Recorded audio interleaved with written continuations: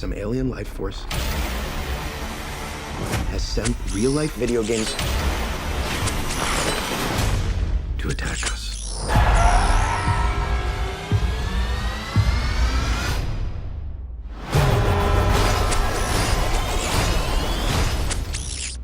Pac-Man's a bad guy? Incoming!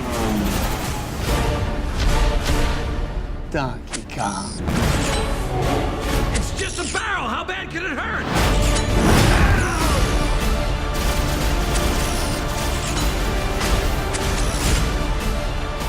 The only way to take down Pac-Man is with ghosts. You want ghosts?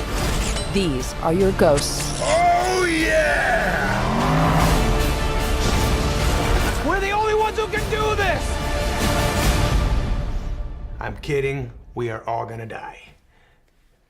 I'm just sorry.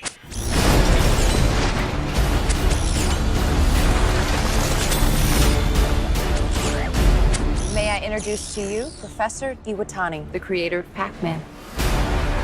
Pac-Man is not bad, you see. Professor Iwatani, what are you doing? I will talk to him. He's my son. Hello, my sweet little boy. Look how big you've grown. It's so sweet. He's so sweet. I know. You're a good boy. Somebody annihilate this stupid thing!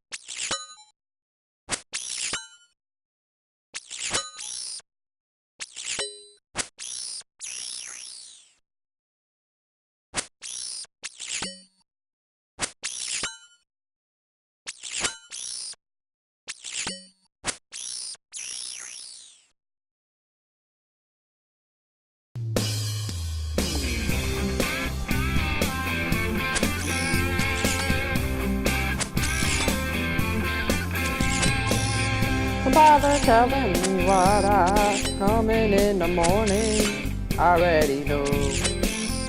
Got some feel-good pills and a red Gatorade by my bed, ready to go. I'm gonna do you.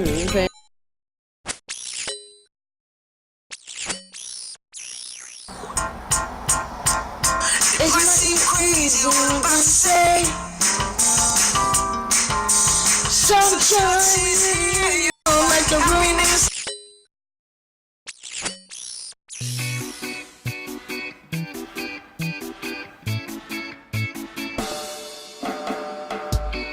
I left a note on my bedpost, said not to repeat.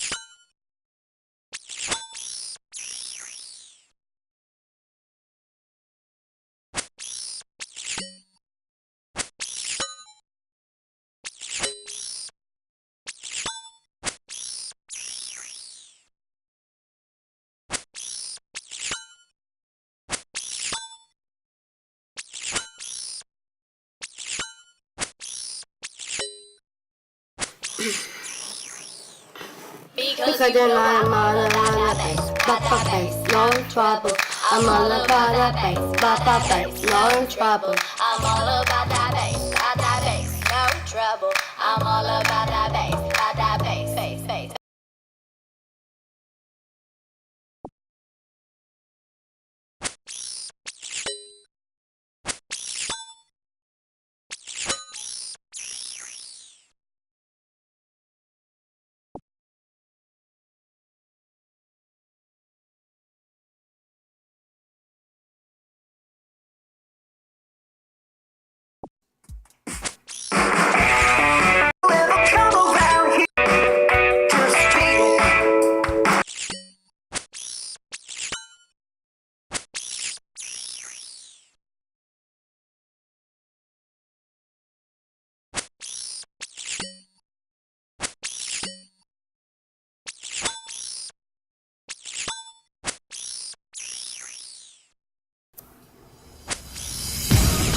Welcome to The Voice.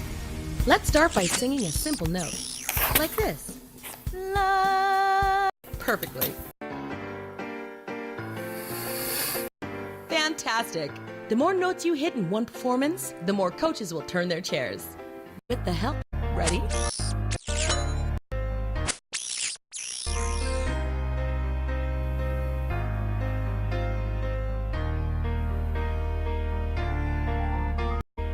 Great. Now let's hear.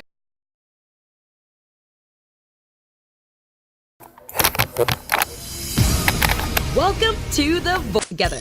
Yes. Tap the auto tune.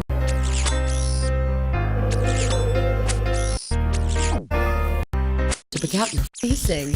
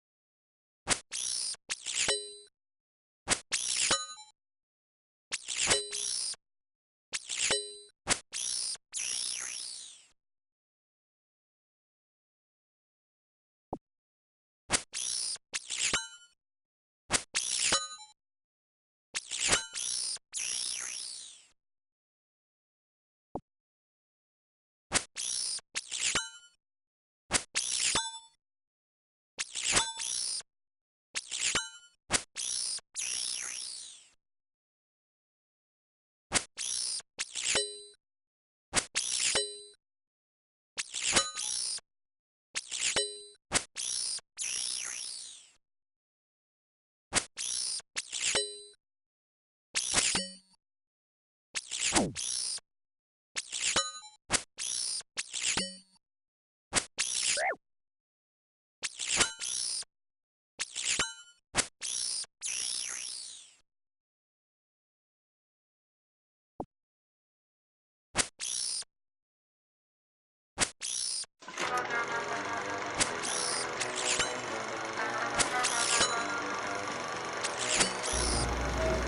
good to see you.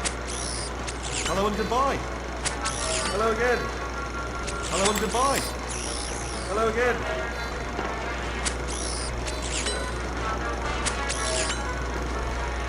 Oh, great! What's the name of your first? Oh. Me again.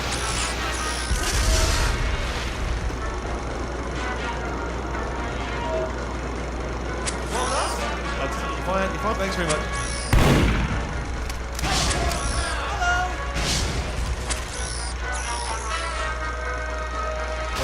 Let's have a look at this. Oh, what's it like to do? What's your mother's meat?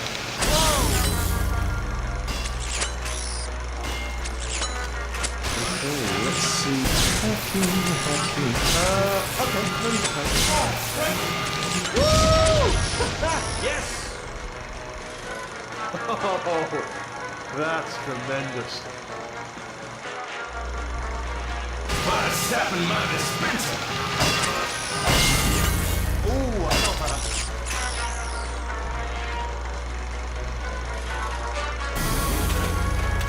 What's happened, my dispenser?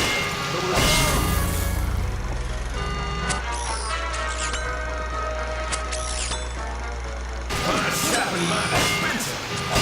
That should do it. It's natural. Alright, just play it cool. Nothing wrong.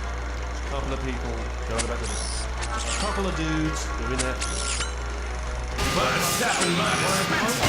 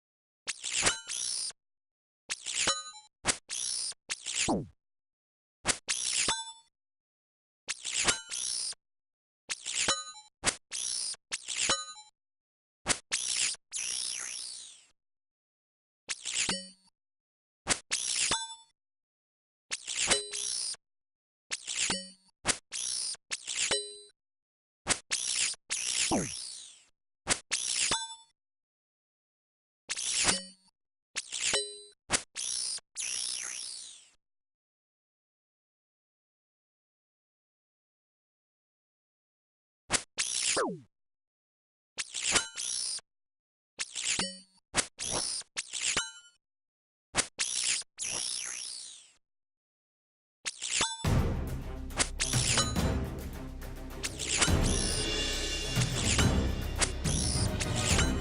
evening, ladies and gentlemen, and all the configurations of being. My name is Wilford Warthash, and tonight I bring you the interview of all interviews in my triumphant return to hard-hitting journalism. I'd like to welcome my special guest, head of security at Freddy Fazbear's Pizza, Phone Guy. Welcome, sir. Hello, hello. Hello, good sir. Hello. Yes, greetings, my main man. Hello. Hey. Hello. Hey. Hello. Hey. Hello, hello. Oh, for fuck's sake. Hello, hey, howdy, greetings, bonjour. Oh, well, hi there. Yes, well, could you briefly explain what it is you do at Freddy Fazbear's Pizza? Hello. Sorry about that, ladies and gentlemen. We had some technical difficulties, but everything seems to be hunky-dory now. So, Phone Guy, welcome. Well, hi there. So, give us a brief description of what one would be doing if given the opportunity to work in your position. Well, one would be in charge of viewing security cameras, and at one point would be in charge of using telekinetic powers to wind up a music box so the scary pop-up man doesn't go boo. Go boo? Why, that sounds absolutely frightful. What other creepy goings-on happen around a Freddy Fazbear? Well, the lights flicker quite often. There are grotesque children's drawings posted all around the office, and occasionally you have to put on a mask so the mechanical children's animatronics don't forcibly stuff you into an exoskeleton or jump out and go boo. You seem to be strongly inferring the amount of boos that occur within your division. Yes, there are a lot of boos. How many boos? A lot of boos. And if you were to count them each shift? Anywhere from 2 to 5 boos. My God, man! I have no idea how you go about dealing with that many boos. F me.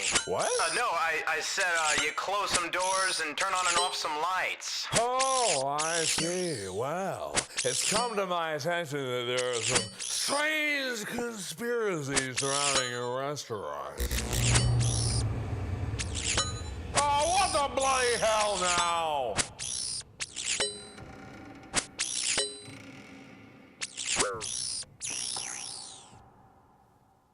Hello? Shut the fuck up, motherfucker! Oh, it looks like I'll have to get things up and running again because my crew is standing around like metaphor. You give someone one thing to do and the whole show gets put in jeopardy. Who goes there? Need I remind you that I am Wilford Warthash. Now, Warthash don't take no shit from nobody.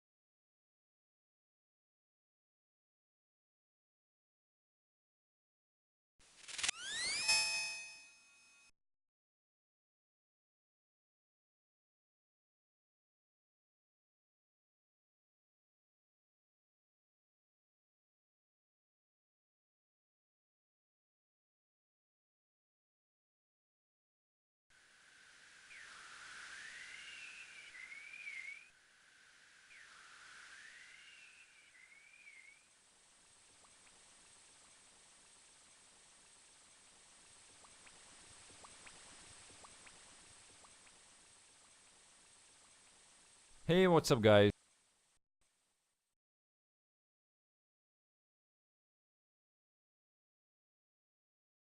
Hello, what's up, guys? So here I am in old school training some herblore. I was 71 4 days ago and now I am 87. Finally can make that anti-venom. So yeah, I'm actually planning to play old school now because, you know, it's been a while since I played it and a lot of things have changed. You know, we have like diaries now, so I want to complete... Well, I don't want to complete... If they don't offer me anything good, I will not complete them. So the first one that I want to complete is the Falador one because it provides... Well, if you complete hard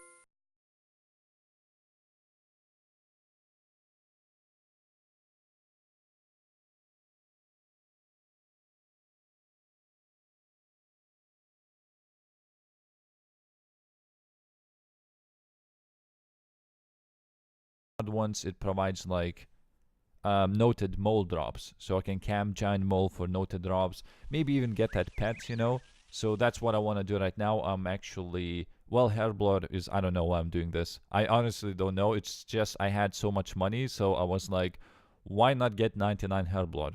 Okay, if we go in here and let's scroll down, so anti-venom from 87 herblore. It uses super strong anti-poison potion with Zulrah scales. So I thought, okay, that means super anti-poison, right? Because that's what it says pretty much. Super strong anti-poison. So it's super anti-poison. So what I did is I bought like 6,000 of them. And it turns out, no, they don't work. It works on antidote plus plus. Because apparently this one is super strong anti-poison. It's kind of weird wording, but... I mean, I'm gonna sell them back anyway, so it doesn't matter, but... So currently I am working on Falador Diaries. I have completed easy already. I have only one to go for medium, which requires me to complete one more quest. Even though I have 200 quest points, but I do not have this quest completed. Then if we go to hard, I have... I need 58 or 56 runecrafting. That is going to be pain to level up, because it's old school. Then kill Jan Mole, that one is easy. Enter mining guild wearing full prospector. That's apparently going to take me 15 hours to complete. Because I googled it, well, that's what people said, I don't actually know, but I'm not looking forward to mining for 15 hours, but I'll do anything for those noted mole skins and mole claws. And then recharge your prayer, so that's another 2 quests, and that's another 1 quest that also requires 71 woodcutting. I'm pretty sure I could boost it, but I may just get 71 anyway, so...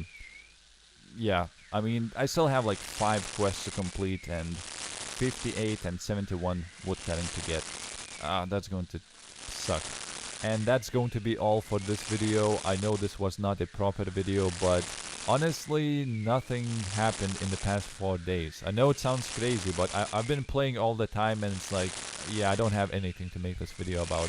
Look at my gear though. Yeah, someone asked me why the armor. But I hope that a proper video will be uploaded in 2 days. Yeah, so yeah, I'll be ending the video now. So thanks for watching and goodbye.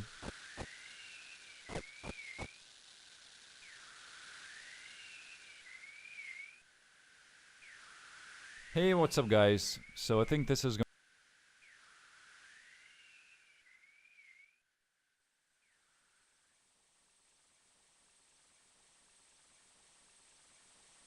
Hello, what's up, guys? Today I'm gonna show you what I've made in Old School RuneScape's Grand Exchange since it was released, I don't even know, like 2 weeks ago, I think.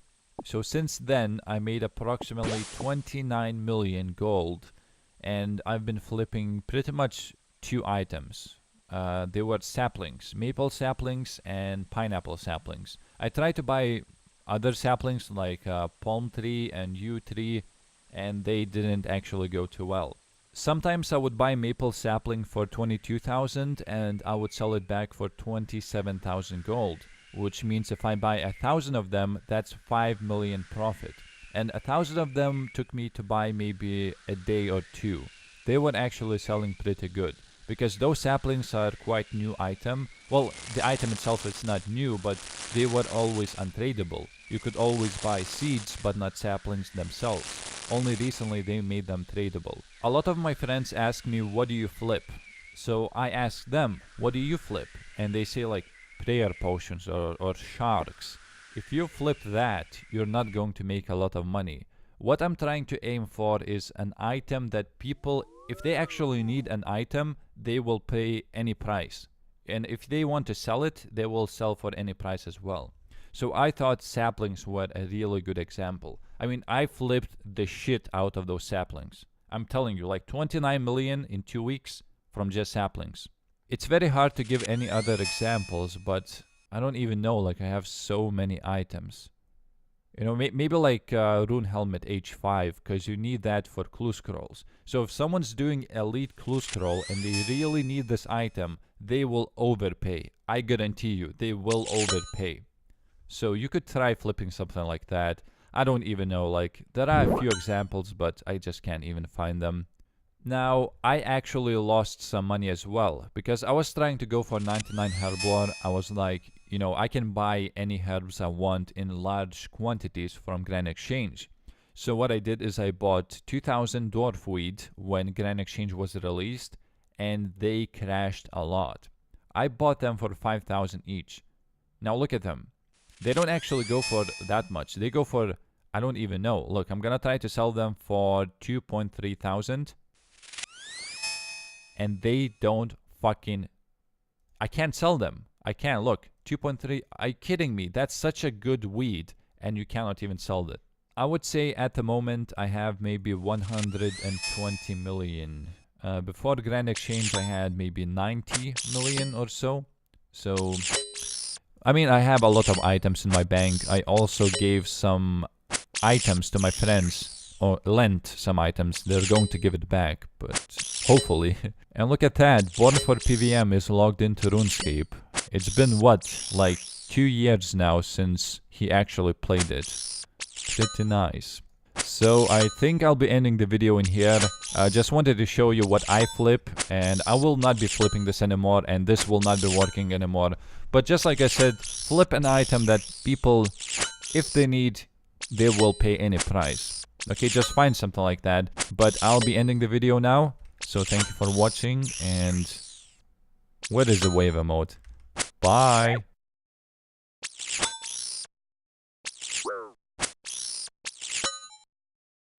Hey, what's up guys? So I think this is going to be a good one. Now I want to say that I did not keep any of these donations. At the end of the live stream I donated everything to the Well of Goodwill, which is like a charity. For every 5 million donated to the well, Jagex converts it into $1 US dollar, and for every bond it converts to $4.7. I was also live on Twitch when I was doing this, and I only did 9 hours. It wasn't 10 hours because I was so tired I couldn't actually take it anymore. So it happened to be only 9 hours, but all of those donations were amazing. Like, I thought I'll have to actually wait for people to trade, but for all 9 hours, people were trading non-stop. Like, I never had to wait for a trade, ever. Like, some people actually waited for an hour before I accepted their trade. Because there were so many trades just popping out, like... And I would say the worst part was probably when there were like 10 or 20 people with similar names to mine who tried to scam. And apparently some succeeded. Or at least they told me. So that sucked. I mean, someone got scammed. They wanted to donate to charity, and it turned out that they got scammed. Also, some asshole was spamming that a friend is duplicating money. So what happened? You see this hundreds of people, or 100 people around me trading, saying I'm donating money, whatever. Some guy was probably like, oh my god, this guy has like third age on him. He has a white party hat, which was lent, by the way. Someone lent me that party hat. I did not actually get it as a donation. And he probably gave me some money in hopes that I'm going to duplicate it, but yeah. So technically, I think I scammed someone, but I mean, it wasn't my fault, and yeah.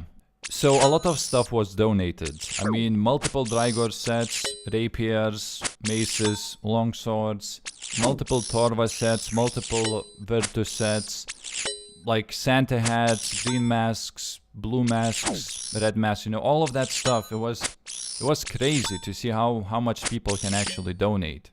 some guy donated 10 million vials. That was the very first item that was not coins that I had in green numbers. So vials, at the end I actually had 18 million vials, but I lost the guy who donated me 10 million vials. I don't think I was actually recording at the time, so that kind of sucks, but yeah. So what I'm gonna do right now is I'm gonna go into top 10 donations from that live stream, or top 10 donations in 9 hours of accepting donations, I guess. So number 10 is Falk with 224 million, I think it's 4, and some malevolent energy as well, some papayas, berserker ring, and the rest of them should be junk. But still, you know, a lot of money. And I'm gonna click accept, and he's finally gonna click accept as well. So that is 253 million in number 10 spot.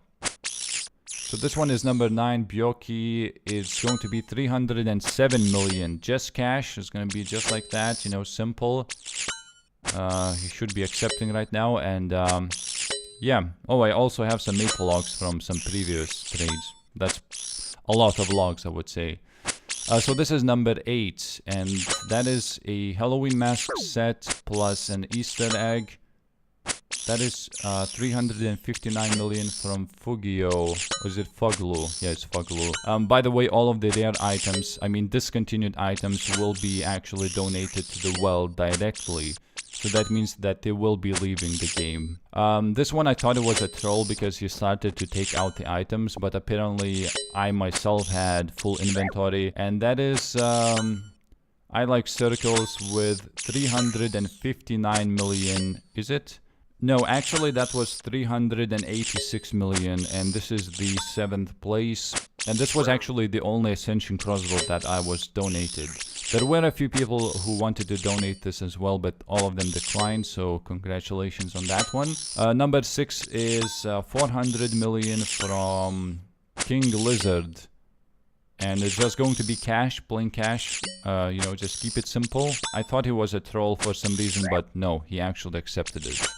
Okay, so this is where it's gonna get bigger. This is number 5, RuneScape EOC, puts in 45 million cash. 3rd age play legs, 3rd age play body, all of them are melee. Well, play bodies are melee and play legs. Total value is 568 million. Wow. Actually, once I accepted all of that, I was wearing those 3rd age items for the rest of the live stream, so that's something. Actually, I had mage top, as you can see, and range legs, which didn't kind of make any sense, but oh well. Number 4 is One Piece with, let's see what he's gonna put in. Seismics. So he actually was the top donator for like 4 hours. He donated this in the first 20 minutes or so when I was live streaming. So he was, yeah, for 4 hours he was top donator. Seismic wand, seismic singularity, absolutely beautiful. And this was the first time I actually had seismics. So, even though they were not mine, but oh well. Anyway, so top 3 left now. Ruru, what is he gonna put in? Let's see. It's waiting, and there we go, 1 billion cash. Again, simple trade, you know, nothing fancy. Well, it's 1 billion, it's fancy. I mean, it's number 3 in the list, so it's obviously very good. So only 3 trades are going to be over 1 billion. So yeah, that's 1 bill from Ruru, and finally we accepted that. Actually, since I accepted, I had max cash. So I couldn't fit it in the money pouch anymore, and it went into my inventory. Okay, this is number 2.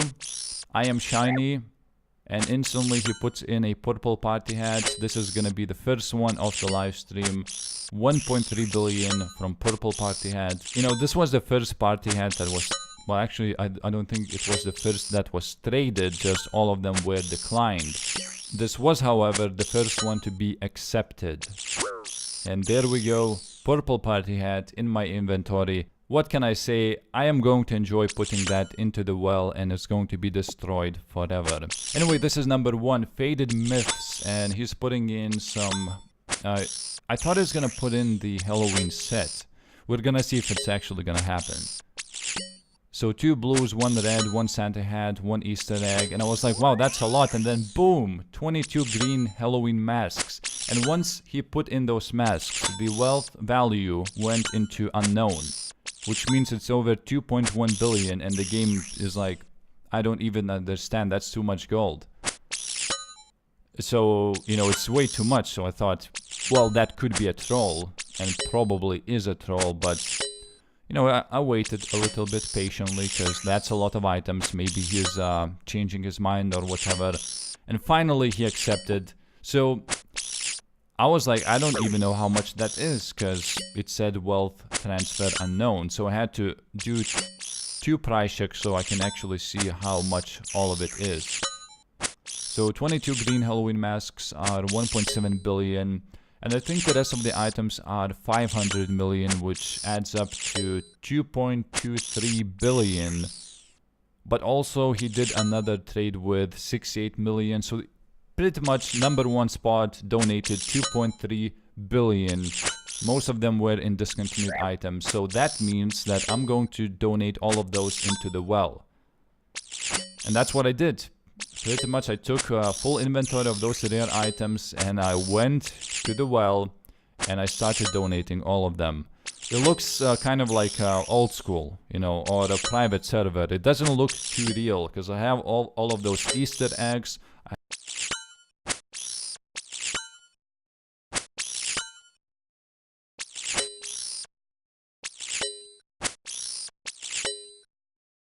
I have Santa hats and other discontinued items. And finally I just started, you know, putting them in the well. So in Twitch channel description I said that if you're donating those discontinued items, they will be donated directly to the well, which means they're gonna be leaving the game. If I was donated any other items like seismics and third age, I think it was 9 third age pieces that I was donated. I actually sold all of them in the Grand Exchange, and with the money I bought bonds, because donating bonds is way more efficient than donating cash. I love reading the chat though. Everyone's like, no, not the discontinued items, and same happened in the Twitch chat as well. But unfortunately all of those went in the well and they died. The total amount that was donated was 15.3 billion in cash or items or bonds. Everything combined, basically 15.3 billion. That is a lot of money. That's actually 1.5 billion or something an hour. I think I found a new best money making method in game.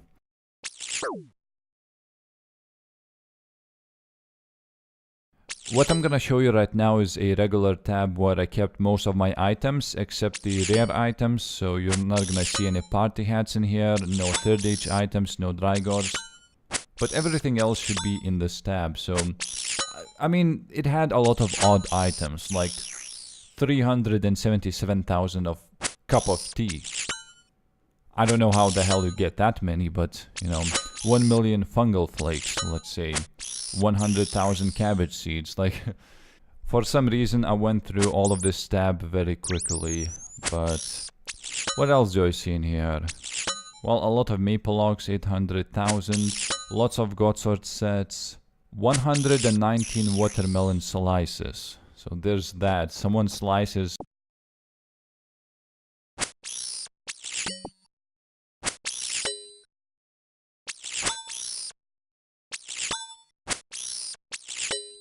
watermelons.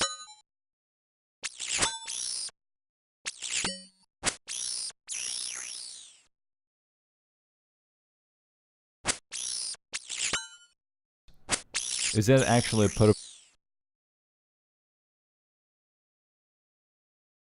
purpose of doing that? Like, that's way too many slices, I would say. Yeah, I had like 6 Divine Spirit Shields, 4 Elysian Spirit Shields, 5 Arcane Spirit Shields, 100,000 cabbages, 71 Dragon Hatchets. Someone just gave 69 of them. Lots of weird seeds, like 500,000 of something, or there was almost 1 million watermelons. So what I did on the live stream, I was like, I'm gonna crash watermelon market. I don't know if that actually happened. but I tried to sell all of them for 1 GP. It didn't actually sell instantly, so I thought mission successful. I actually crashed that, but I don't think that happened actually. 1 million is not enough. But yeah, what can I say? This was an awesome live stream. I want to say thanks to all the people who donated. You made this 10-hour loot video happen, because I can now shake off all the hate that I would get if I actually kept all of those items. And in the end, you know, charity got $5.8 thousand. Would say success. Well, anyway, I'm gonna be ending the video now. So thank you for watching, and bye.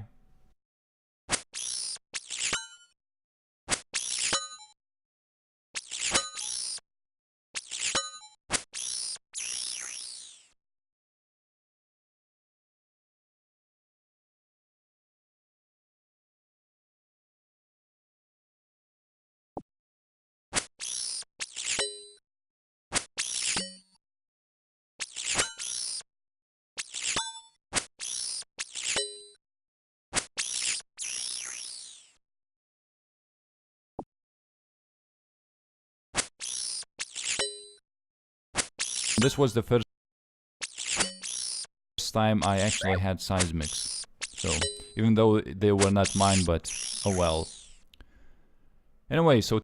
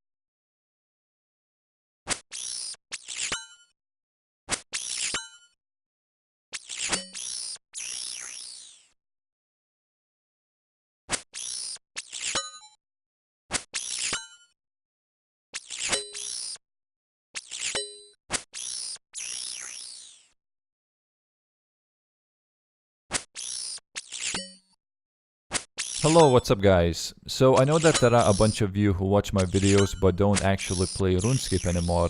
And maybe you played RuneScape 3 but you didn't actually play old school because it was, well, you had to pay to play it. There wasn't actually free to play, or proper free to play I should say. And now it's actually here. It's a proper free to play, just like it was, I don't know, years ago, just like it is right now with RuneScape 3. You know, you can play for however long you want. There is no more limitation of 2 weeks like it was before. And yeah, so this world is full actually. 2,000 people are logged in this world. And I got this free-to-play starter kit. Now, the way you can get it is actually by just randomly meeting a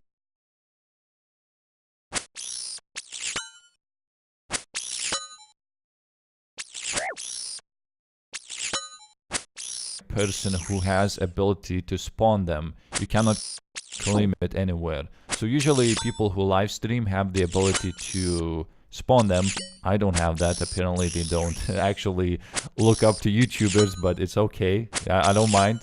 But I will be opening it right now. I don't know what it includes, but we're gonna see.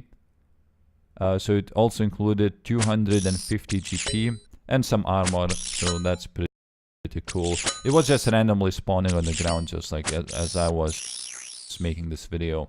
So what they also did is they increased the amount of goblins, spiders,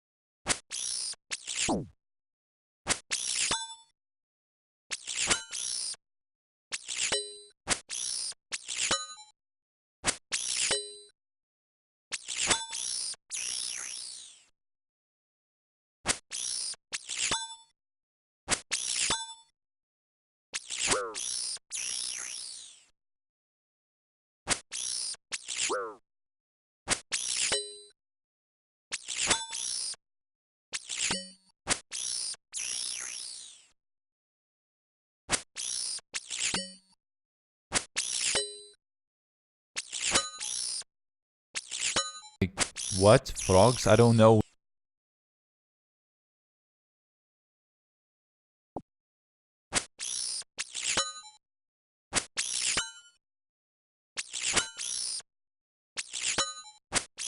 I tried to obtain as many Dragon Defenders as I can in 10 hours. So how did that go?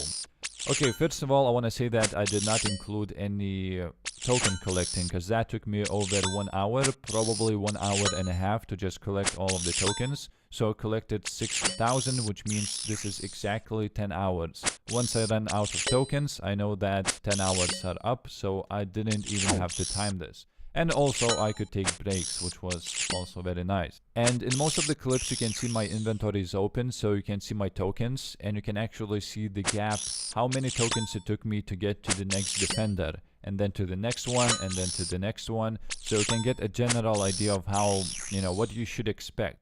Actually, at one point I got 3 Dragon Defenders in 15 minutes. When I was killing those Cyclopses for Dragon Defenders, I've seen a lot of people saying, you know, I'm dry for a few hours, or I'm dry for 4,000 tokens or something. Yeah, you can actually go dry for that many. So if you don't get anything for like a few hours, that is actually normal. I wouldn't say normal, you should probably get a few in a few hours, but, you know, if you don't get, that's completely fine. Okay, so let's see how many Dragon Defenders I got in 10 hours of camping these monsters. So here you can see 14, but I also have one on me, so 15 Dragon Defenders in 10 hours for me. You know, if you could go like only one in 10 hours.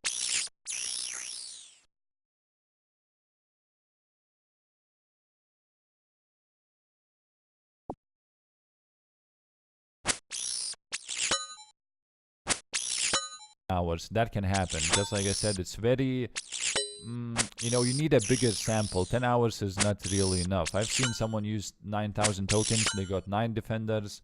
Yeah, but you should definitely get a few in a few hours. I don't think too many people are going to be using these in deep wilderness PKing, because it just takes too long to get these. And this world is actually very, very free, because when I tried to do this on the first day, on the second day, this was crowded as hell. It was approximately 2 Cyclopses for one person. But I think that's gonna be all for this video. If you're camping these, I guess good luck to you, especially if you're dry for a few hours. So the new Celestial Dragons have been added in the game yesterday, and they currently hold the highest requirement to kill in the entire game.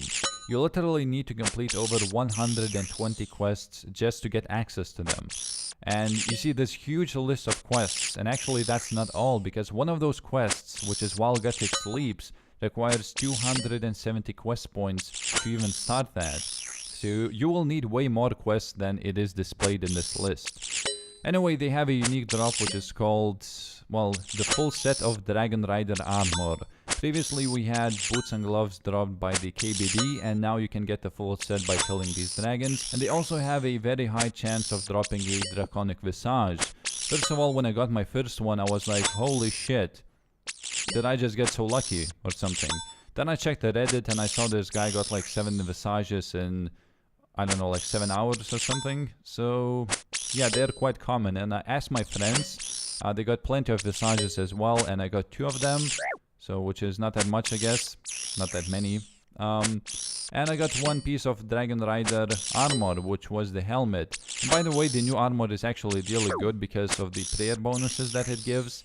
It's a hybrid armor, and it gives 10 for plate, 7 for the helmet, and I'm not sure about legs and plate. I mean, the cape. So let's do a price check, shall we? With these requirements, this better be worth it. So in 10 hours, I managed to kill 882 dragons, and I could have killed way more, but I was using Revolution for the first 4 hours, and it's not that efficient, I will tell you, but it's very AFKable. And later, I started using abilities manually, so I started getting more kills an hour. Okay, so in 10 hours of Celestial Dragons, I made 20 million. Which is good. Okay, that's almost comparable to Frost Dragons. Now, if we actually remove these, right, because, well, not everyone will get lucky, it goes down to only 13 million, which is bad. It's really bad. And if we want to do Frost Dragons versus Celestial Dragons, well, by the time you kill one Celestial Dragon, you would be able to kill 2 Frost Dragons, because one Celestial Dragon has 22,000 health and one Frost Dragon has 8.5.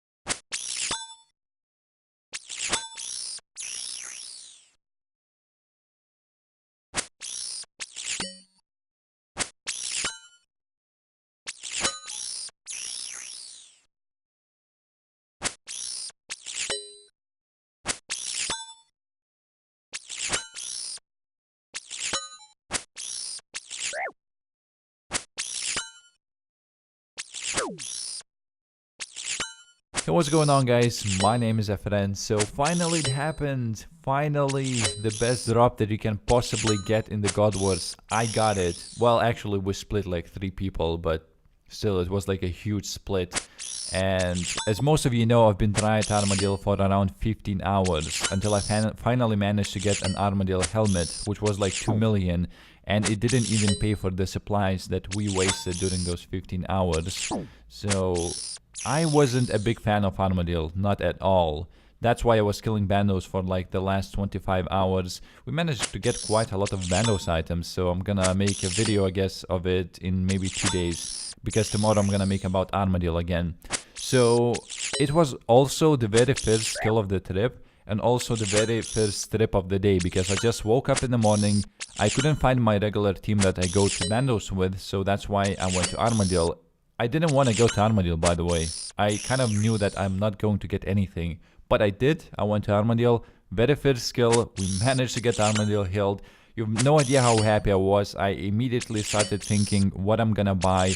Am I gonna buy a BGS, which I always wanted to buy? Am I gonna buy a DFS, because I am always tanking at Bandos.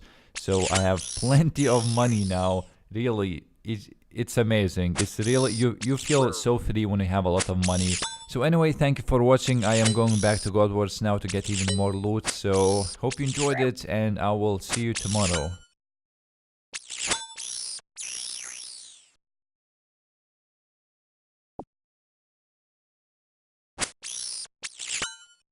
Hey, what's going on, guys? So it's lagging again. I cannot solo Bandos because I think I got disconnected like 5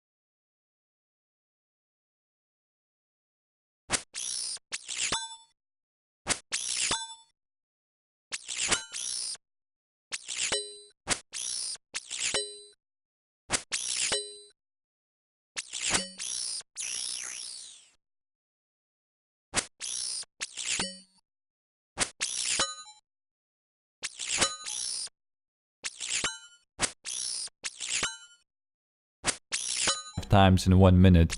I cannot get past the God Wars. Every single time I try to pass the God Wars, I think I'm gonna die because I just keep disconnecting and it logs me out and it says that my account is already logged in. But at the same time, it's actually a good thing because the only reason why they allow us to keep the kill count now is because of these server lags. So if the lags stop, that means we no longer get to keep the kill count. So I'm kind of happy that it's lagging because lagging, I am getting the kill count. So far I use 1.2k kill count plus 1.5k kill count, and I have over 2000 kill count right now.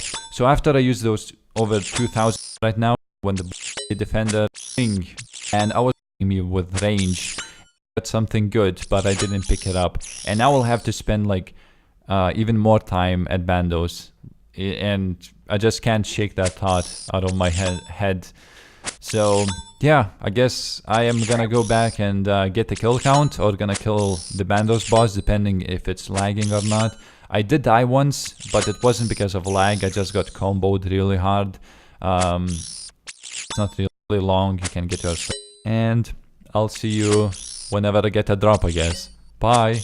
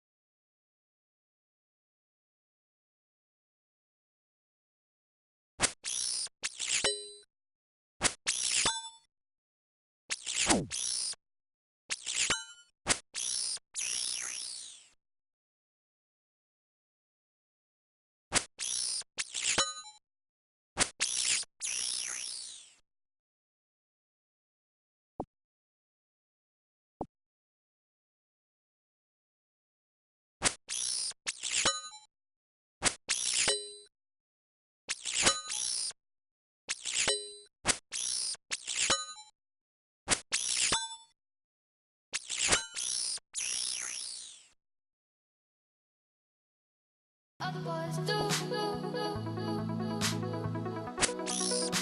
They stare at me while I stare at you.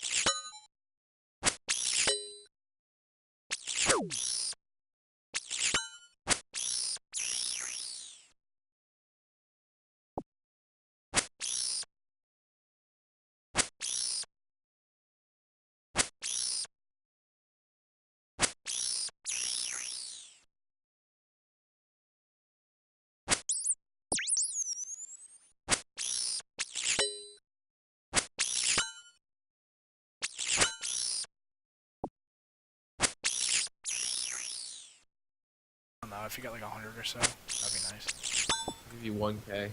Alright. What the fuck is that, a dancing cow?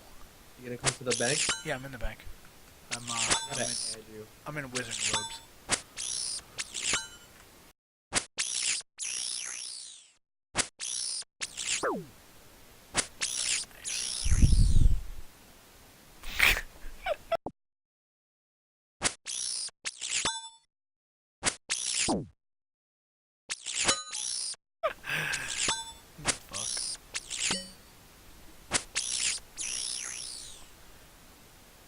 What level is your main? I'm 96, Stanley, right now. Which is why I probably shouldn't be on a pure, but I am.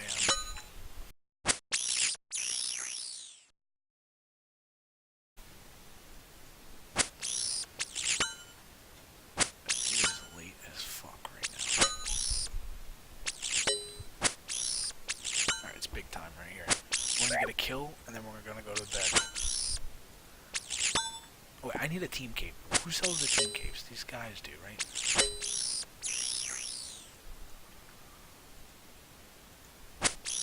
$50 coins. Alright, I need to grab some free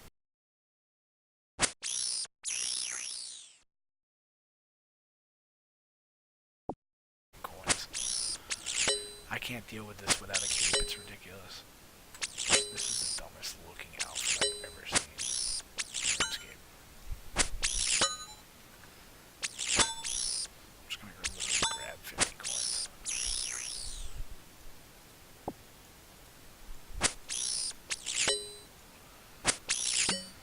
How cheap am I? Okay.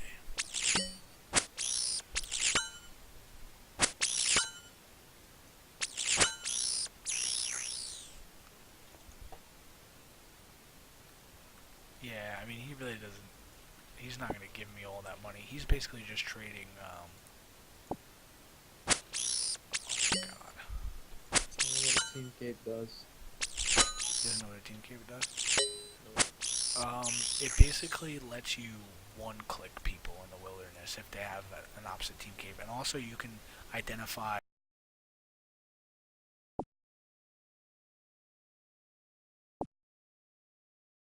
people that are wearing the same team cape as you. So as you can see, Duck right here has the same team cape as me, and he's blue. So if you had people that weren't your friends that you were playing with, you could do it that way. Okay, let's see how we do this here. I feel like I'm just gonna die like immediately, but whatever. Alright, I'm going after this kid again. Here we go. I'm going after him again.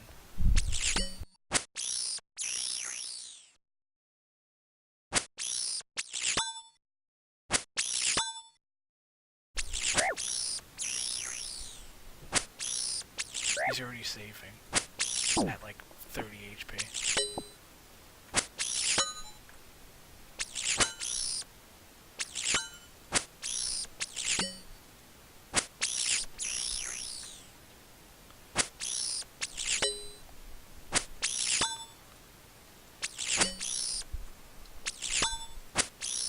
Alright, here we go, boys. Here comes the clutch kill.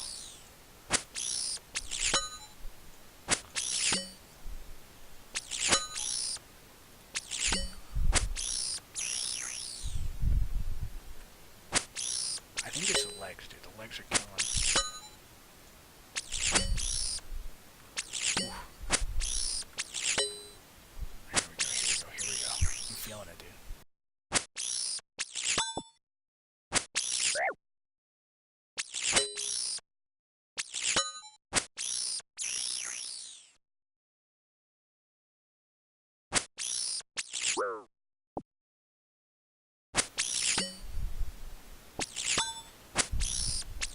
I'm feeling it right now. Okay, let me heal. I know he can hit 8s. Alright, come on. Come on, man, hit. Good hit here. Yeah, nice. One more hit. You gonna fire strike him? Oh yeah, dude. Here it comes. Oh, what the fuck? That sucked. How did I splash? He took off his armor. What a fucking bitch. Now you're gonna let me hit harder on you with my dagger. He's healing up so much now that you saw that. Well, this is risking it for the biscuit. Oh.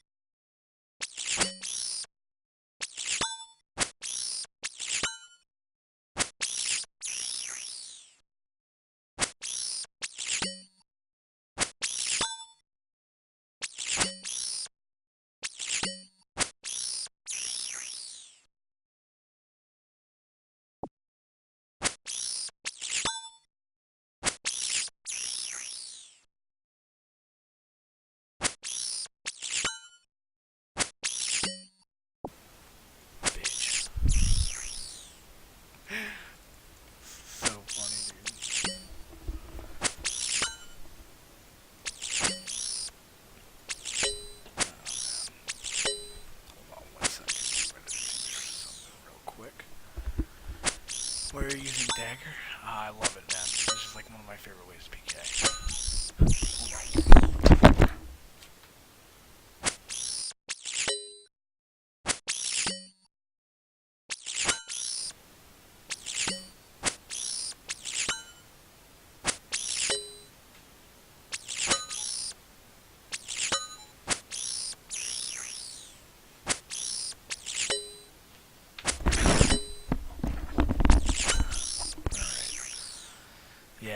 love the dagger. I got a couple more minutes in me, boy. Hopefully we can snag a kill before we get off. Here he is again. I want him, dude. I want him.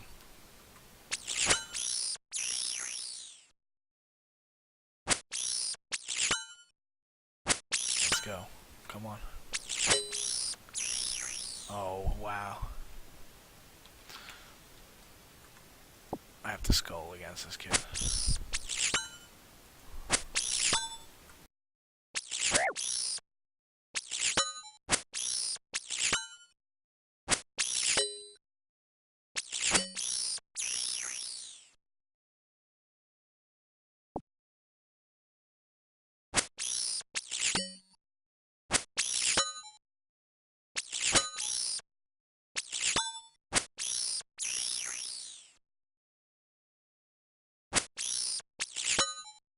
Hello you fish and chips and cycle clips, Jim Selling here, and this is Hector. Bills itself as a psychological horror, so there's something fresh and entertaining for you. Let's jump right in, shall we? Hector. Very scary, it's spelled with a K, so the gloves are off, my child.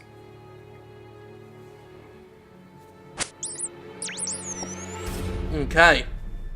Bit of a loading screen. Oh, hello. Some fire over yonder. Rest of the game coming into focus. Forest fire, no less. So think about that before throwing your cigarette at a rabbit. Okay? Don't do it. This place isn't what we thought it was.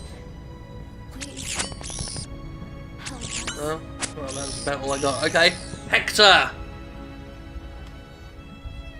Nice violins. Good, good. A fine string instrument soundtrack there. Oh no, not a spooky hospital. They're the worst kind. Pliers, scissors, feathers, waterboard and oil are most barbaric tools. My favourite toy of all is the needle. There is elegance about sewing a man back together. Needle play, very popular kink.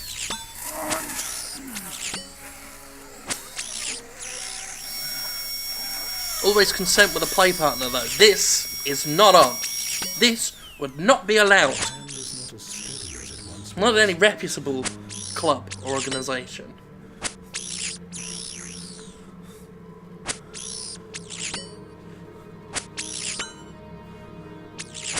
What the fuck?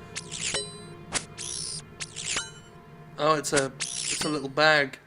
I thought it was a weird, like puppet hand holding something. That would be silly.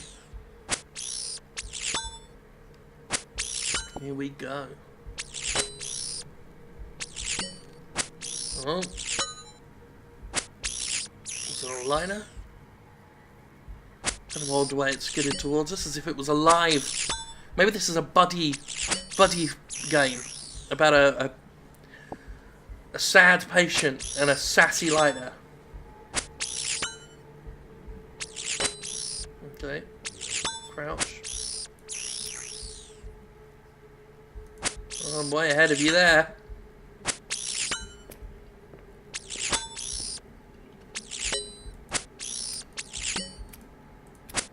Oh, keep hitting him.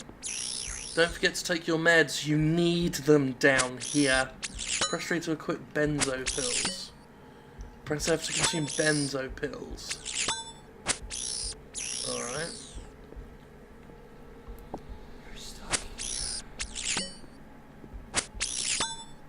Did I actually eat the benzo pills? I don't know. Something's still weird. Is this like they're actually doing anything? Oh, it is, yeah, okay. Pop that back on. Can run. So the Steam store page description says the world literally moves as you do. Are we going wacky again?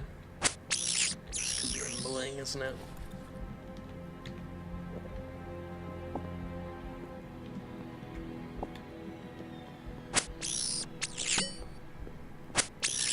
It's very dark, isn't it? Very dark game.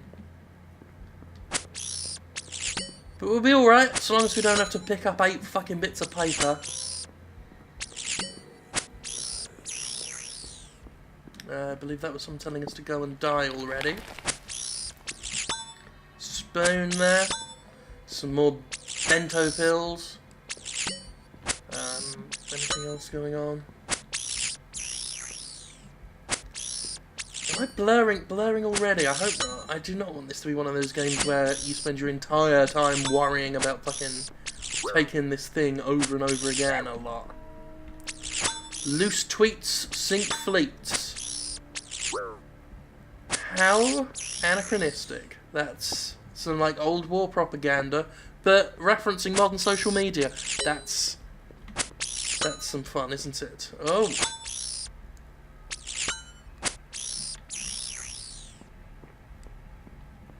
That was the world literally moving as we do, I believe. Look at that. Look how weird that is. That's nice. That's some nice little level layout stuff. Okay, well, I'm doing it, aren't I?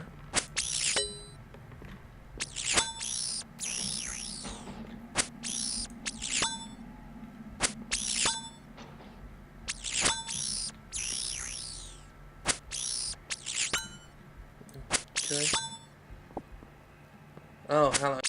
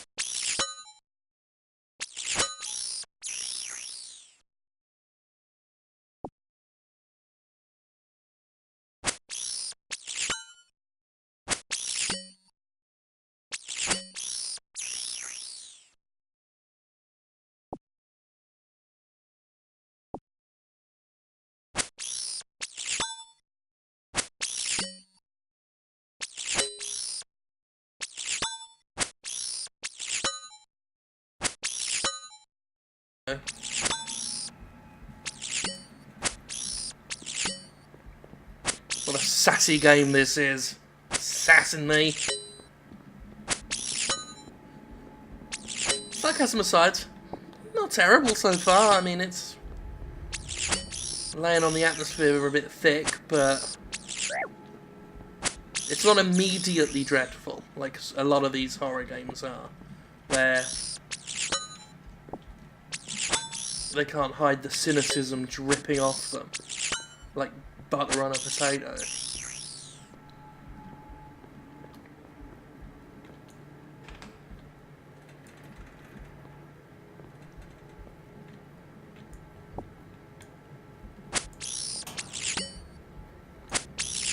I've had that fucking Ian Dury song stuck in my head. Start a fire, yeah, gotcha. I'll do that immediately. Ever since I've played that fucking Deus Ex Machina 2 the other day. Just that bit, that fish and chips and cycle clips. Ha ha ha ha ha ha ha ha ha ha ha. I can't fucking stand songs that do that. They're normally songs that accompany a thing, where the lyrics just repeat themselves over and over and then have things like ha ha ha ha ha ha ha in a rhythm. So fucking annoying. Sticks in my head. God damn it.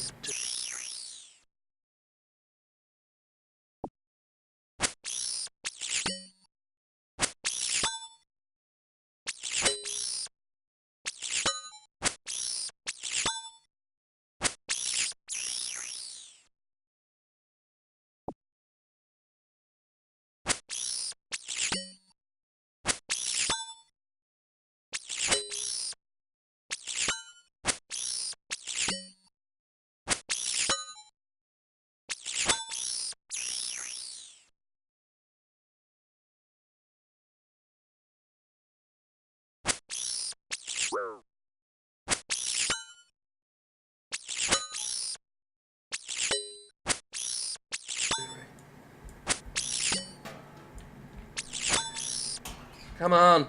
Is there stuff in here or not? Let me know if I'm wasting my time. Stop, fuck off. There's so many lockers.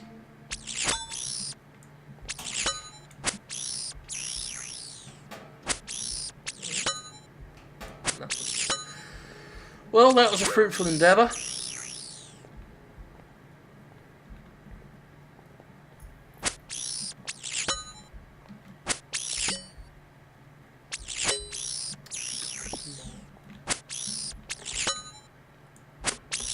What the hell was that? Alright, come on, let's do this quick.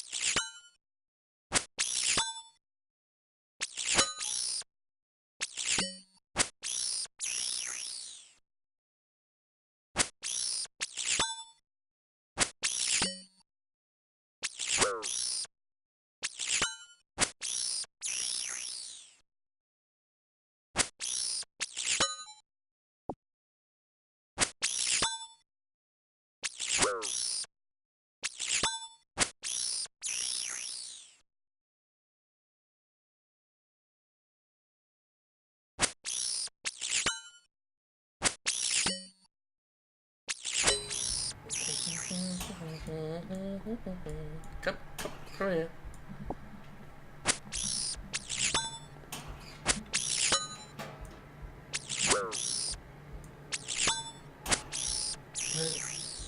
That doesn't open. Double check. Boot. Good. Well then. Bit of a locked door. Fair enough.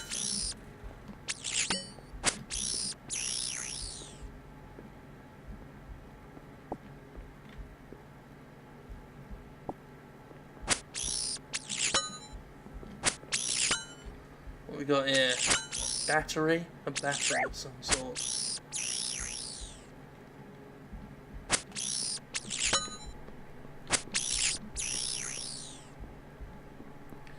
Okay, well, head towards the old light there.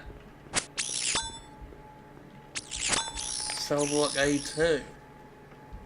Fucking A2. What? Fair enough.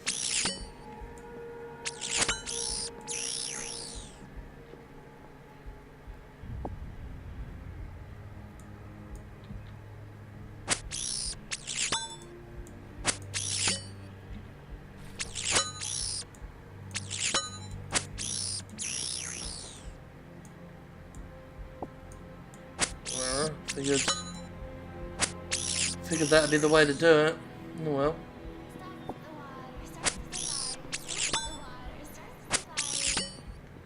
So we'll head back again, see what's going on. Couldn't do anything there, I was clicking all the buttons and stuff.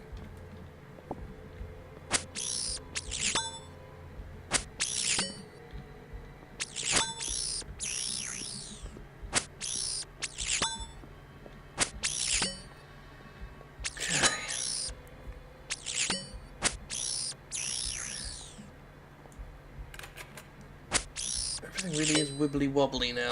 Let's bento pill our troubles away. Okay, so there are still areas we haven't really explored yet, so we'll go and looking around the rest of the place. See if there's anything useful going on here. Some bit of an old turbine. Really hate the blurring.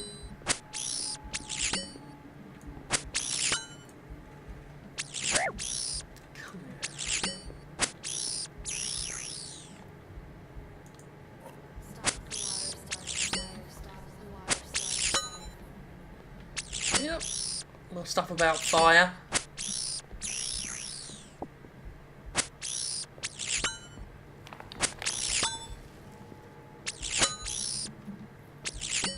Good around here?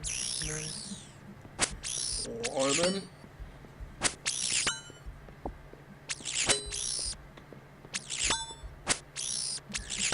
Let's pop down here. Let's proper bolted shut.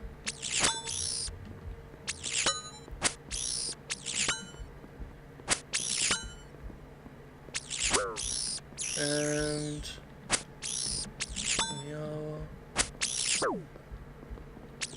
here again?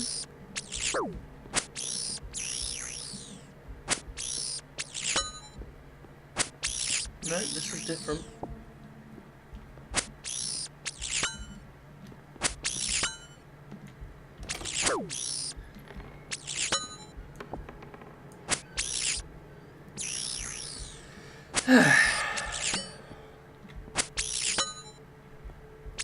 To be honest, I'm over all this now.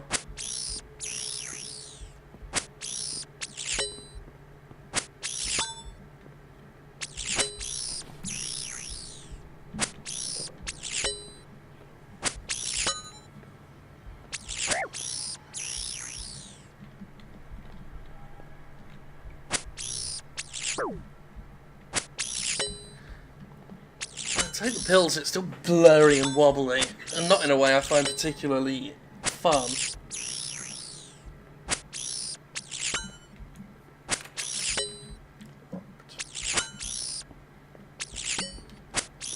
Intelligence. Locked.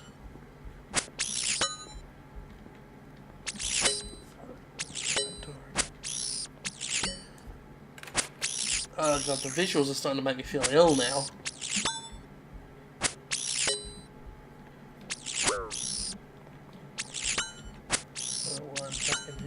Why did that? Okay, well there's another new area. Press interview notes. Jackson's putting in a... Jackson is putting in a petition to make our community better. Heat, hot food, news from our family. Cool.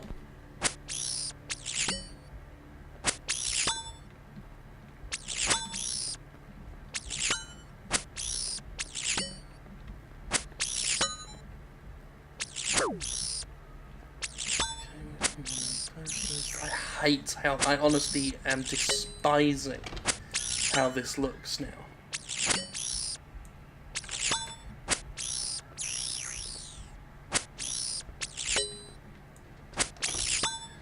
It's really unpleasant.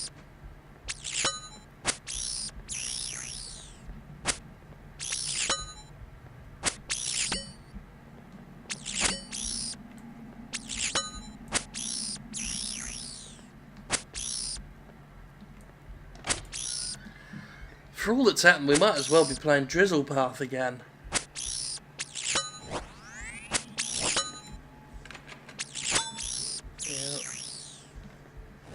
Yep. More of them. Take another for all the good they're doing me. Why not? I'm sitting at my desk pretending to work. If you look like you're writing and focused on what you're doing, nobody bothers you. I've been watching the guy 2 desks over from me for a few days now. I don't know his name yet. He looks agitated, and then the doctor calls him for these therapy sessions. I'm not sure what they do to him in there, but when he comes out, he's placidly calm. He has his gold watch that they let him wear. I'm not sure why they let him keep it. They confiscate all personal items when you're transferred to Hector. They even took my bear. I know it's stupid, but it helps me sleep. Yeah, it is stupid. Right. I didn't mean that. If that's what you do, that's what you do. You do you. You do what it takes to be alright. In this wacky old world of ours. So I don't know if I've been down this way or not now. I've lost all sense of direction. Which I guess might be part of their point.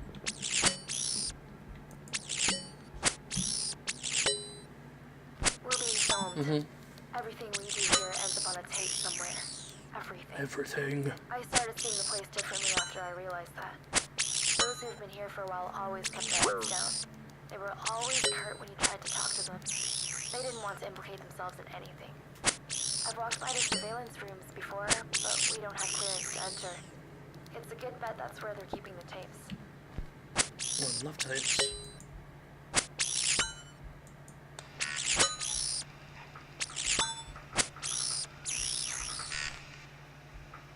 Alright.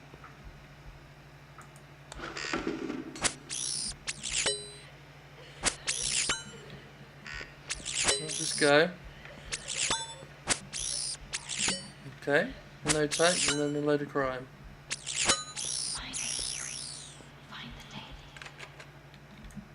Well, at least we got something approaching an objective. Find the tape. There's a ton of fucking tape.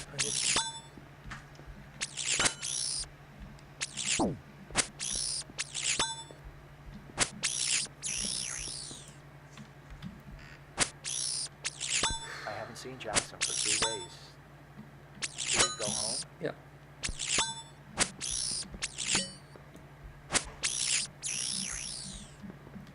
Okay, we've been that way. So that's the tape room.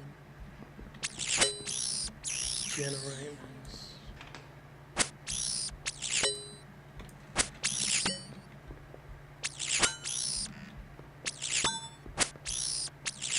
Nothing. Don't know what I was expecting, really. Don't know what I was expecting.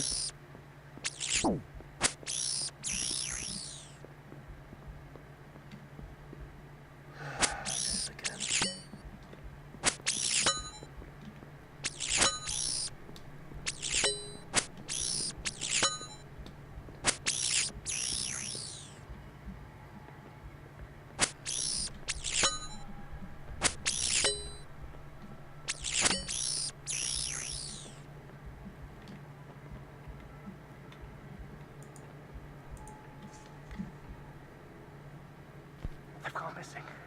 The 10 who signed the petition have gone missing. Terrifying.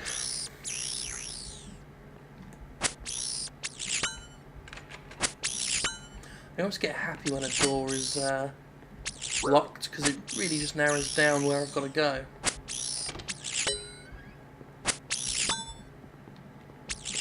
Oh, it's this whole place again. Wood.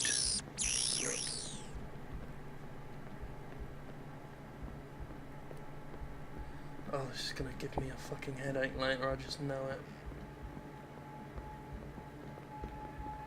It's gonna run right towards this blinky bit.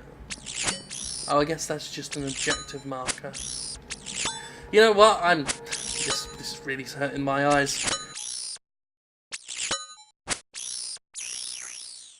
Hey guys, what's up? Hi.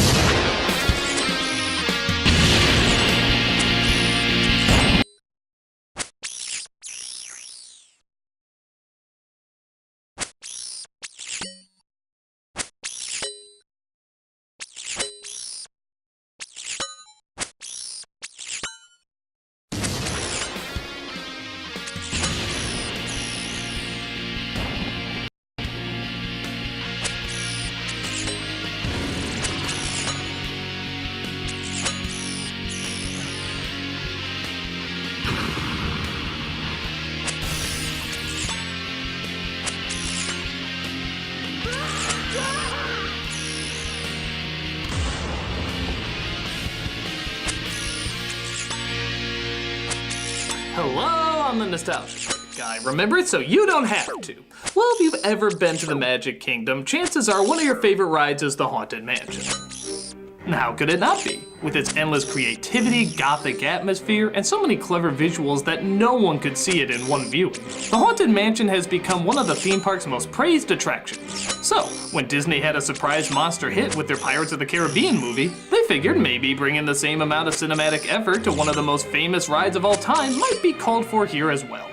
Best way to begin? Well, let's have Eddie Murphy star in it. Ruin!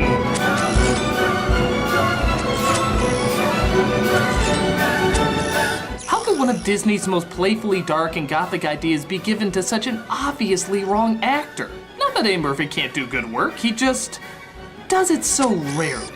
This is like putting Will Ferrell in Batman, or Sarah Silverman in Sophie's Choice, or Pierce Brosnan in a music. Oh yeah, we're still paying for that. But some actors obviously don't go with some movies. And And the sad thing is, they tried to tailor what could have been a really awesome idea with a dark sense of humor to a story as intriguing as the ones you find on the side of Happy Meal boxes. Hell, even Happy Meal boxes are looking creepier than anything in this film. So, does anything capture the original creativity of the ride? Well, let's take a look with Eddie Murphy's Haunted Mansion. So a boy, who literally has nothing to do with anything, shows up just so the house can tell him to piss off. Well, you heard the movie. It's a go away. It wants to get rid of us as much as the writing does. We then transition via shit-eating grin to Eddie Murphy trying to sell a house to overactor number 1 and overactor number 2. It's just what we've been looking for. There aren't enough plugs. Doyle! Every house we look at, you find something to pick at. I just know what I like. Would you like a divorce? Because I'll bring it. Hey. If I had a nickel for how many divorces were caused by plugs. Actually, that sounds worse than I meant it to be. We love the house. He closes up another deal at the Ricky Tikki room where the happy couple wants to celebrate, but Murphy has to get to his anniversary dinner in time for, oh, it's this bullshit setup. See, I didn't know if they were gonna do the clumsy dreamer who has to prove himself, the cowardly weirdo who has to prove himself, but now I see it's the workaholic douchebag who has to prove himself. Because as we all know with family films, there's only 3 stories to tell. And seeing how the last film combining a black father with ghosts used this method to such fucking greatness, it only makes sense to use it again here. What a world of maybe a child-sized handful of possibilities. Did you just sell their house? I sure did. Because we're looking to buy. And seeing how Murphy clearly for some reason doesn't believe in business cards, he misses the dinner with his very angry wife. Okay, we'll tell you what we're gonna do. We're gonna take off this weekend. What? Like we did last year with the kids, just us and the kids for the whole weekend. How's that sound? How about Orlando? I've voiced so many annoying characters for their attraction, surely we can get in for free. She agrees to the trip, but travel-sized Chris Rock here is afraid of a spider in his room. And it's time I teach you how to kill a spider the right way, all right? Yeah, I remember how many kids had Houdini posters hanging in their room. Maybe that was a plot thread that was going to go somewhere, but again, they probably saw how well it worked in Ghost Dad and Seriously movie. Nobody should have this many strange connections to that fucking film. Oh, yeah, right. But they get a call to look at a house that could be a big payday for Murphy and decides to take a look with his family before their weekend break. Megan, don't slam the door like that. It's very sensitive. It's a car, Dad. Ah! It's not just a car. It's a very delicate piece of machinery. Shh. She didn't mean what you just said. She didn't mean that. Well, can't imagine why that scene was put in there. You'd see a less obvious setup with bowling pins having the words "break me" written on them. So they enter the Haunted Mansion. While not badly designed, does look like every other creepy movie house you've seen before. Nothing really sets it that much apart. Hey look, there goes Casper, Morticia, Count Olaf, and Owen Wilson reminding us to be scared. Really creepy. Thus we're introduced to the butler of the house and clearly the only person having any fun in this film, Terrence Stamp. That's right, General Zod is playing this part. And if you want an idea for what you're in for, take a listen to how he says his very first line. Sarah Evans? And I'm not even kidding, that is literally how he says every single line in this film. He has a machine gun vibrato that will make Elmer Fudd's laugh jealous. The master. Sounds wonderful. Storm has flooded the road. I'm hunting rabbits. Seriously, Zod, what are you doing in this film? Well, remember why I said I did some movies in the past I wasn't very proud of? Oh. Well, yeah, but I thought you meant, What? Thought I meant what? I just kind of made the assumption that you You thought I was doing porn, didn't you? Well, it's just the way you're dressed, you know? I just No, I see. Just because a man wears all leather and exposes his man cleavage means he must be some sort of gentleman of the night. It's just most people outside of that industry don't usually dress that way. Well, according to the Matrix, all Houstonians dress this way. It doesn't mean I have sex for money. Okay, I'm sorry I made that assumption. Okay, Zod, ready when you are. Drop the pants and let's get filming. Well, I'm doing it now. That's only because certain opportunities have opened up for me. Opportunities? Yes, apparently when the Man of Steel lasers your balls off, everybody wants to see what it looks like. Might as well make a little cha-ching off of it. I'm gonna forget anything about your genitalia, Wizette, and get back to the review. Fine, I got work to do too. Well, I guess I should get used to that.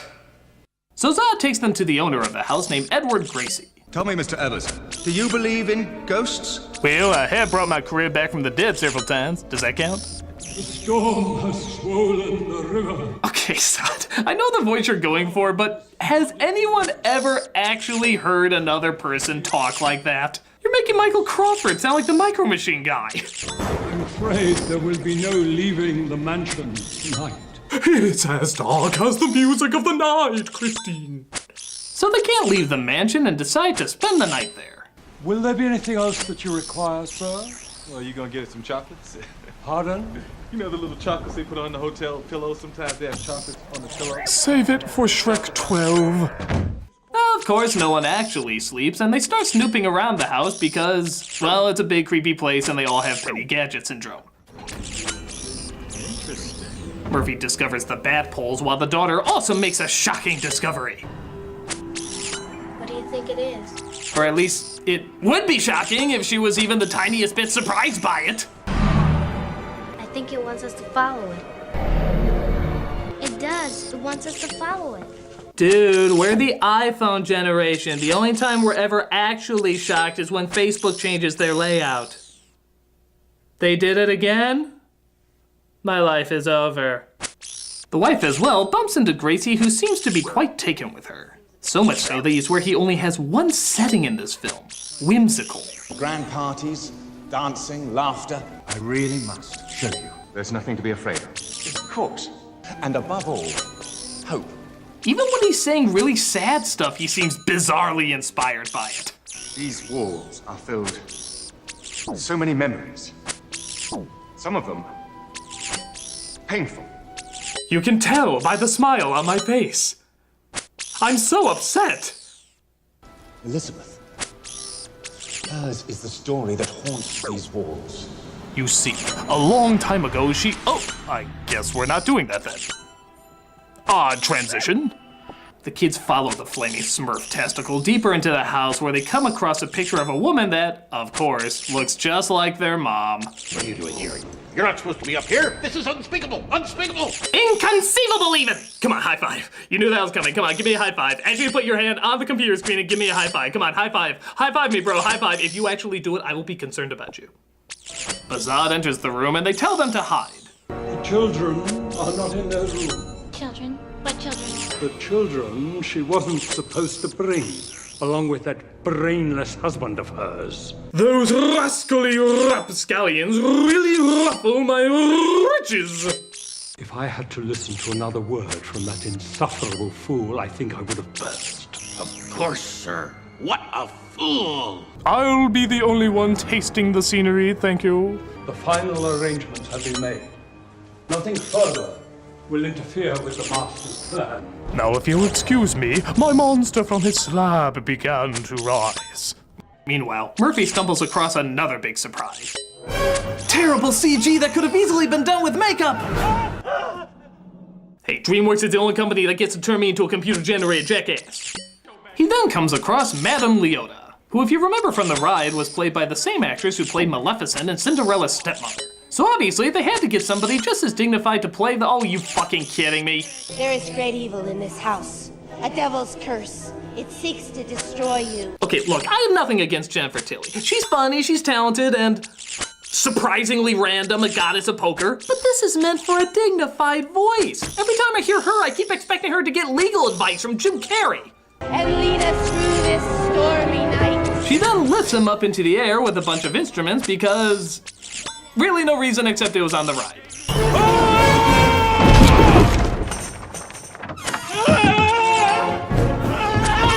I'm trying to out-Tucker Chris Tucker!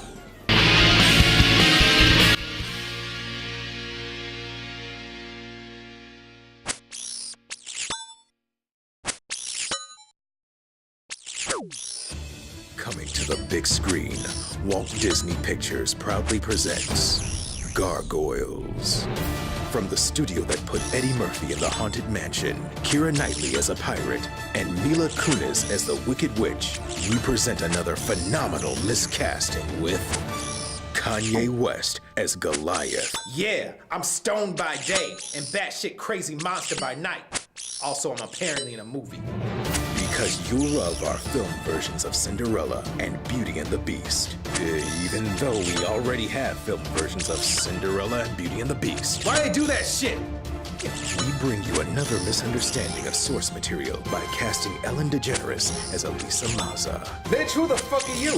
Zing, I'm your love interest. Say what, you clam chowder cracker? Don't worry, I've seen worse. I dated Anne Heche. That's an old joke, kids. If you don't get it, ask your parents. Of course, if you're watching this, you are your parents. Okay. Not so fast. With Kevin Costner as the villainous Xanatos. I am Xanatos. Xanatos! I don't care. I have sent up my robotic army. If you wish to save the people, you will have to fly up there and stop them. Bitch that fuck! I don't do any flying unless I have a crown of thorns or a halo. What are you supposed to do? Let all those people die? Maybe. Shut it, postman! I could buy you like my wife. I am Xanax Toad. Xanatos! I don't care. I didn't watch the show. Wings Here it's like Professor You're X. welcome, Beyonce should be in this role. It's not Xanatos. It should really have a Z. Gargoyles. Coming soon to a theater near. Hey, let go of me. Look, I'm gonna let you finish, but I want you to know that Bonkers is one of the greatest shows of all time. And we deserve a movie about a cartoon character and a cop. we have 2. We need 3. Hey, you want to hear about the show I'm producing that's gonna bomb? Bitch, don't make me chop you up and smoke you. I am Santa Hose.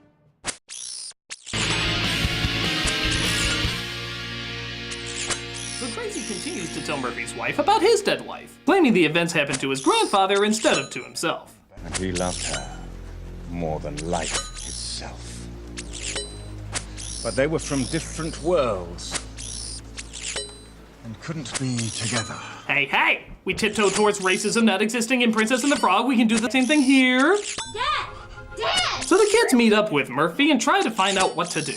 For the truth to be known, you must find the key. Hey, what are you talking about, bald lady? What key? Enter the tomb under the great dead oak and travel down deep under the ground. And there you will find the key that must be found. Okay, where is this clause that says that side characters must speak in bullshit riddles and rhymes? Why can't they just say go fucking here and do fucking that because fucking this? A fun scavenger hunt is one thing, but when lives are on the line, skip the Frank Gorshin cock tease. The servants help them in their quest and suddenly turn blue because Pac-Man ate the corner pellet, I don't know. And they come across more spooks recreating the ride. Dad, Yes. I see dead people. Hey, that doesn't date this at all! Why don't you just throw in a Getting Jiggy reference while you're at it? He wants to try to get jiggy with my wife? Pretty much. Why the hell not? Did I also forget to mention that you are the weakest link? Houston, we have a problem, and somebody just did a great cave drawing of a buffalo? This was to have been her wedding dress. It would have been lovelier still if she'd ever had a chance to wear it. That's nice, Mr. Gracie, but we've been talking about this for 3 hours now. Can we finally change the subject? He was willing to throw everything away for love.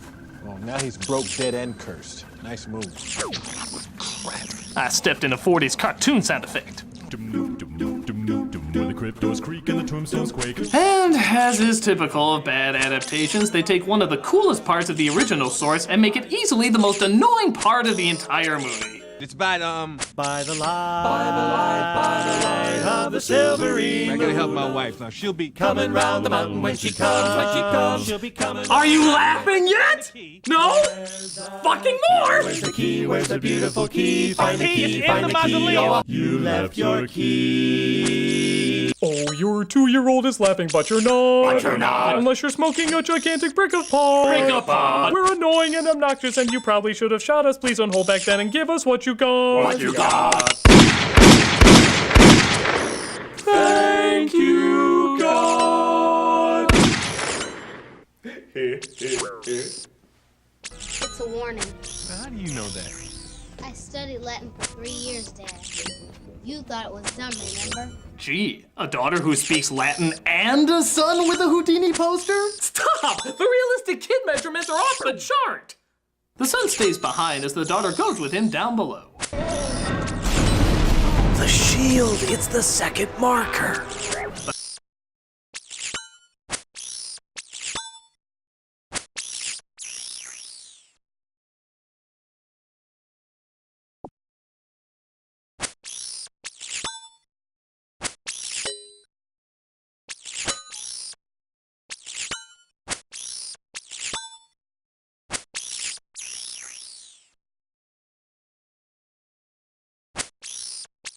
It's guarded by the walking doll, causing them to drop the key. Did you get the key? I'm looking.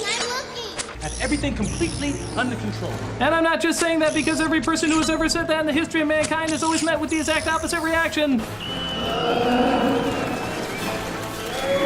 Oh my god! Creepy creatures are actually in front of me and not CG! This is so rare in this movie! Come on, can't you CG in Kazoo or the Twilight Baby or something?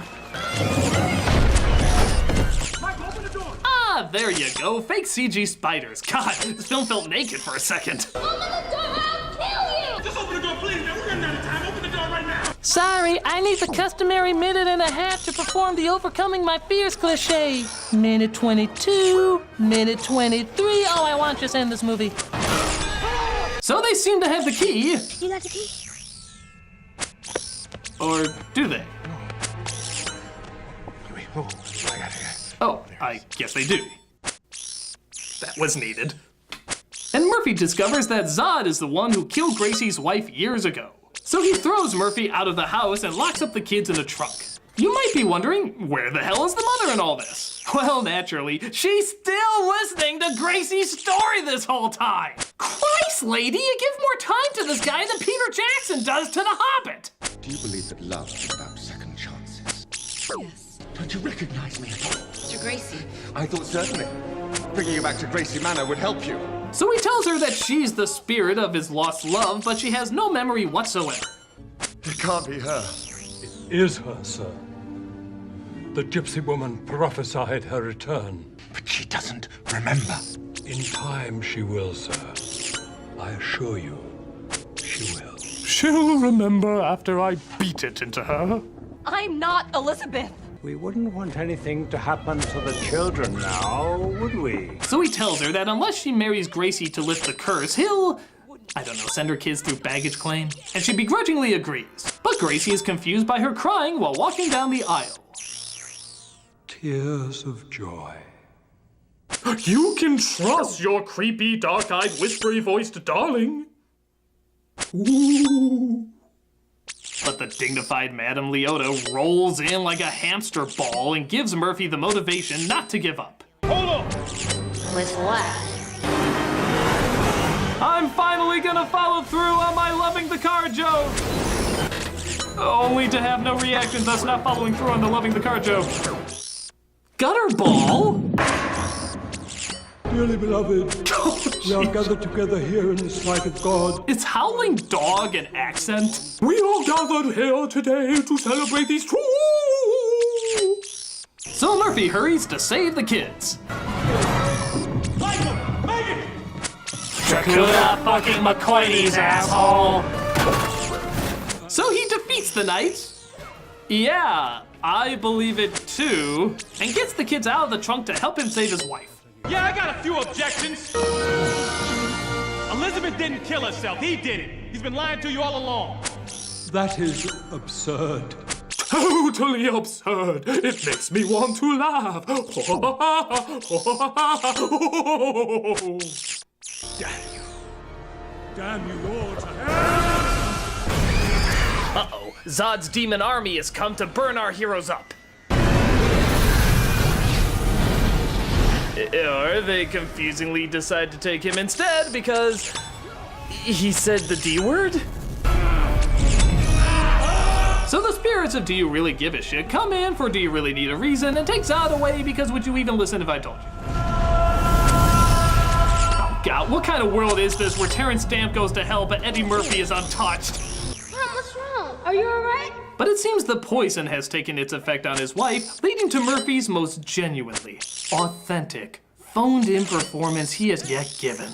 Sarah. Sarah, come on, please. Sarah. Sarah, I love you. Sarah, please, I love you so much. Come on, honey, we had dinner reservations, Olive Garden. Those are so mildly annoying to cancel. But the radioactive Navi turd arrives again, possessing her with the spirit of Elizabeth, who brings Murphy's wife back to life. I thought I lost you too. I'm back, Sarah. I'm back. At least until Pluto Nash. Then it's a long uphill climb from there. Thus the curse is lifted and all the spirits are freed at last. What's all this? Well, I don't know what we'll need. What are you talking about? We're going to heaven. You can't take it with you. The hell I can't. Don't you know? You never mess with a Sicilian when death is on the line. Angels in heaven gather at last. The tale is well ended for those who have passed. Now that I agree with. The only people who leave this film happy are those who are dead. Mom, Leo won't shut up. Are we there yet? So I guess not all of the souls were taken. The really annoying ones were left behind. And for some reason, the family decided to keep them. Because... wouldn't you also want to take them home? It'd be like having a hearing aid that's also a fire alarm. Nothing but pleasant sounds all year round. Which is definitely not what was in this film. What should have been a film on par with the creativity and fun of Pirates of the Caribbean instead turns out to be a series of performances, effects, and story threads all set on autopilot. Yeah, everything feels half-assed with no passion put into it. And it's really a shame. There's a lot of possibilities with the Haunted Mansion. Hell, a lot of the characters on the ride already seem to have stories set up, so why make up this one with Eddie Murphy as the focus? With all the reboots that Disney is doing recently, this is one that desperately needs it. I mean, come on, couldn't you see this as like an animated film? Like the same people who did Frozen or Wreck-It Ralph work on the story and the look? It'd be amazing. This is still an incredible opportunity waiting to happen. But until then, if ever, this is all we have. A wasted opportunity of creativity and imagination, leaving little to no impression whatsoever. Ain't no fucking way I'm hitchhiking a ride on this wagon anytime soon. But on the plus side, I think I perfected my whispery voice butler, Sarah Evans. I'm the nostalgia critic, I remembered, so you don't have to.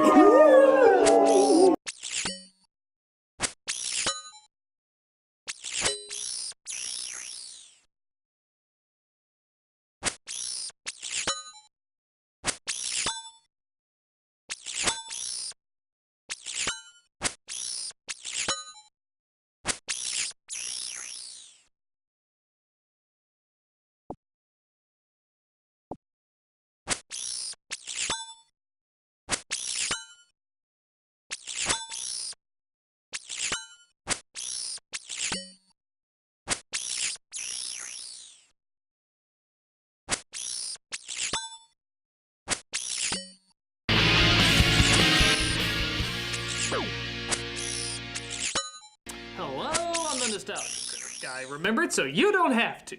Hey, did you hear what's coming out this year? Jurassic Park, again. Fantastic Four, again. Poltergeist, again. Cinderella, again. Star Wars, again. And movie giants Iron Man, Hulk, Captain America, and Thor all in the same movie. A motherfucking goddamn again. Now, big shock, I'm kind of a lover of nostalgia, but I think it's pretty clear we've gotten a little too comfortable with nothing original coming out anymore.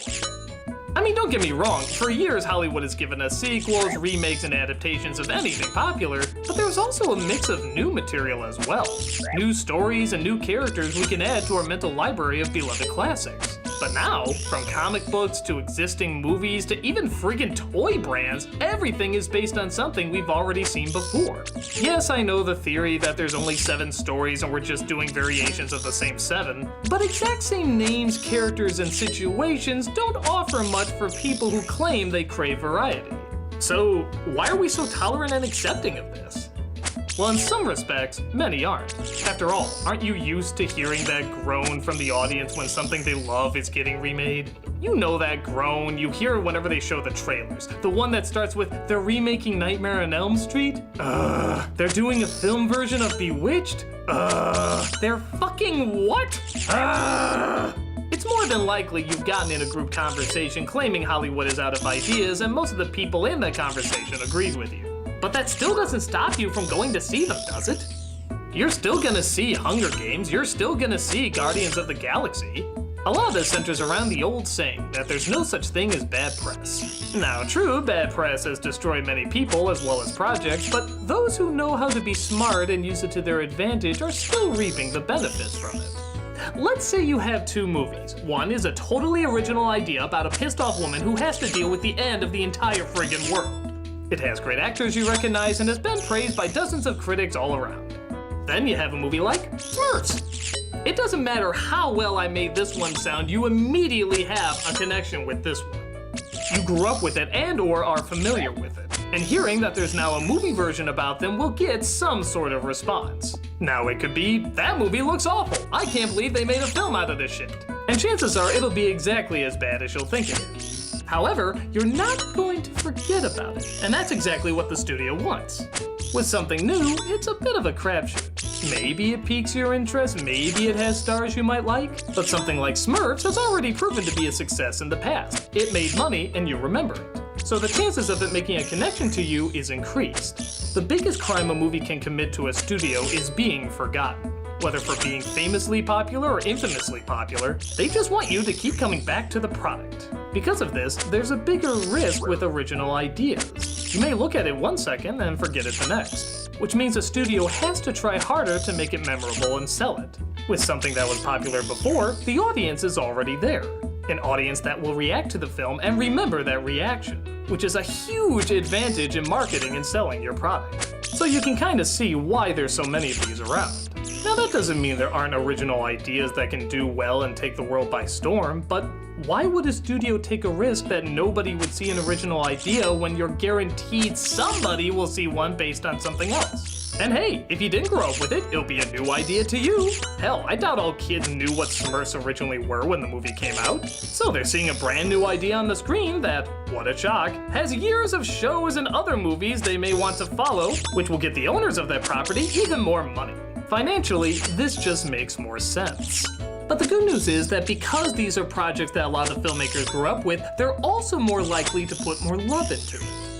Yeah, we get our shitted out knockoffs that aren't even trying, but this year, people were upset that the Lego movie wasn't nominated for an Oscar.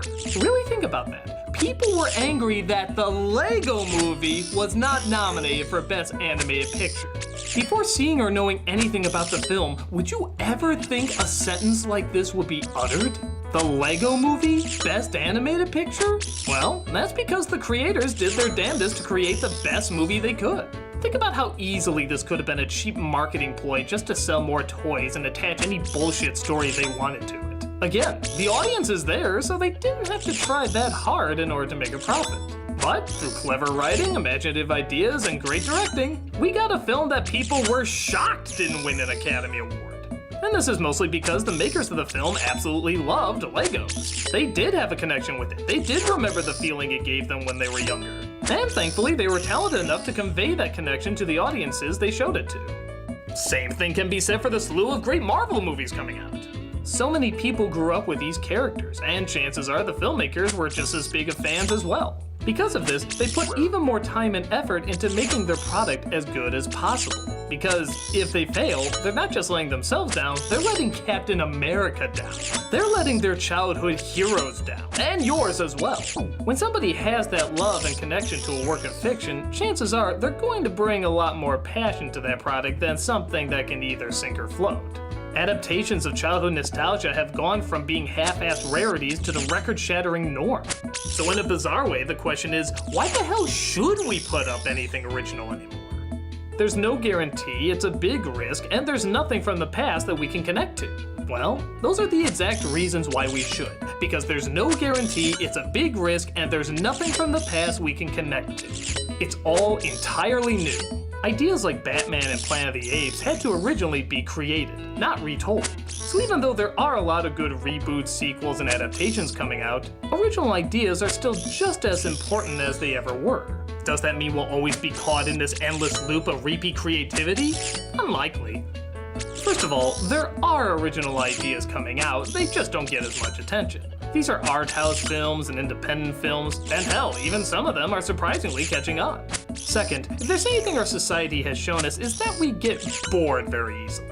And when we get tired of something, we stop watching it. And when we stop watching it, Hollywood has to think of other ideas. And trust me, that will happen. Remember when TV used to suck for a while? I mean, like, really suck? The reality show craze was everywhere, and soon more and more people were giving up their cable. But now, thanks to other avenues like HBO and Netflix streaming, TV shows discovered that they have to try harder in order to keep up.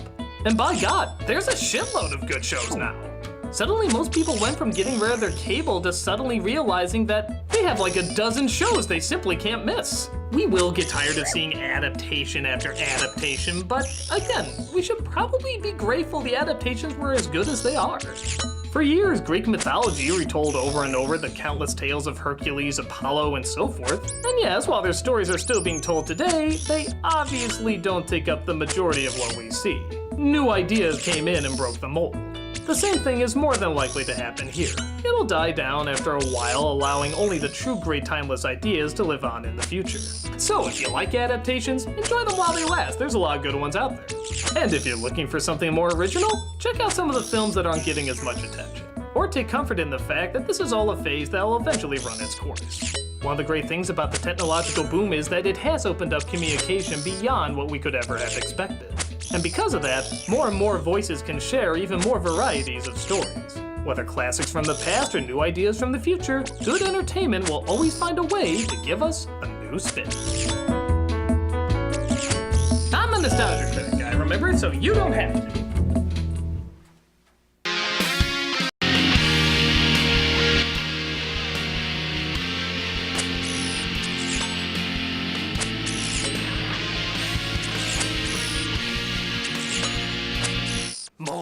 We need even more contestants for our game show. Filming is going great.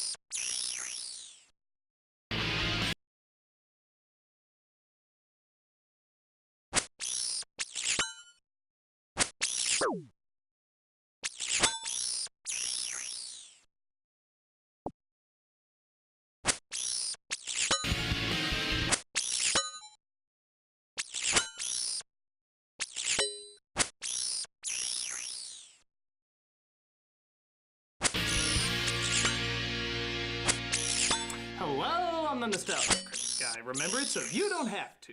A while ago, an article appeared online making the very grim claim that in the last episode of Tom and Jerry, they apparently committed suicide. If you search the internet even more, you'd find there's actually a lot of articles claiming the same thing. That in the last animated short by Hanna-Barbera, the episode grimly ends with them sitting on the railroad tracks waiting for death to take them. This couldn't possibly be true, could it? But upon more research, you'd find that some channels have banned the episode, and even to this day, it gets few, if any, showings on American TV. Holy shit, this might actually be legit! Did the world's most hilariously violent team-up end their days in the most disturbing way possible? I mean, we all know we'd see them in other projects, and even some where we wish they were dead, but did the original creators, Hanna-Barbera, really do this to them? Did Hanna-Barbera really do something so terrible to two of the most famous icons? Sort of. There's a bit more to the story. The episode in question is called Blue Cat Blues. And yes, it does open up with Tom sitting on the railroad tracks waiting to be run over. Jerry watches shaking his head and through an inner monologue gives us the story. Apparently, Tom and Jerry used to be the best of friends. But don't worry, they still get smashed up pretty good. Until a female comes into their lives and ruins everything. Tom falls in love, pushing Jerry aside, but then she falls in love with another cat. Tom does everything to try and win her back, even selling an arm and a leg for her, but absolutely nothing works. Eventually, she ends up getting married to the other cat, resulting in Tom being so beaten and torn that he lays himself on the tracks. Jerry, of course, justifies what a perfect relationship he's got, only to find out his girlfriend as well ran off with someone else, resulting in him asking Tom if he can scoot over a bit. Dem dames, eh? Bros before animalized kind of humanistic hoes? Okay, so there's a few angles to come at this from. One, Tom and Jerry have been squashed, smashed, beaten, hit with every object you can imagine. I think it's more than likely they would survive a train. But then again, that flexible reality can go both ways. The Addams family, for example, have done a lot that would obviously kill them, but a bullet from a gun or threat of electrocution apparently are fatal blows. You could also make the argument that their acceptance of their doom is what suddenly launches them into reality. Gray area to be sure, but there's also the fact that Tom and Jerry's timeline doesn't follow much continuity. Every episode is a little different. The house looks a little different, the owner's a little different. Hell, Jerry's adopted son Nibbles is left on his doorstep God knows how many times. What, does he just keep sending him back after every adventure? That's kinda douchey. So again, kind of a flexible reality. Most importantly though, while this is one of the final episodes, it's not the final episode. The final episode is actually called Tot Watchers, and they don't commit suicide, they look after a baby. A fucking baby, a touch less depressing, don't you think? In fact, Hanna-Barbera still had 2 years of cartoons that came out after the supposed last episode. So it's pretty obvious this was meant not to be the end for our depressed duo. So then why all the controversy or banning from other channels? Well, because Tom and Jerry ending their lives is kind of a fucking downer. People's sensitivities have changed over time to race, gender, and yes, even some forms of violence. Now that's not to say people haven't also died from shootings and falling off high places and so forth, but the tone is still kept pretty upbeat and in a different reality. This, though still the punchline of a joke, is pretty heavy to watch for two main characters we know and love so much. Though again, I argue not quite as hard to watch as this. Rated G my ass, it should be NC-17!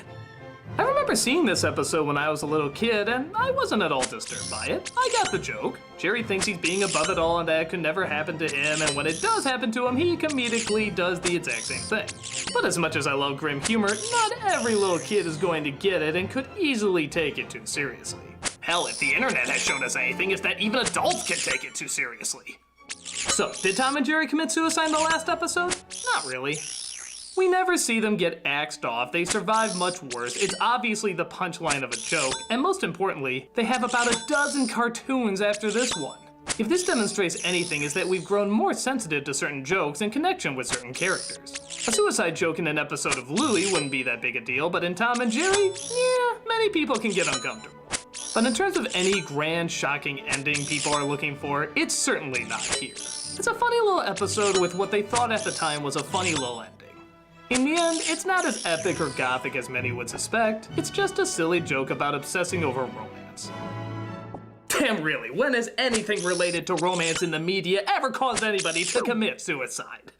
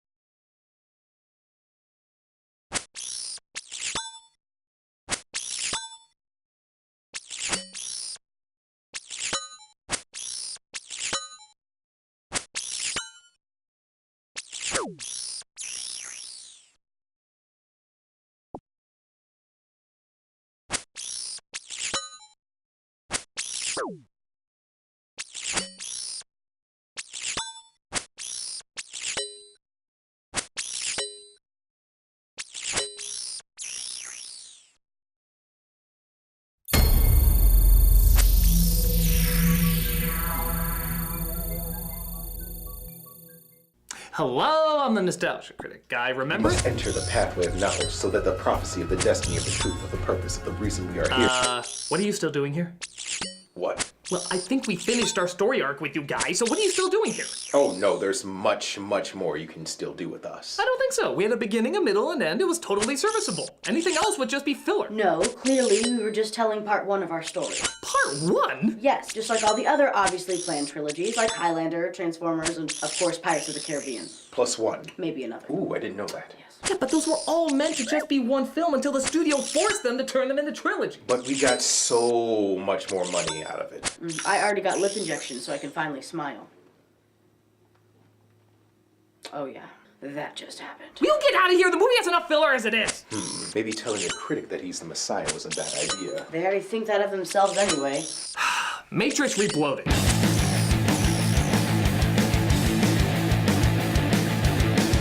After the surprise popularity of the first film and seeing how many people were constantly paying homage to it, Warner Brothers felt they had a gold mine on their hands and felt the need to stretch this out into a trilogy. What followed was an impressive-looking spectacle that needed to throw in more of what made the first film so popular, including the bad shit.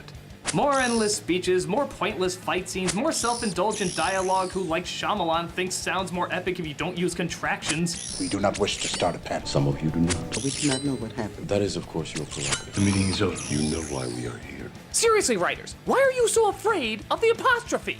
Look at him. He just wants to make your sentences more practical. Where most Matrix fans would probably cream their pants for this, most of them actually were disappointed by it. Because, even for a Matrix movie, it connected practically none of it to a coherent story. Let's see if we can make sense to what was originally trying to be so blatantly obvious. This is The Matrix Reloaded. So the movie starts off by establishing a subtle atmosphere through build-up and mystery. Oh, Wachowskis, you made me come. Sir, we have a report of a dominatrix who somehow blew up a building with a motorcycle. Whatever you do, don't use your guns and pray she's not armed with a helmet. She is, sir. That God help us all. Amen. So finally they explain what's going on and... or just more of this bullshit.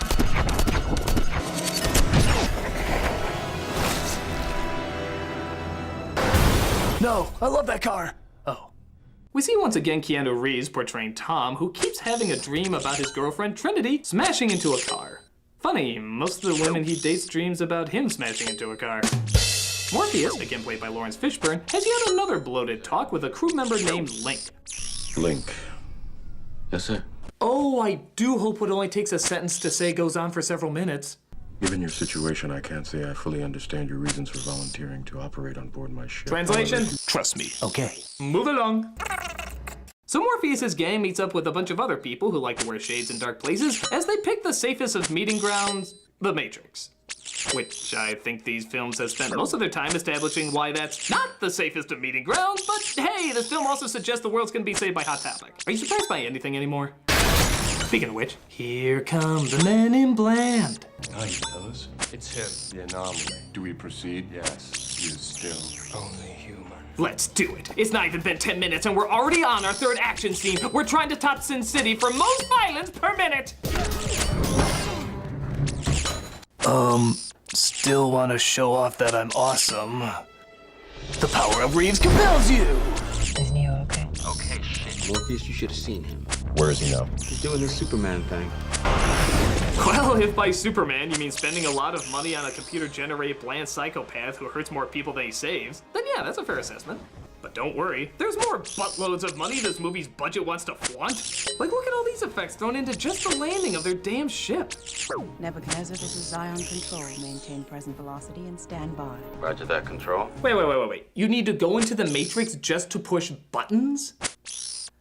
You need to go onto a computer to simulate going on a computer. Why don't you just go onto a computer? So as you can see, the incredible Zion that's been built up in the past just seems to be a series of mall bridges that, just like the real Holy Land, is dangerous, overhyped, underwhelmingly depressing, and yet people will still fight to the fucking death for it. Meanwhile, Morpheus has to talk with the commissioner. Yeah, I'm sure he has like a different title or whatever, but listen to him. He's the angry commissioner. I wanted to offer you the chance to explain your actions. I wasn't aware that my actions required any explanation. You were given a direct order to return to Zion. I don't care about oracles or prophecies or messiahs. I care about one thing. I need soldiers to obey my orders. You have no rights, Morpheus. What about the rights of that little girl? I'm just trying to figure out how I went from Titus to this crap. You were great in that. I know I was great in that! My stop. See you soon. Oh yeah, I forgot to mention. Remember how in the first film Tom and Trinity had no chemistry whatsoever? Well, in this one, they make up for that not by giving them things in common or personality traits to work off of, but rather just have them suck face whenever they have a second alone. It's really awkward. It's kind of like when Michael Jackson kissed Lisa Marie Presley. It's so forced and in your face that I think a school play of two kids kissing would be more believable. Tonight, let us honor these men and women. Let us remember those that have been lost. Now I would like someone else to close this prayer. I give you Morpheus. So Morpheus greets his sleeveless brethren and lets out a speech that's pretty much every movie speech you've ever heard in every movie. Let us be heard from red star to black sky. Tonight, let us make them remember. This is Zion, and we are not afraid! Tonight, we dine in our Independence Day! And of course, to honor the fallen dead Morpheus mentioned earlier, they break out the rave music and start fucking like jackrabbits. It's what their memories would have wanted. So nice to see this apparently religious ceremony is looking about as close to the imagery of hell as you can get. Of course, it doesn't help that there's even more of Tom and Trinity making.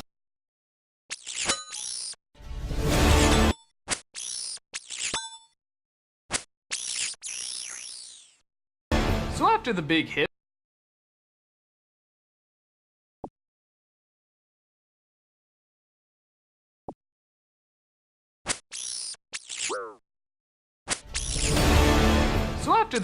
with Disney-cember, everyone's been asking me the same thing. Do the DreamWorks movies, do the DreamWorks movies. And yeah, actually I guess that does sort of figure now, doesn't it? In the old days, the big competition used to be Disney and Warner Brothers, and in some ways they still are competitors, but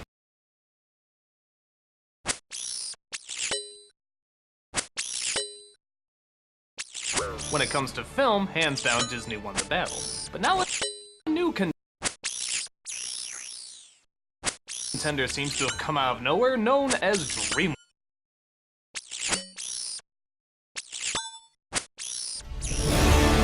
So after the big hit with Disney-cember, everyone's been asking me the same thing. Do the DreamWorks movies, do the DreamWorks movies. And yeah, actually I guess that does sort of figure now, doesn't it?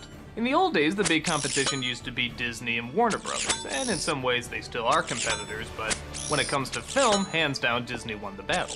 But now a new contender seems to have come out of nowhere, known as DreamWorks. DreamWorks, in many ways, is to Disney what Warner Brothers cartoons are to Disney cartoons. Disney was always described as the classical music of cartoons, where Warner Brothers were described as jazz. Disney and DreamWorks seem to work the same way. Both are alike in many ways, but DreamWorks seems to take a few more chances, for the most part.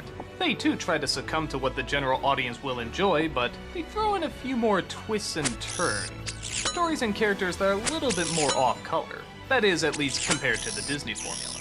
And it turned out to be a success, with many of their movies being big hits, and some of them not being such big hits. But financial stability doesn't always mean artistic success, so let's take the month of February to look through all of DreamWorks' animated features. This is the month I like to call DreamWorksuary. Yeah, that's what I'm going with. I know that. Shut up! Let's start with DreamWorks' very first anime feature, Ants, the controversial predecessor to A Bug's Life. Did Disney think of the idea first? Did Katzenberg? Blah, blah, blah, blah, blah, who cares? Let's just look at the movie as a whole. The film stars an ant named Z, played by Woody Allen. He's, big surprise, a neurotic, living in a colony of ants where it's very easy to lose your identity. He has friends here and there, but for the most part he finds it hard to fit in. That is, until he accidentally comes across the Queen's daughter, played by Sharon Stone. Which is weird because, yeah, they're all technically her children, but I guess somehow they single her out as princess because she's being trained to carry the children. I don't know how it works, but they have a romance and seem to hit it off. But while uncovering an evil plan from a general ant, played by Gene Hackman, Z and the princess get whisked away outside of the colony. and thus the two are on a hair-raising adventure against humans, other insects, and even their own kind to find what they call paradise, known as Insectopia, which is really nothing more than a garbage can. As a first film, this is pretty damn good from an animation company. The CG now is a touch dated, but when it came out, it was pretty impressive. I find it interesting that I actually don't have a hard time telling the ants apart.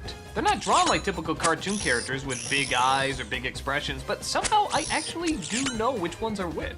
Part of that comes from the incredibly distinct voices that they have. Yeah, this movie really crams the celebrities in there. I mean, there's a ton.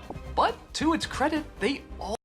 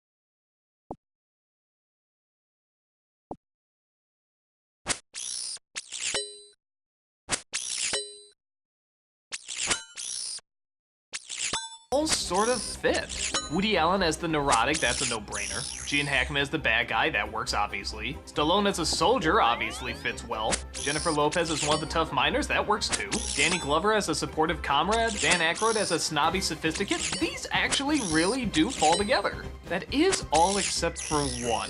What the hell is Christopher Walken doing in this movie?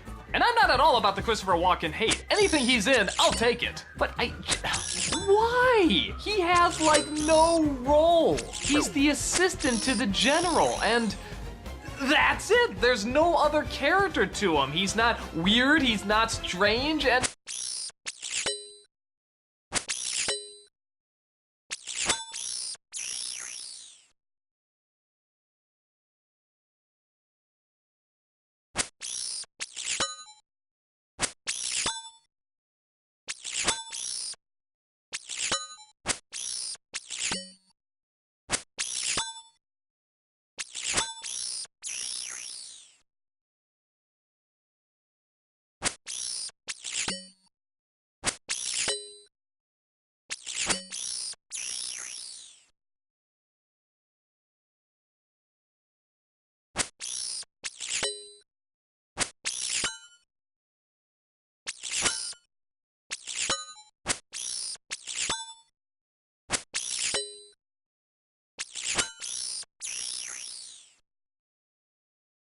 his voice sticks out like a sore thumb. Imagine it. Strong colony, sir. Colony we can be proud of. I just remember snickering the whole time because every time he opened his mouth, I'd be like, oh, that's Christopher Walken and he sounds funny. I wish he was given funny stuff to do. But while we're on the subject, the film is pretty funny. I mean, okay, not knee-slapping funny, but it certainly does great in creating these grand environments, made out of everyday small things. Their view of the world and the way they actually act as a colony is pretty entertaining. Literally, at birth, they decide whether or not they're gonna be a worker or a soldier. And of course, there's a lot of obvious commentary in either following the pack or being an individual, and where you draw the line. Which is why I think the film really does work better for maybe a younger audience. I remember when I saw this, I was a junior in high school. I was going through my rebellious artist phase, and this is just the movie I wanted to see. Not realizing that a bajillion movies more that year and the following years were going to come with a very similar message. That's not a bad message, it's just kind of been hammered to death in other films, and yeah, this one kind of hammers it to death too. But what makes it stand out is the characters, the environments they create, and the fact that while it's animated, it doesn't go totally kid-friendly. I mean, yeah, kids can watch it, and like I said, I enjoyed it in high school, but the designs aren't as colorful or baby-friendly as something like Pixar can be. Neither is the story or the content for that matter, and I think that gives it a little bit more of an edge. Even the bad guy's diabolical plan at first I thought was kind of cliched. What, he just wants to wipe out the weak, start all over, and have a survival of the fittest type thing? But when you really look at the way they set up this colony and the way things work, yeah, actually you can see how a character like that would be formed. I even give credit to the fact that the bugs are not all the same size, like in A Bug's Life. Everything is actually to scale. The termites are much bigger, mantises are much bigger, bees are much bigger. It's like, yeah, bugs aren't all the same size, and that makes for a much more entertaining and threatening world to go through. So I really like the film. Does it have flaws? Sure. Is the message a little passé? A touch. But I think it still stands out as being a very unique tongue-in-cheek adventure. And audiences at the time seemed to like it too. But this would turn out to be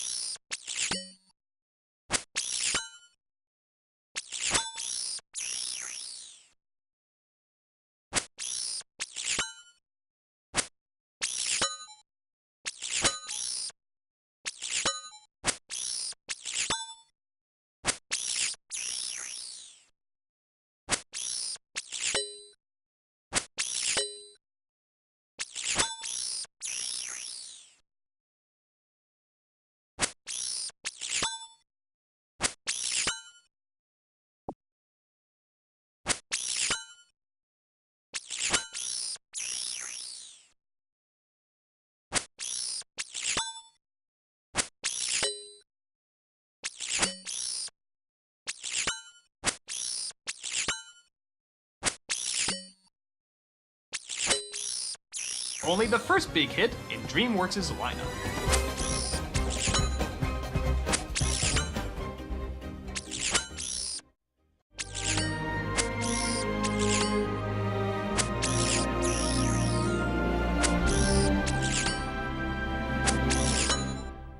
I've talked a lot about Prince of Egypt before on Nostalgia Critic, both on the top 11 underrated nostalgic classics and the old versus new of Prince of Egypt versus Ten Commandments. So I'll try to keep this relatively short and try to say stuff I haven't said before. The story, I think, is a safe bet you probably know. The pharaoh has decided that the slaves have grown too large in size, so he sends his soldiers to perform mass genocide. But one family wants their baby to live, puts him in a basket, and sends him floating down the river, where, oddly enough, the basket comes across the queen and decides to adopt the baby and call him Moses. Years later, Moses grows up and realizes his true heritage. Disgraced by who he is, he leaves his brother and family behind, and finds a life of peace far away. But that doesn't last for long, as God himself comes down and tells Moses that he is to be the deliverer of the Jews. Moses returns, finding his brother is now Pharaoh, and the epic battle begins between Pharaoh and Moses over what will happen to the Jewish people. The film is gorgeous. This is one of the best looking animated films I've ever seen. I'm not even really a big fan of Egypt or the desert, but by God, the shots and the angles they get in it, it's just unbelievable. So much attention is being drawn to how to tell this story faithfully, but not exactly the same as the Ten Commandments. And it does exactly that. It has its own unique style and its own unique look. Even the characters are different. The relationship between the brothers seems genuine. They both now have grown up and they both now have new responsibilities that they wish to honor and do not want to break. But at the same time, they're still family. And this is what makes great drama. There's Val Kilmer as Moses and Ralph Fiennes as Ramesses, and both of them are fantastic. Even the other celebrity voices, though distracting at times like Jeff Goldblum or Patrick Stewart, still match well to the character and tone that the movie's trying to get across.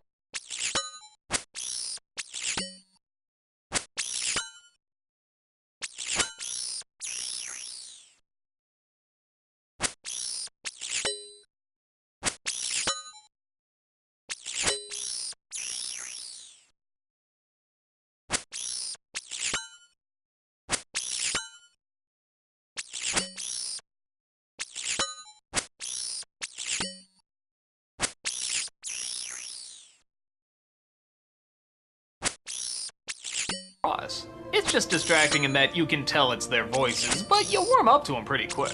Something else I've never talked about is the music. The music is also wonderful.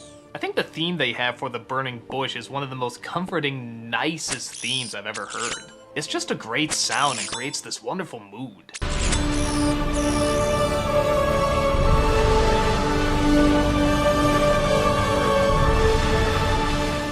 Now, some people can and have been turned off by this movie because, well, while Ten Commandments was just intended for adults, this is more older children and adults. That is to say, there are songs, there is some comedy relief, and there are some weirdly drawn characters. And yes, that can be distracting at times. Like, half the time there's no segue into the song. Steve Martin and Martin Short as the high priest are a little odd and out of place at times. And horrible to say, but because it is sort of a Disney style, maybe it could have benefited more from a little bit more of the Disney design. I mean, some of them look good, but others do look kind of odd. But with that said, the distracting moments are never too distracting. And you know what? I like the songs. I think they help move along the story, and they do it in a very visually and musically interesting way. So I don't mind them. I think they really work. But many would argue if you're really going to tell the story of Moses and you want to step up your animation company and make it more adult, you should probably leave some of the stuff behind. I'd be lying if I said I didn't feel that was totally true, especially with something as heavy as the story of Moses. But I also understand the need to appeal to a general public, and like I said, I think they work it in pretty well. So I stand by it, at least by the songs. I do feel bad this movie is not more appreciated, and maybe it is because Ten Commandments was just such a landmark, and even though this is a good film, yeah, it's probably not really a landmark in any way. At least, not in the way that most people view cinematic landmarks. But I still think it's a good, strong film. Better than Ten Commandments, in fact. It has great characters, it has a timeless story, it has wonderful music, it has breathtaking animation with some breathtaking visuals. Even if you're one of those people that can't fully get into it, I still say check it out because there is some really great stuff in it. And I think the story of Moses deserves to be told from a different point of view, and this is a very smart point of view. What else can I say? I love it. I've seen it a million times before, and I'll definitely see it a million times again.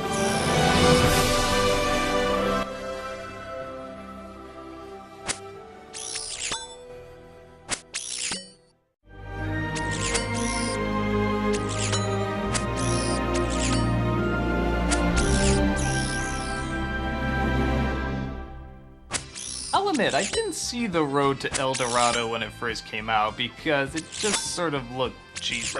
And in some ways, yeah, that's kind of what it is. And in other ways, it's actually really smart. But in other ways, the animation is a little lacking. But in other ways, it's fantastic. In other ways, maybe it would have been better as a live-action film. But in other ways, animation is the perfect way to get across some of this comedy. And, oh boy, let's just look at the story.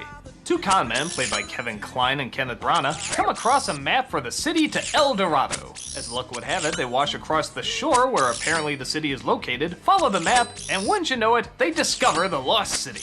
But it's also inhabited, and two of the high priests, of course, confuse the two for gods. Not wanting to overlook what could possibly be the greatest con of their time, they of course play the part of the gods and see if there's a way for them to make a boat and take as much of the gold as possible. A young thief named Chell discovers their secret, and she plays along in the facade trying to show them the ways of the culture, while never revealing who they really are.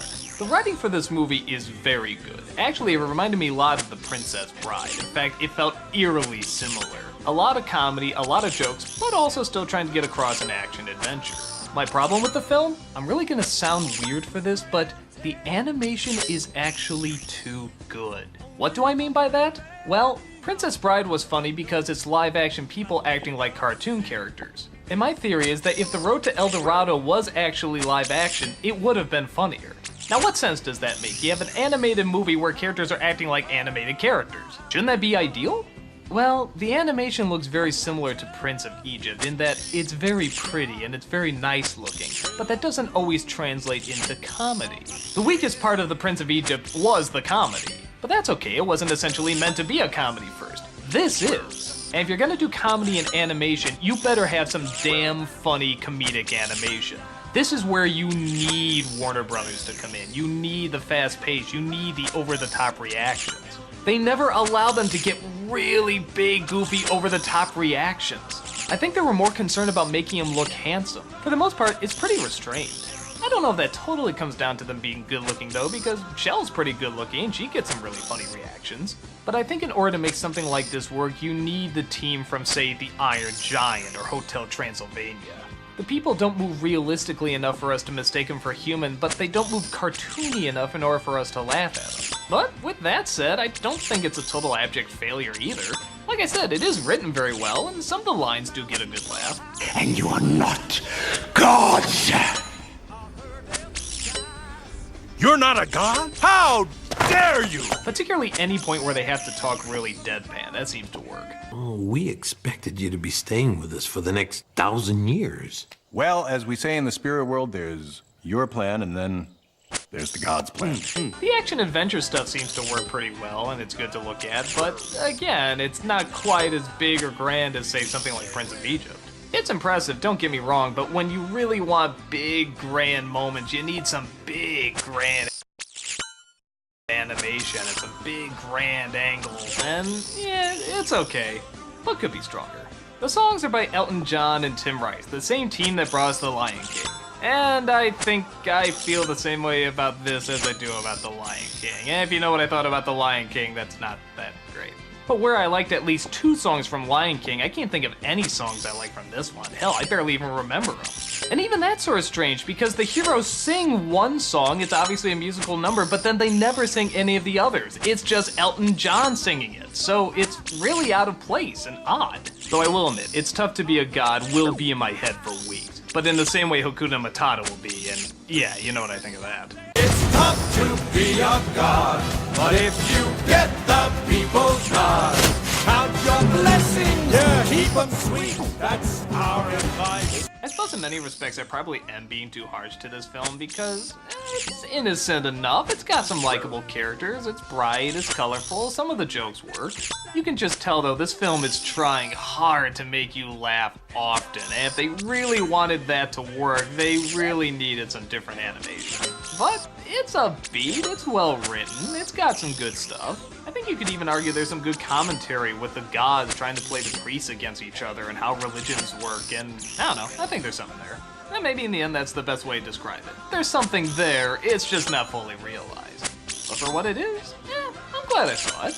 I don't think a ton of my time has been wasted or anything. I was kind of amused by kind of a good movie, and that's kind of all I gotta say about it. I'd say if you're looking around the video store and there's no other movies you can find, this one might be good to look at. But only a Princess Bride is.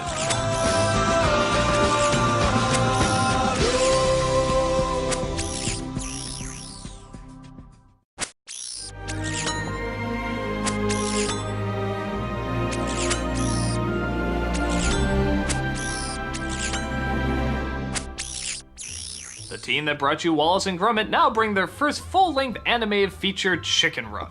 This is a movie all the critics went nuts for. It was well written, it was well animated, it was different, it had a unique story. And it's another one, honestly, I think just sort of falls into the okay pile. But that's not bad, it's just okay. Why? Well, let's take a look. On a chicken farm in England, one little hen tries as hard as she can to escape every day, but is constantly caught and thrown back in. Things get more dangerous though when the owner of the chicken farm decides that she wants to start making pies out of the chickens. So the hens have to make it out before the machine that makes the pies is fully put together. Their answer comes in the form of a rooster played by Mel Gibson. He claims that he flew into the pen and that he can teach the chickens how to fly as well. The only downside is his wing is broken, so he can't teach them right away. But he spends their time trying to verbally show them how to do it. But the clock is ticking away as they get closer and closer to Pie Day. It's a race to see if they can get out a la Great Escape style before the owner can turn them into mincemeat. It was really great seeing this animation team finally do a full-length motion picture, and showing that they can pull it off and still have it be very entertaining. Its comedy is a little different from, say, something like Wallace and Gromit, which was a little bit more quiet at times. This one is constant dialogue and constant visual jokes. But in a sense, it has sort of the same feel as Wallace and Gromit, as it's not always trying to make you laugh every second. It'll take time just to have a character breathe and talk about however they're feeling. A lot of people say there was a ton of grown-up jokes, but really I didn't see them until maybe near the end. Great Scott, what was that? A Klingon captain! The engines can't take it! I guess the only main problem I have with it is that the story is a touch too predictable. I mean, once again, we're gonna have the liar revealed backstory, and it's not gonna be just brushed over either. It's gonna take up a good chunk of the third act with the characters moping and doping, and oh Jesus, I've gone on and on about this. I'm not gonna prattle anymore. Let's just say it's boring. And I don't think the jokes are quite strong enough to make up for such a lackluster part of the movie. But like I said before, I still think it holds up as being okay. It is still very creative, it's got some memorable characters, it does have some good lines. The stop motion animation is always great to see. I mean, this team always does a wonderful job. It's bright, it's colorful, it's mostly upbeat. It's very imaginative at times, and it has one or two bits for adults too. Had it not gone for the liar revealed story arc and maybe thought a little bit more out of the box, I would have liked it a lot more. But I still think it's a decent flick. It's got just enough for kids and just enough for adults. I think it's worth at least viewing.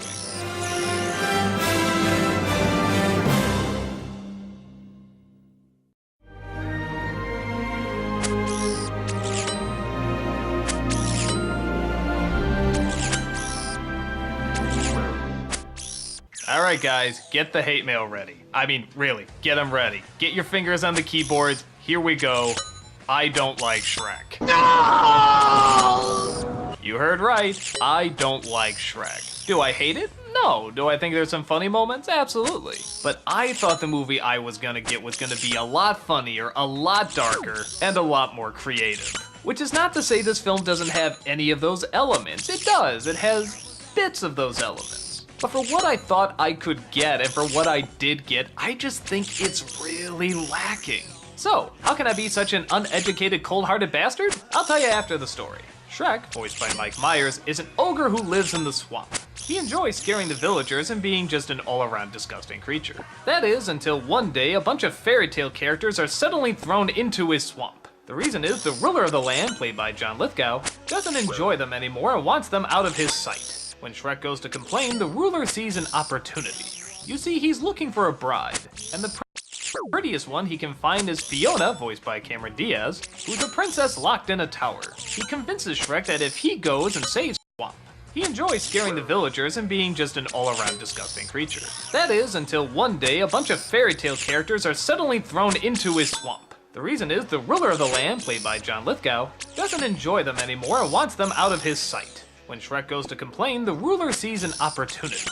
You see, he's looking for a bride, and the prettiest one he can find is Fiona, voiced by Cameron Diaz, who's a princess locked in a tower. He convinces Shrek that if he goes and saves her, he'll get rid of all the enchanted elements in his swamp. Shrek agrees and is accompanied by a donkey voiced by Eddie Murphy. So the journey is on to fight off dragons, Robin Hood, and rescue the fair maiden who turns out may have a few secrets of her own. Okay, so what don't I like about this film that has since nowadays become like the ultimate staple in movies to show your kids? Yeah, like I guess people really show this to their kids. I'm a little disturbed by that, but that could be worse. So, what's my main problem with Shrek? I can tell you in one word. Boring. Most of it is just listening to Mike Myers and Eddie Murphy talk, and I just don't think it's funny. Everyone was going on and on about Eddie Murphy in this movie. I was getting really excited to see him and just... Oh, this is gonna be fun. We can stay up late, swapping manly stories, and in the morning, I'm making waffles. Waffles? Really? That's your big clincher? I'm not even sure I get it. Is it because he's a donkey and has hooves and can't make waffles? What's the joke? There's a scene where Shrek's trying to talk about how complex he is by comparing him to an onion, and... You know what else everybody like? Parfaits. Have you ever met a person you say, hey, let's get some parfaits? They say, hell no, I don't like no parfaits. Parfaits are delicious. No! You dense, irritating miniature beast of burden! Ogres are like onions. End of story. Bye-bye. See you later. I don't find it funny! There's a scene where they're crossing the bridge and... Don't do that! Oh, I'm sorry. Do what? Oh, this? Yes, that! Yes? Yes, do it. Okay. I'm sorry, I'm trying. I mean, I really want to like this movie, but every time I see it, I just fall asleep. Now, don't get me wrong. The scenes that are funny are really, really funny. Like, for example, I like the scene where the mirror is talking like a dating show host. The gingerbread man, in general, is pretty funny. That sort of weird theme park that's sort of a slam at Disney World, I got some laughs out of that. I just wish it was doing more humor like this, the satire humor. It was anything that had to focus on the characters that I wasn't really getting into. I just didn't find the characters that interesting or that funny or even designed that uniquely. I surprisingly don't have a problem with the dark stuff either, and maybe that's because I never really saw these as kids' films. I sort of saw them as older children and adults, and yeah, like I said, I think it's a little weird that people show their little kids this. But I'm fine with the darker humor, where she sings and blows up the bird. That had me laughing on the floor. And then what are they gonna do with the eggs? Is she gonna raise them? So that, no, she cooks them! That's fucking great! More of that, please! More of that! But no, what do we get? We get the princess and Shrek misunderstanding, and they go and mope and dope, and oh, this is just as bad as the liar revealed bit. Why are you supposed to feel bad here? You know exactly what's gonna happen. They're gonna realize they were idiots and get back together. Oh God, oh, and the stupid dumbass pops are just, I know, I'm probably being too harsh on it, but it just feels like there's a really smart, inventive crew behind this.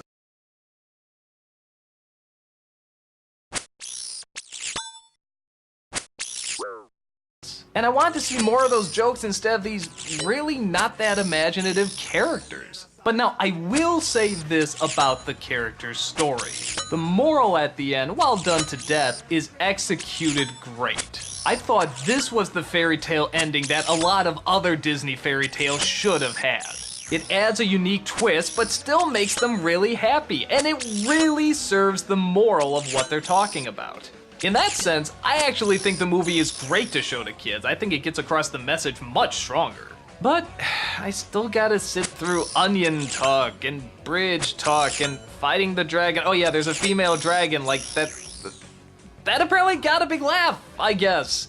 Female dragon, huh? Okay, her getting together with the donkey is pretty funny, but that's a lot of build-up for just that one joke. I guess in the end, I don't really hate the film because there is some genuinely funny stuff, and I think there is some very unique ways of delivering its story and its message. I guess I was more just shocked at how much people were taking to it, like this was a brand new way of looking at film, and I don't know, I've seen this stuff in Simpsons, I've seen Disney sort of do it, and it just didn't seem that new or avant-garde to me. And on top of that, I guess I didn't see it as funny as everyone else did either. But clearly I'm missing something, because people fell in love with this film. People still love it, they still watch it a million times, and it's like this big, wonderful classic. But I guess it's just not my flick. Now Shrek 2, on the other hand, we'll get to that awesomeness later.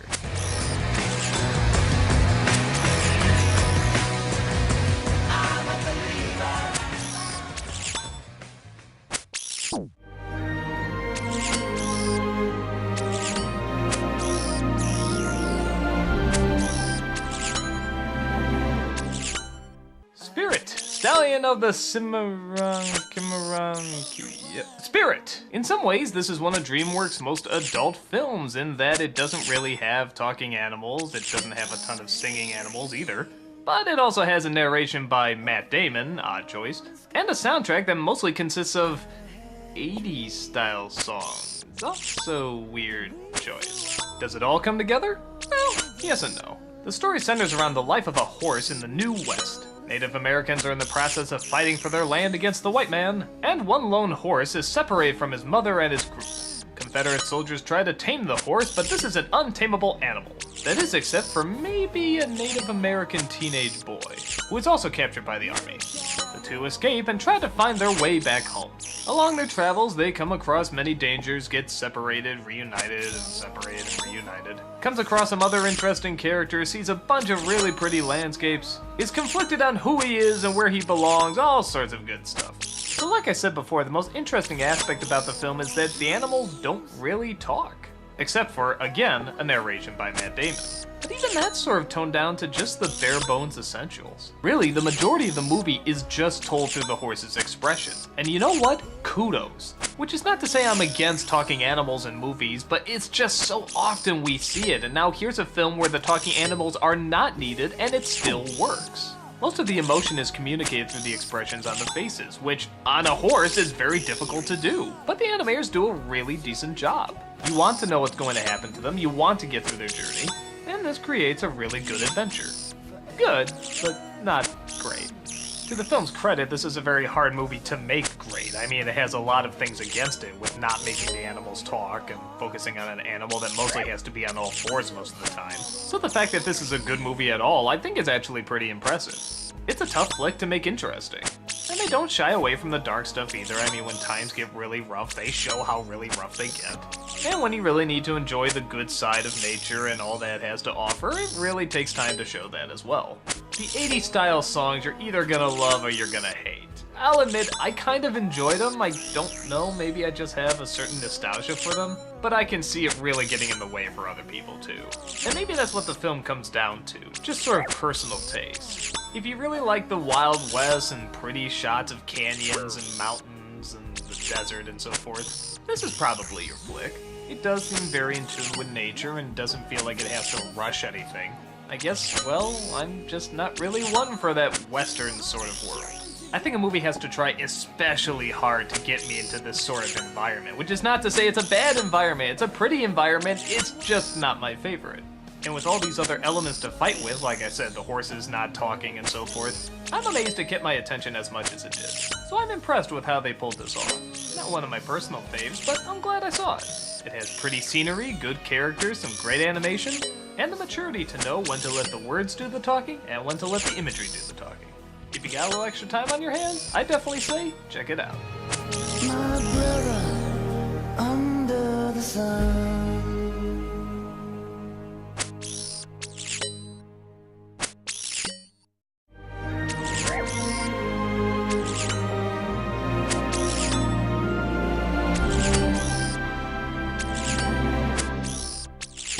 Probably the low point of any Sinbad movie is Sinbad himself. He's not an especially interesting hero, it's more the creepy creatures that he comes across and the fantastical elements. So when I saw Sinbad Legend of the Seven Seas, I was definitely keeping that in mind.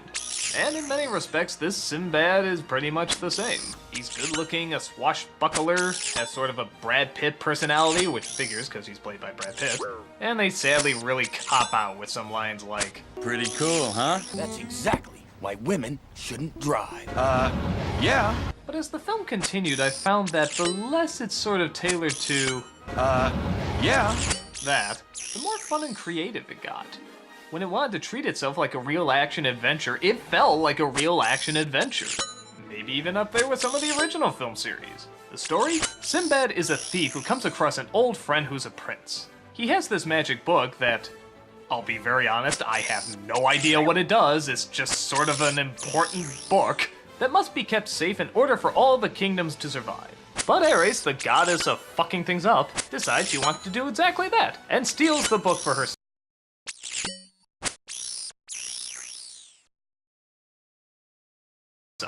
Everyone thinks Sinbad did it, but his best friend the prince thinks he didn't. So he offers up his life in exchange for Sinbad to go and get the book back. If he doesn't, then the prince is dead. Along the way, he's joined by a stowaway played by Catherine Zeta-Jones, who's going to marry the prince, which of course makes her the stereotypical prince ambassador. Oh, so she actually has a title of responsibility and does shit. Okay, I'm cool with that. She of course has to prove to Sinbad that she can handle herself and maybe even Sinbad. The film definitely sort of moves like a Sinbad adventure in that it's just sort of an action-packed road trip. They sail the seven seas, come across a bunch of weird creatures, and fight them off in order to get to their goal. And as far as those action scenes go, they're not bad. They're actually a lot of fun to watch and very creative. The characters at times succumb to sort of the typical cliches, like the couple yelling at each other when, of course, you know they're gonna get together. Those horrible modern-day catchphrases, which, like I said, aren't often, but when they do, they stick out like a sore thumb. And once in a while, a CG monster that looks just a little too fake. But let's get down to what the best element of the movie is, the villain. Oh, not that Ares is a particularly complex character or really even that interesting. But by God, look at the animation on her! The way she moves, the way she teleports, the way she shifts shapes. I don't know who the animation team was that worked on her, but give them all friggin' Oscars. This stuff looks wonderful. She moves as if she can be anything or anywhere. Her pets are literally the constellations that come to life. The world she lives in is a mystical marvel. It's just, oh, every single time she's on screen, I just loved it. Every single second. Like, look at this here. She's supposed to turn into Sinbad and steal the book. Now, obviously, you could have her just shapeshift or walk behind a wall and she comes out as Sinbad or something, but look at this. She makes a puppet version of Sinbad and then slips into his skin. Who would even think of that? It's just, that kind of creativity is spectacular. And actress Michelle Pfeiffer, who does the voice, obviously loves eating up the role. But like I said, the animation on her alone is worth it. So, on the whole, Sinbad is fun. It does leave room for some character development. It goes at a pretty enjoyable pace and knows when to show monsters and when to let people just be people. I'd say there isn't really that epic quality that a lot of the other Sinbad movies had, but there's definitely more personality to it, and I think that makes up for it. It's a swashbuckling tale with a lot of creativity and some great animation, and no black comedians looking for Turbo Man dolls. That's enough for me to say, take a look.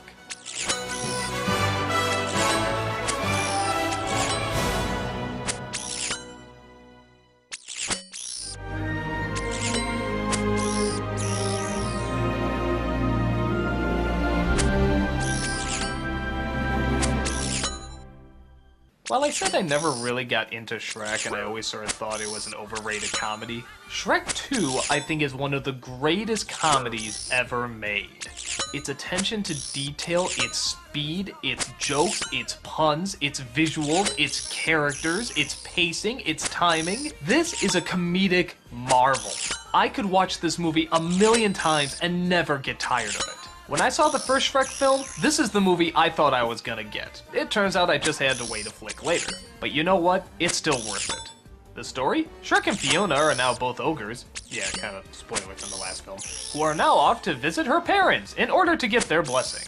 The parents are of course shocked that Fiona is now and permanently an ogre, and that, on top of that, she married an ogre. The king especially is not pleased with this, so he hires a hitman to go after him. Or a hit cat. By the name of Puss in Boots, voiced by Antonio Banderas. This character is so popular and so funny he would eventually get his own movie spin-off. We also find out there's a subplot going on with an evil fairy godmother, and a prince named Prince Charming, who wants to seize control by having Fiona marry him instead of Shrek. But Shrek just wants to make his bride happy and decides to take a potion to turn him human, thinking it will not only get the blessing of her parents, but also her love in return. Okay, here's a perfect example of why I love this movie. When at their house, Shrek looks outside and sees a bunch of guards waiting. All they have to do is play these royal horns and the guy has to read his message. But instead, they do this.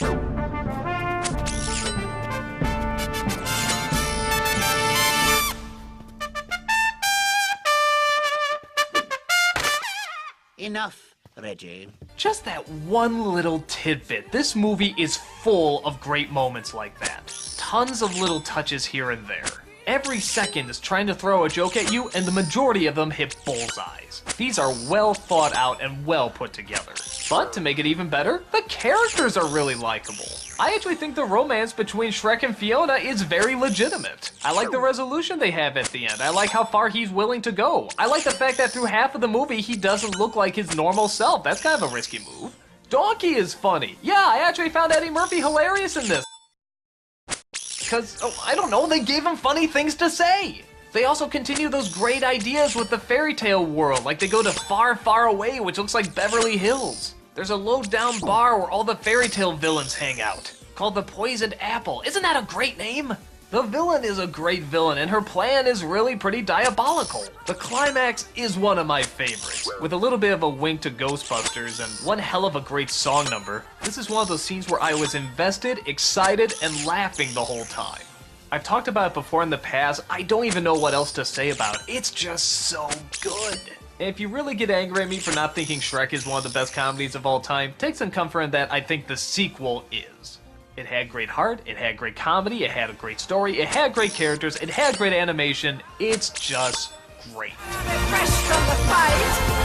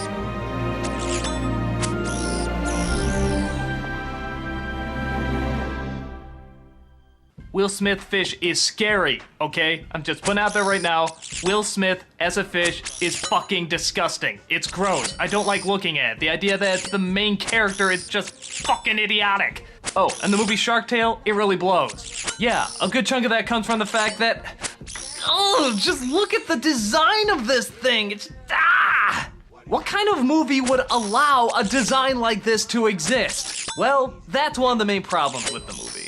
It just sort of seems like a dumb idea from the start. Like, maybe it could be a little imaginative, but it seems more like an excuse to make a popular soundtrack with a lot of artists on it, and to shout a lot of catchphrases, and promote a lot of in-jokes, and some really horrible puns. I'm Katie Current. Muscle Crow! Get out those cell phones and call into the boss. I'm not gonna lie, out of all the DreamWorks animated movies, this one feels like the worst. It just feels like something that was created from marketing surveys. Like, what are the kids liking nowadays? Well, they like fish, and they like Will Smith. Throw that shit together. Throw in some pop culture phrases, and you have shit! Alright, let's look at the story. Will Smith fish, yeah, that's what I'm calling him. I know the character has a name, but fuck it, you're never gonna call him that, you're just gonna call him Will Smith fish. He's a fun, happening kind of guy who's being admired by Renee Zellweger fish. Again, I'm sure it has a name, but it's just Renee Zellweger as a fish. He works at a whale wash instead of a car wash. Now, to be fair, that's actually kind of a clever idea. But things get out of hand when his boss, played by Martin Scorsese fish, orders him to be axed because he couldn't pay the amount of money that he owed. Through a misunderstanding, Will Smith fish seems to have killed a shark, which suddenly turns him into a hero, making everybody think that he's now the shark slayer. And as long as he doesn't let anyone know that it was all just a mistake, he remains the town hero. But somewhere across the sea, Robert De Niro shark is having troubles with Jack Black shark. They belong to some sort of shark mafia that Robert De Niro shark is the head of. But Jack Black shark is a vegetarian and doesn't like eating fish, which is a big letdown to Father Robert De Niro shark. So, to escape the family life, he makes a deal with Will Smith fish. They'll make it look like Will Smith fish kills Jack Black shark, and thus he can disguise himself as a dolphin and start a new life over, blending in with the rest of his fishy buddies. The problems in this movie seem pretty obvious, and yeah, they are. A lot of the dialogue is just catchphrases, in-jokes, and puns. And on top of that, you almost never see these characters as actual characters, you just see the celebrities representing them. Also, you know my hatred for the whole liar revealed story, and while this one doesn't follow it quite exactly, it has a lot of the same elements and still doesn't throw in that many surprises. Let me put it this way, there's still a lot of moping and doping, it just doesn't happen after he reveals the lie. So we still get those really boring scenes that you don't give a shit about. I'll give it credit that some of the actors they choose were unique choices, and yeah, sometimes their deliveries can get a laugh, particularly out of Martin Scorsese and Robert De Niro. But Will Smith doesn't bring anything that he couldn't bring to any other role. Renee Zellweger is a pretty pointless choice. Jack Black has an incredibly annoying voice in this. Ugh, even Angelina Jolie fish, oh, I forgot to mention her, ugh! You know they just picked him because of the names and no other reason. And on top of that, here's another big problem with the movie. I think the Will Smith fish is too stupid and too selfish. I mean, we know he's gonna do the right thing in the end, but Renee Zellweger fish gives him a pearl that I guess her mother or her grandmother gave her that's supposed to be worth a lot, and that's gonna get him out of debt. What does he do? He doesn't pay off the debt, he goes to the races and bets it. Okay, that's not a charming little mistake, that is a dick move. And there's a couple times he does stuff like that. Something where he's supposed to be dependable, but it's not like a funny little mistake or something clumsy gets in the way. He makes a choice, and they're usually very dickish choices. So yeah, for me, I couldn't find much to like in this film. I thought the underwater world wasn't that creative, the celebrities were mostly pointless, the puns insufferable. Sometimes I get a laugh, but God, the longer I have to look at Will Smith fish, the quicker I want to turn it off. And I suggest you get the jump on turning it off before you even start watching it.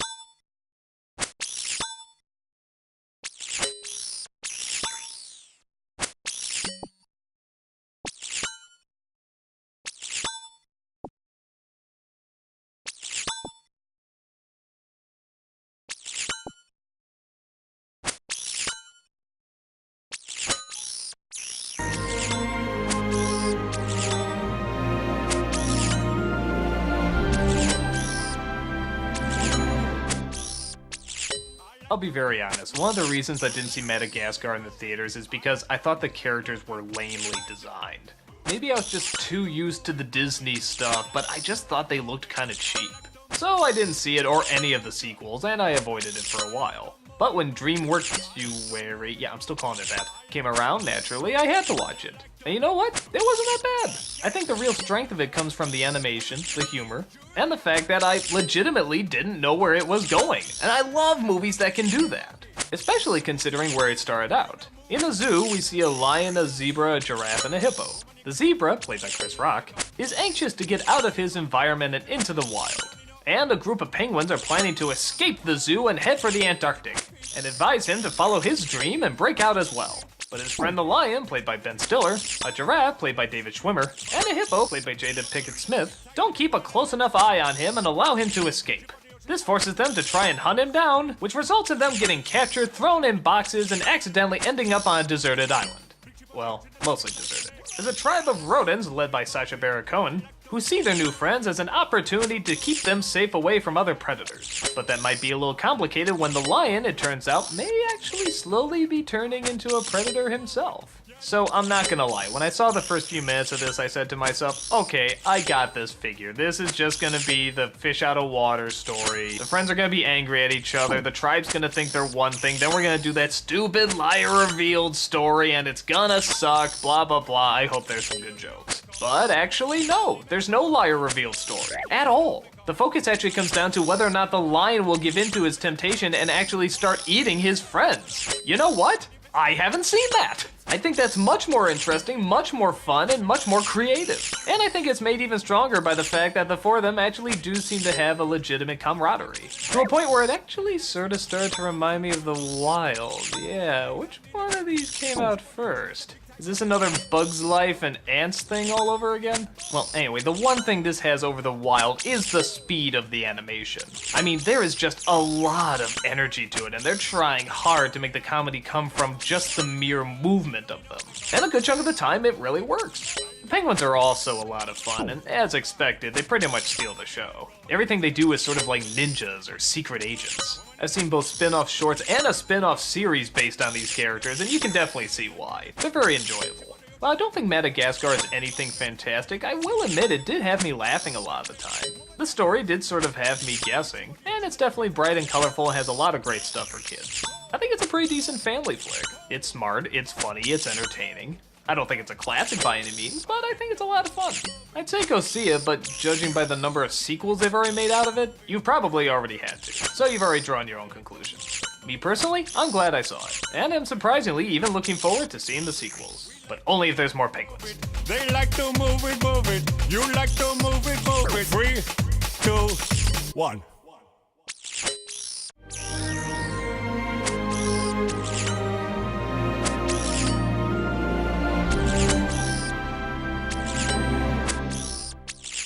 So many of us are familiar with Wallace and Gromit, those wonderful stop-motion shorts that just had us, not always laughing, but intrigued.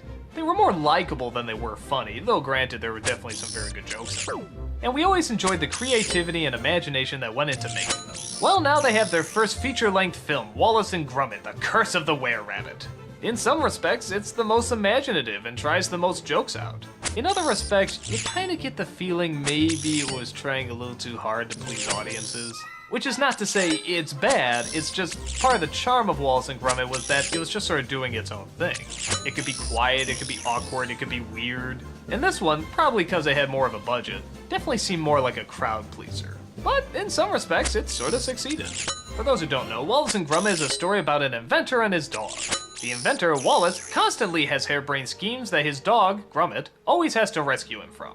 And in this film, they're rabbit exterminators. Well, sort of. They don't really exterminate the rabbits, they just sort of take them off the property and, well, usually give them a home at their place.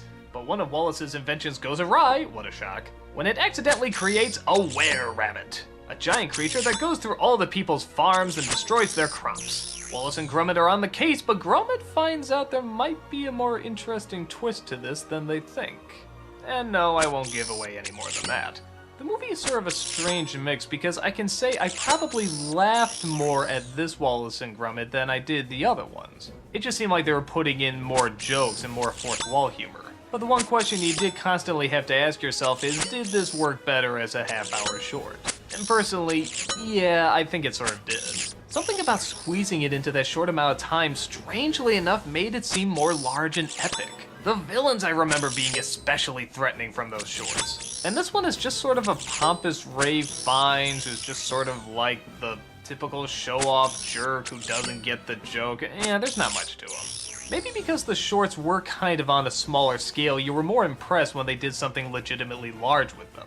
In a movie, you're already sort of expecting something large, so it doesn't really surprise you, it just sort of gives you what you're expecting. But if what you're expecting isn't bad, like me, then this movie isn't really bad either. It's still Wallace and Gromit, it's still the same characters, it's still the same circumstances they usually get in. I just think it might have worked better if it was in a half-hour short. But for what it is, it's a fun little movie. I can't really say if the solution is make it smaller or make it bigger, but I still liked it. It's kind of hard to dislike something as innocent as Wallace and Gromit. The stop-motion animation as always is spectacular. The sets are probably among the biggest that the studio has ever done. And it still has two characters we really like being the two characters we really like. I can't say it's the strongest out of what Wallace and Gromit have done, but I still think it's pretty likable. If you're a Wallace and Gromit fan, check it out. If you've never seen them before, I definitely say start with the shorts first.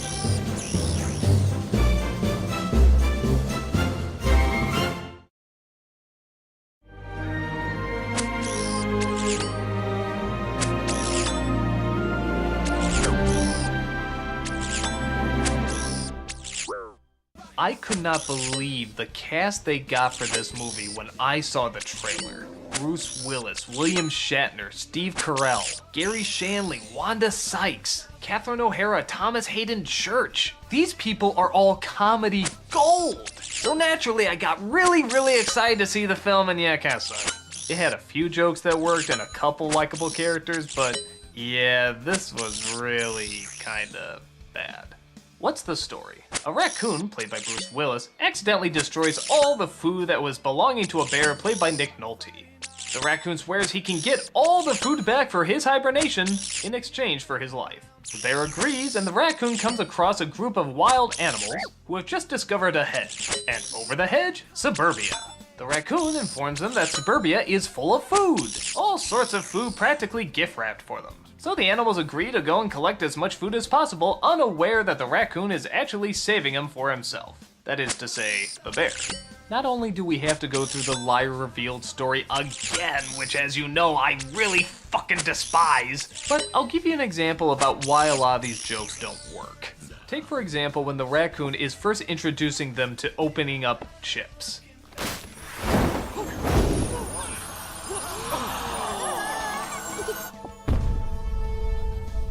Okay, here's why this joke doesn't work. First of all, they use it again. Now there, it works, because that's something negative happening to them, and it's so large that when you back off and show the planet and show the impact it's having, it's showing how much misery it's spreading. That's why that joke works. But if you're just opening a cheese snack, and if anything, it's just supposed to be something good, why would showing it from Earth matter? There's no misery involved, so there's not really any point in emphasizing it. At least not to that degree. And so much of the rest of the story is just building up character traits that are just gonna come into the story later and, well, not really make us laugh. They're just playing into the story. The story we already know because you set it up in the beginning and we know exactly what's gonna happen. None of the celebrities really lend much to the characters. I don't know if they weren't allowed to, or maybe it wasn't a good script, or I don't know, but their talents surprisingly don't bring anything. William Shatner is a possum who has to pretend to die all the time. I guess when you think about it, that could be pretty funny because we know what a hammy actor he is, but if it's animated and we're not really seeing Shatner, yeah, you kind of realize why this joke wouldn't work. Wanda Sykes is a skunk who has to be made to look pretty later on. Again, if you're not seeing Wanda Sykes, that doesn't really work either. I think the only one that really comes through is Steve Carell as the squirrel. This really super crazy hyper squirrel. But even he doesn't get as many laughs as the script should allow. It's aggravating because this is so much funny people and yet so few funny moments. Apart from the occasional joke that gets a giggle, the only time where it actually really starts to pay off is the ending. And it's a good setup. Once the liar's revealed, he tries to redeem himself by saving the day. The animals don't know this, and so they're constantly trying to throw him outside of the car where the bad guy is. Thank you, yes. Let me in! No! Ring-tailed charlatan! And this leads to some pretty funny physical humor. But aside from that, it's a snore fest and a real disappointment. This is good animation too. It's bright, it's colorful. You'd think it might be able to get a little commentary in there. I mean, it was starting to with the food stuff. Or even lines like this. No, I can talk. I'm just driving. This could have been like a great satire of suburbia or a great animal point of view sort of film, but it's just dull, predictable, and like I said before, not that funny. All of these celebrities would go on to even bigger and funnier stuff, but I can tell you right now, this would definitely not be in that lineup.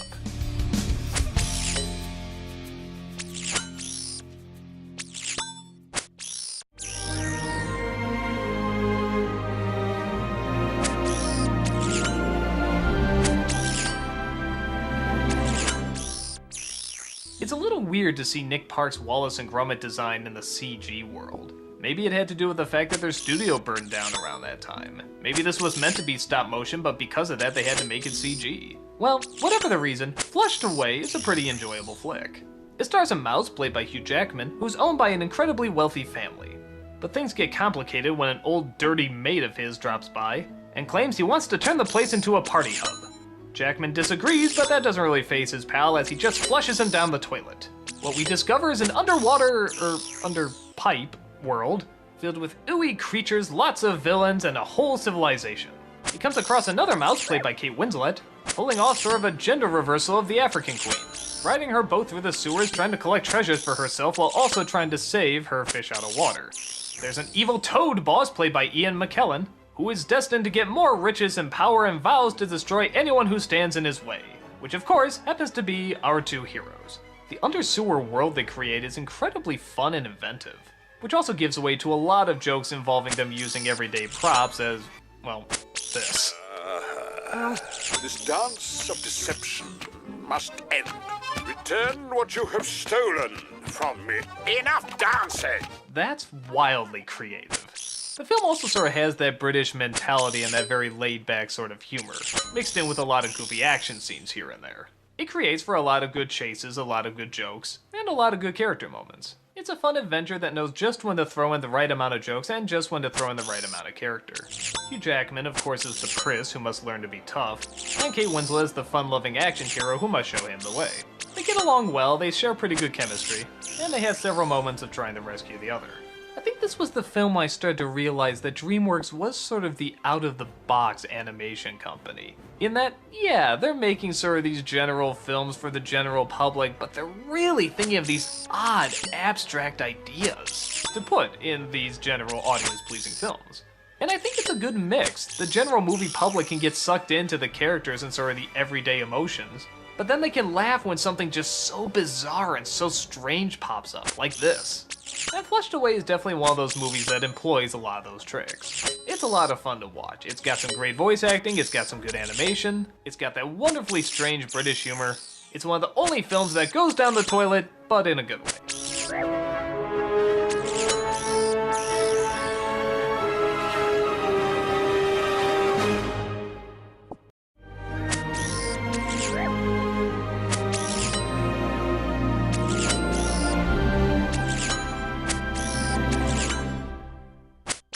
Well, you know I wasn't a big fan of the first Shrek film, but I absolutely adored the second one, so I didn't really know what to expect with the third one. Would they up the ante or take a giant step backwards? A giant step backwards. Right down to the villain being one that we already had, Prince Charming. Yeah, that's right, half of the evil duo from the last movie. It's kind of like the Riddler and Two-Face being the criminals in one movie, and the next one it's just Two-Face. But that's not the only reason to not like the movie. The dialogue is clumsy, the characters awkward, the pacing pretty inconsistent, and the jokes not all that funny. Okay, so what's going on in this film? Actually, what isn't going on? Fiona's father dies in a surprisingly kinda distasteful death scene, which means now Shrek has to be king. But Shrek doesn't want to be king, so he sets off to find the real owner of the throne, Arthur, a whiny little awkward teen played by Justin Timberlake. Well, and it does get a laugh here and there. They go to the help of Merlin, played by Eric Idle, who also gets a lot of really good laughs, actually. But while that's going on, they figure out that Prince Charming has taken over far, far away, and is holding the queen and the princesses hostage. So, Shrek has to make it back and save the day, while Fiona has to break out with her ladies to take back the kingdom. All while also tying in a story that Fiona is pregnant and Shrek is nervous about being a father. As you can tell from the plot, that's a lot going on. But it could still potentially work as long as they keep the characters in focus and throw in a lot of good humor, which, as I said before, they really don't. I remember when I saw this with an audience, most of the people were just sort of sitting there in silence. I mean, there was a laugh here or there and one or two good lines, but kind of like the first one, the plot just sort of moves and meanders without too many jokes even really being told. There's not even really that many new characters. I remember Arthur was kind of enjoyable and Merlin was pretty funny. And the gimmick of the princesses going from damsels in distress to fighters is funny for a bit, but quickly wears that joke out. And yeah, that's about it. When I think of Shrek 2 and I think of all the great characters we got from that, Puss in Boots, the fairy godmother, Prince Charming, the king and queen, the disgruntled elves that worked for the godmother. I remember so much from that film and yet remember so little from this one. And I think what makes it even worse than something like the first Shrek film is that, while I'm not a fan of the first Shrek film, at least it had a good setup for a story. And it did have a decent heart to it, as well as a good moral. This one just seems much more choppy, with some jokes coming in at inappropriate moments and others where there should be funny jokes. The dramatic moments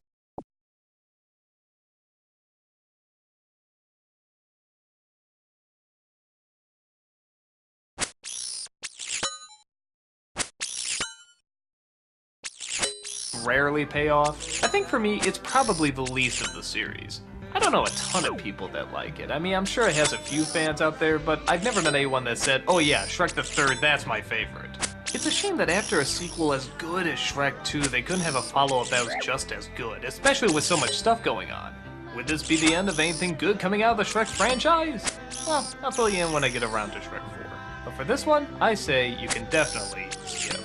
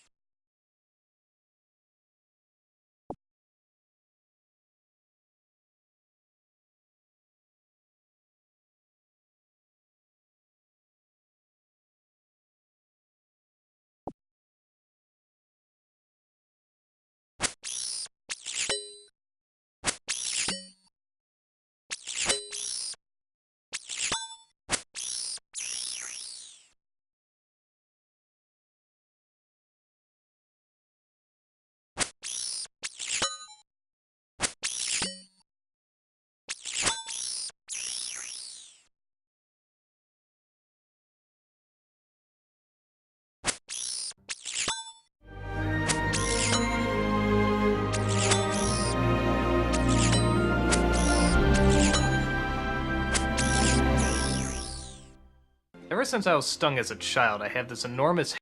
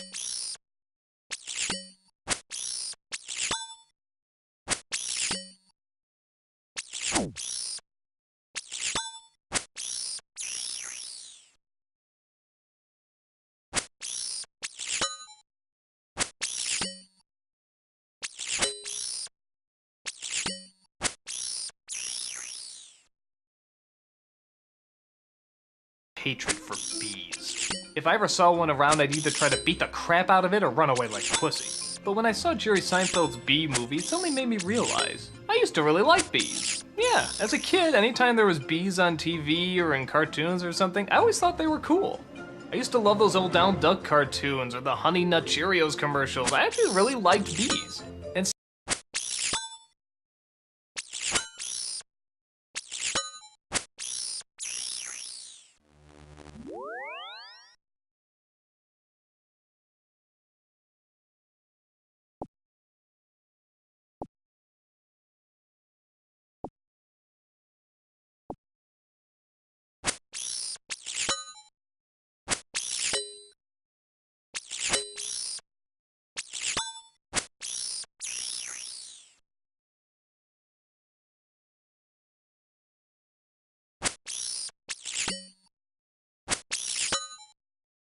seeing this film reminded me why.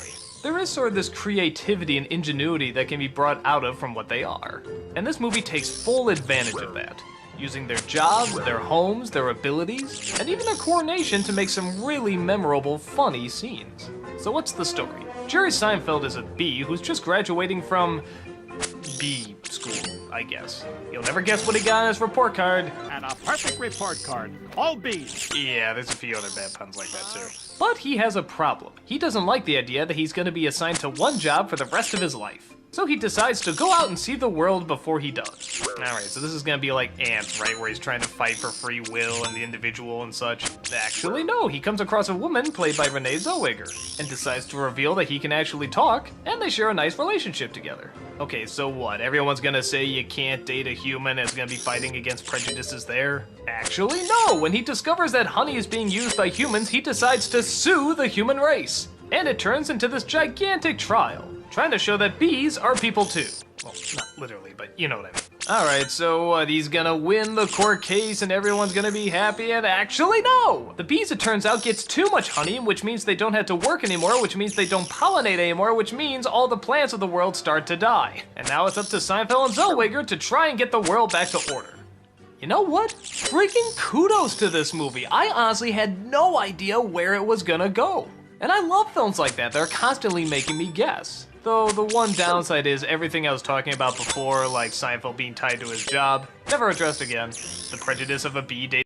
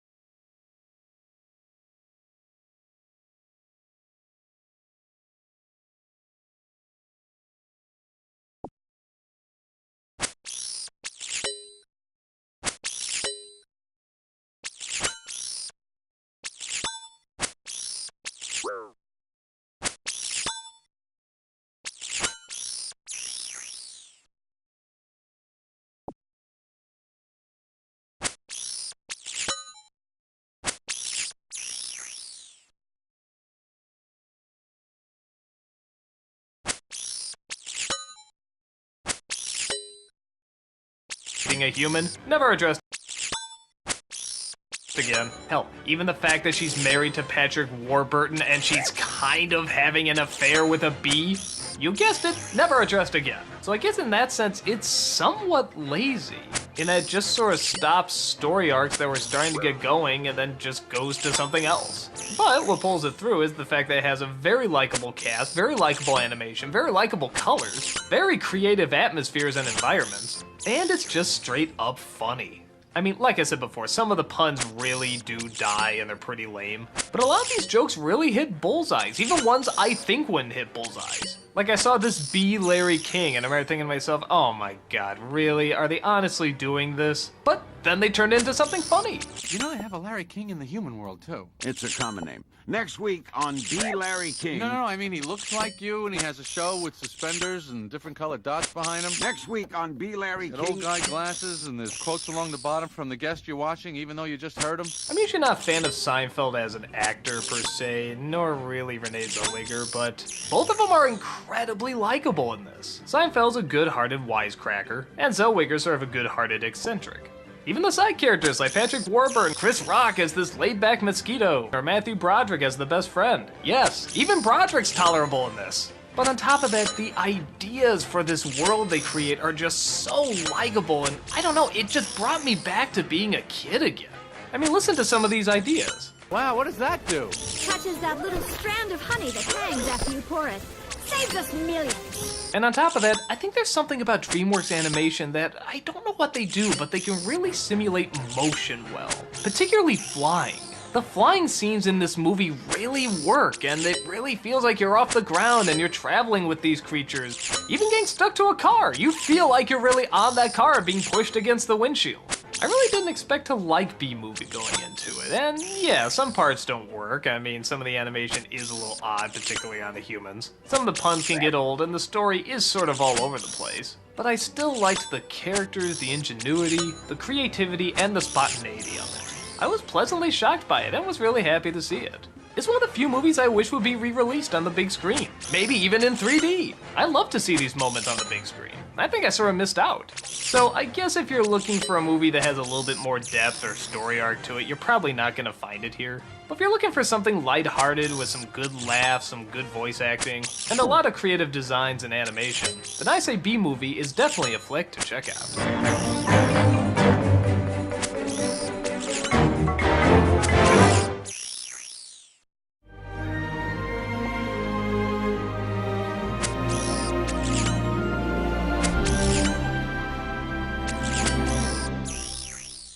Talk about the ultimate never judge a book by its cover movie. Kung Fu Panda, I think, is the dumbest sounding title I've ever heard. And it looked like the film was gonna represent that stupid sounding title too. Jack Black as a panda, get ready to ask for the refund. But watching this film, not only was I shocked at how funny and likable the characters are, but good God, it's beautiful! I couldn't believe how much atmosphere, movement, color, and even sort of classic philosophies that this movie adapted. I think it's actually sort of right up there with Shrek 2 as one of the great animated comedies. Okay, so Jack Black is a panda named Po. He's a big fan of the Fearsome Five, a group of martial artists who are actually all named after martial arts moves, like the snake, the crane, the monkey, and so forth. At one point, their great master is about to choose who's gonna be the Dragon Warrior, the martial artist who's gonna lead the way and save the day. Po accidentally gets flung into the mix, and the master selects him. Everyone, including Po himself, thinks that the master has made a mistake, but the master believes that the chips fall where they may and decides to go ahead with his decision. Po's teacher, played by Dustin Hoffman, tries everything he can to train him so hard that he'd have no choice but to go away.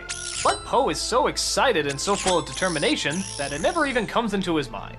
But when an ancient evil breaks out of prison and vows to destroy them all, the race is on to see if they can get Po to be the real Dragon Warrior before the villain arrives. The world they create is a very unique and pretty world to look at.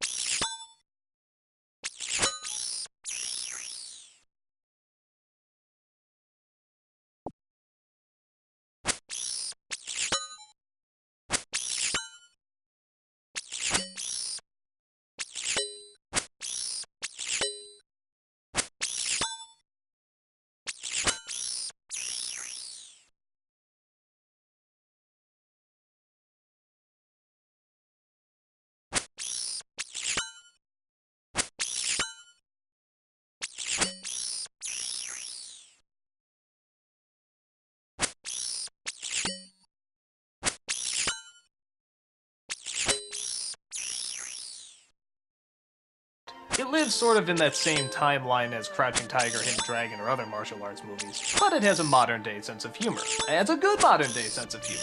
Poe is very likable in his innocence and his need not to give up, and the other characters are very relatable in how they think they've been gypped, but slowly start to open up to his charm.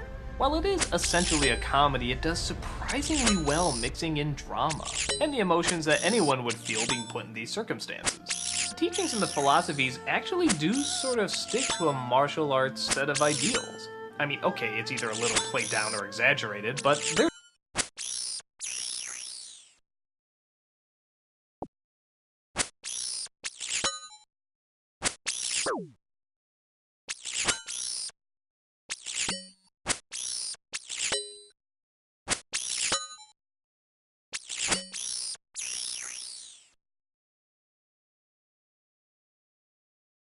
still there.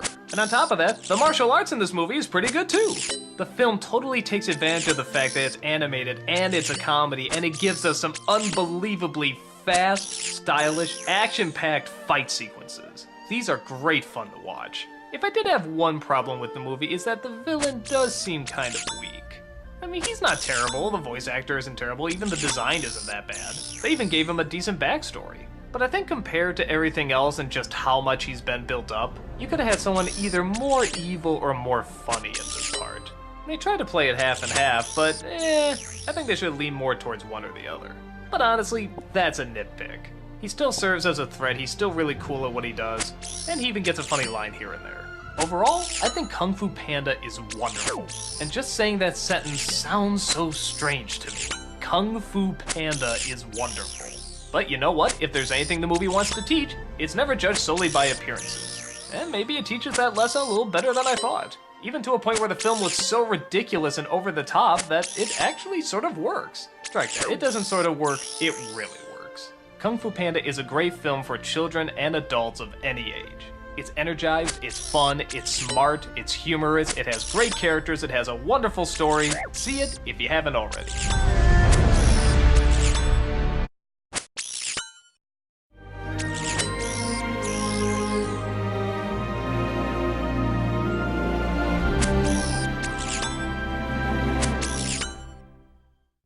Our animal friends return in Madagascar Escape to Africa. I really hate movie titles that have the number in the title. For example, Escape to Africa. Does it really make things any easier? Madagascar 2. There, that was a lot shorter and a lot simpler. But anyway, how's the movie fare out? Well, the first one I thought was funny, particularly in the animation department. And this one, well, seems to be a little funnier. It knows what to do with its characters, and knows how to keep fresh jokes coming, and it knows how to keep a fast pace but also keep a good heart. The film starts out exactly where it left off, with our heroes still stuck on the island. But they figure out an almost foolproof way to get themselves back by repairing the plane and putting it on a giant slingshot. This doesn't quite get them back to New York, but it does get them to Africa, where everyone seems to fit in really, really well. The lion is reunited with his mother and father, the hippo finds a new love, the giraffe's germophobia upgrades him to doctor, and the zebra manages to fit in too.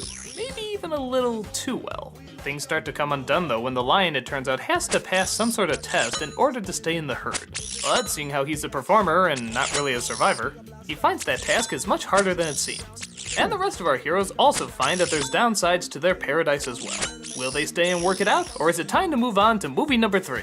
Well, seeing how movie number 3 has them in Europe, I think it's kind of a safe bet to assume what's gonna happen. But again, what makes it good is in what comedic ways it happens. And once again, the movie really shines in the comedy and the animation.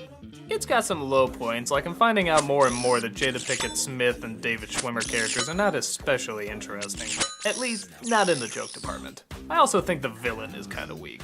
Well, maybe not weak, just not funny. Alec Baldwin does a good job playing a slimy, unlikable, detestable creature. And he's also good in the movie too. I digress. He actually does do a good job, it's just I would have liked a little bit more comedy to come out of him. That's Bernie Mac playing the lion's father, doing a surprisingly very heartfelt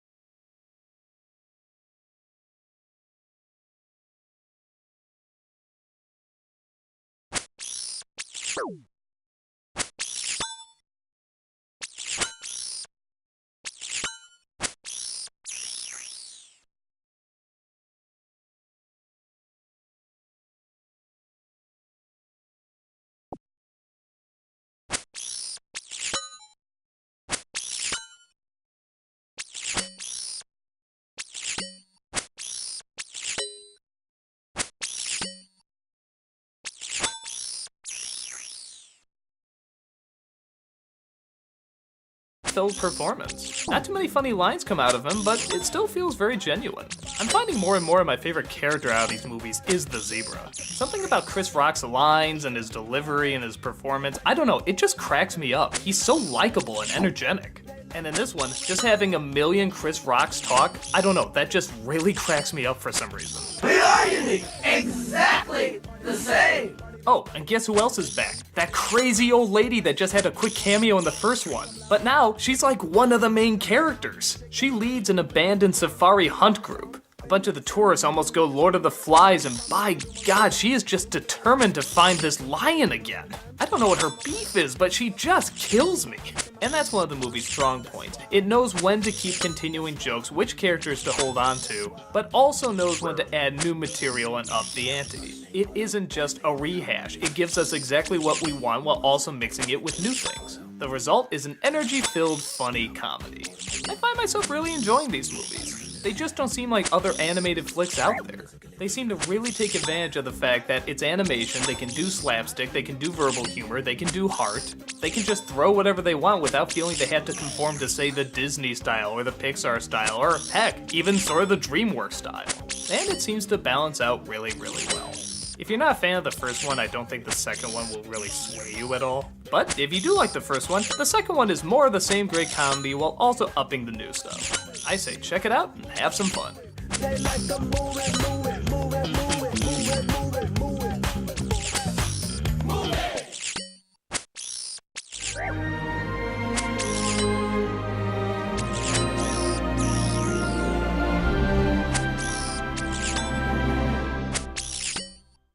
Monsters vs. Aliens. How can you go wrong with a title like that? You don't. Well, for the most part. The film definitely gives what it promises, Monsters vs. Aliens, but sometimes it gives some really lame, really not well thought out jokes. But to make up for that, I think it gives us some very memorable characters, most of them anyway, and a very creative premise. The story starts off with a woman named Susan who's about to get married. But through, of course, a tragic accident, she transforms herself into a giant, and is captured by the government to be used as, well, a weapon freak of nature. So they put her with the other weapon freaks of nature,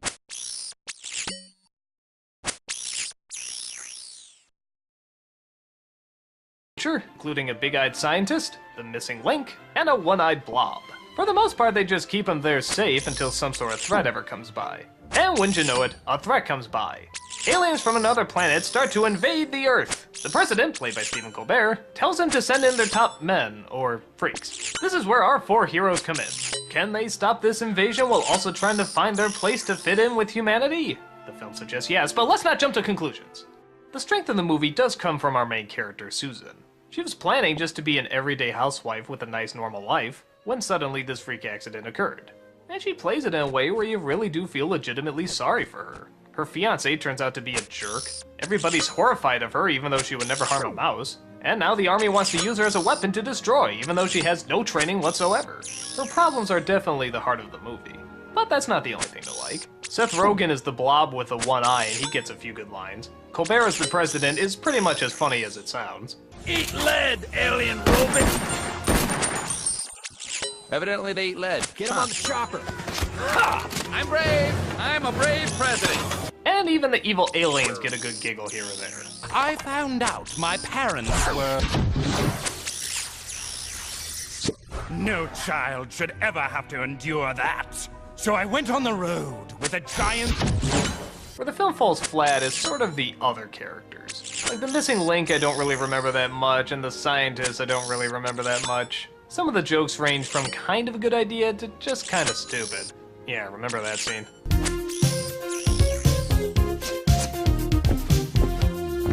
And sometimes the animation can be a little odd. I don't know, sometimes the people look a little too weird to me. But again, they sort of level that out with some really creative action sequences, and do a great job in giving everybody their size and scope, especially considering the fact that they make Susan the main character, so you can get a lot of fun angles with height and size that way. So on the whole, Monsters vs. Aliens isn't a super strong film, but I think it's enjoyable to watch at least once, maybe even twice. Anytime a joke sort of keels over and dies, they always make up with it with either a lot of heart or a lot of action. It's a fun flick, and definitely worth your time to check out.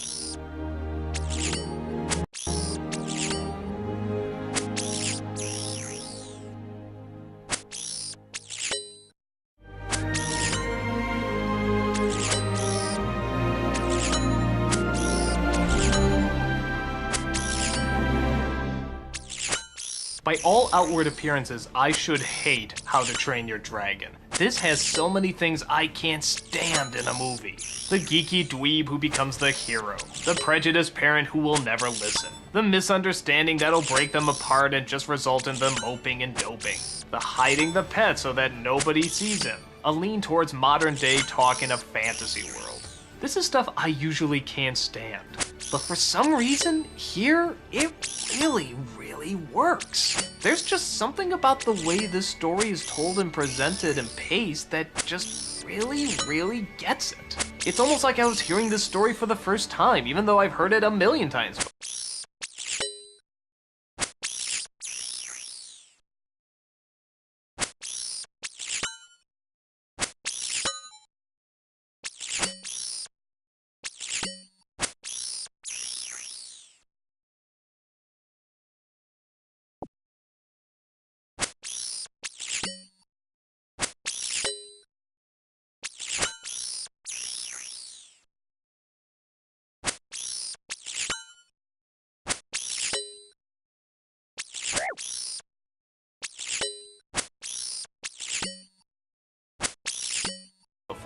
Which is funny because the people who did this also directed Lilo and Stitch, another movie that's been done a million times but seemed very fresh and new when they put their spin on it.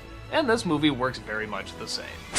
A young boy lives in a world of Vikings, who spend most of their time trying to fight off dragons. Why? Because they believe dragons are evil. And who can blame them? They constantly attack, breathe fire, and are just dangerous animals. But the boy starts to see things a little differently when he comes across a wounded dragon in the middle of a field. So the boy decides to study him. As he spends more and more time with him, he realizes that dragons are not inherently evil. They're like any other animal. As long as they can be understood, they can be trained to be peaceful. And he uses this advantage to fight off other dragons, in a sense. He doesn't really fight them, he actually finds non-violent ways to defend them off, which gets the attention of the village, and more importantly, his father, who always regard him as a bit of a disappointment, but now finally see something they can connect with. But gee, will the truth be revealed, and will the father's prejudice get in the way to where he says he doesn't have a son and all that other stuff? Yes, but it's actually done pretty good here. The only thing I can think of as to why it works here and not in other stories is that the pacing is just so good. In that every single time something happens, you see how it affects the character. You see when the boy learns something that it'll sink in. You see him actually taking the time to figure stuff out with the dragon. Even his father, you can see sort of the turmoil he's going through with trying to love his son, live with his son, hate his son. He goes back and forth like a real human being would, and not just a one-dimensional character. He's not just a bad guy, he's a human being who happens to have a prejudice, but it's a prejudice you can well understand. That doesn't mean it doesn't break his heart when he has to disown his son. And maybe that's what makes it stand out. Every emotion feels genuine. When the characters are happy, they feel genuinely happy. When they're jealous, they feel genuinely jealous. And when they're heartbroken, you really feel how heartbroken they are. And I think so much of that just comes from the fact that they take the time to let us know these people. And it's not rushed. The flying scenes are unbelievable. I mean, they are just beautiful to look at. When this movie came out, it was in 3D, and I still stand by this is the greatest looking 3D movie I've ever seen, even better than Avatar. I saw it in IMAX and it blew me away. Every time there's a flying scene, you felt like you were on this dragon and you were riding through the canyons. I don't know what they did, how they did it, but more movies need to do it. Or at the very least, re-release this movie so we can see it again in IMAX 3D. Because I know a lot of people who didn't see it that way, and they should see it that way. But the great thing about the film is, even if you take that aspect out of it, it's still a good story, and there's still good characters. It's one of the few movies that can have this combination of things I usually don't like and can somehow really pull it off. It can be funny, it can be harsh, and it can be very, very genuine. The one problem I have with the film is when it's revealed exactly how the dragons work. Even to this day, I'm sort of confused how it all goes down. It's like there's a giant dragon and all the little dragons have to feed that giant dragon, so they're kind of slaves, but they can just fly off if they wanted, couldn't they? Why did they have to return to this dragon? Why is that the reason they have to attack the people? It's pretty confusing. But once again, they make up for that with just how creative and cool the dragons are, and how different each one is, and how they function. Each one has their weakness, each one has their strength, each one even sort of has its own personality. Like I said before, a lot of time went into the details of this film. I think it's just a straight up wonderful flair.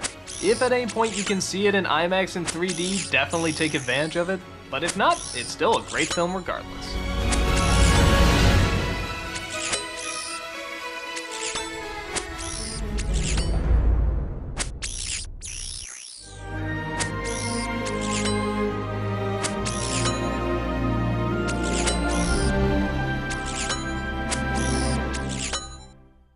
Shrek Forever After, the final film in the Shrek legacy, I guess?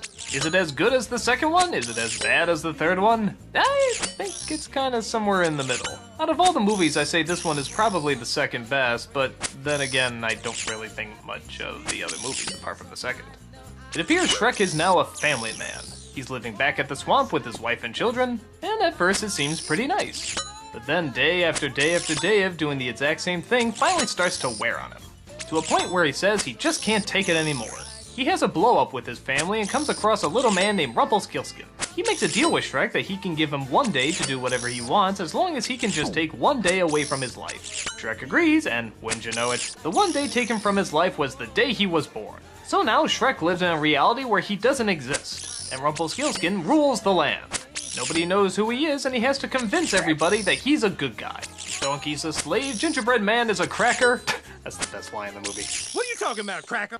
And Fiona is now the leader of a resistance of ogres. The film in no way reaches the harder comedy that 2 had, but at the same time I will admit I did sort of want to know what was going on. I was more intrigued with how Shrek was going to get out of this and the alternate reality that was created from his decision. I like seeing the characters in different roles, I like seeing them do different things. The downside is that it doesn't really lead to a lot of funny moments. And I mean that sort of in the same way as the first film, like it's almost not trying to be that funny, it's more trying to just tell the story straight up. Which isn't necessarily bad. I'd much rather they try to tell a good story than just have them try to tell a bunch of jokes that really fail. And there are a few good laughs in this. So I guess my only 2 major problems with this movie is, 1, the fact that it could use a lot more jokes, and yeah, it's a comedy, I do think that's a bit of a problem. And 2, this scene. All I want is for things to go back to the way they used to be. You mean back before you rescued me from the Dragon's Keep? Exactly! I think the scene where Shrek blows up at Fiona is way too out of character and way too mean-spirited, even for Shrek.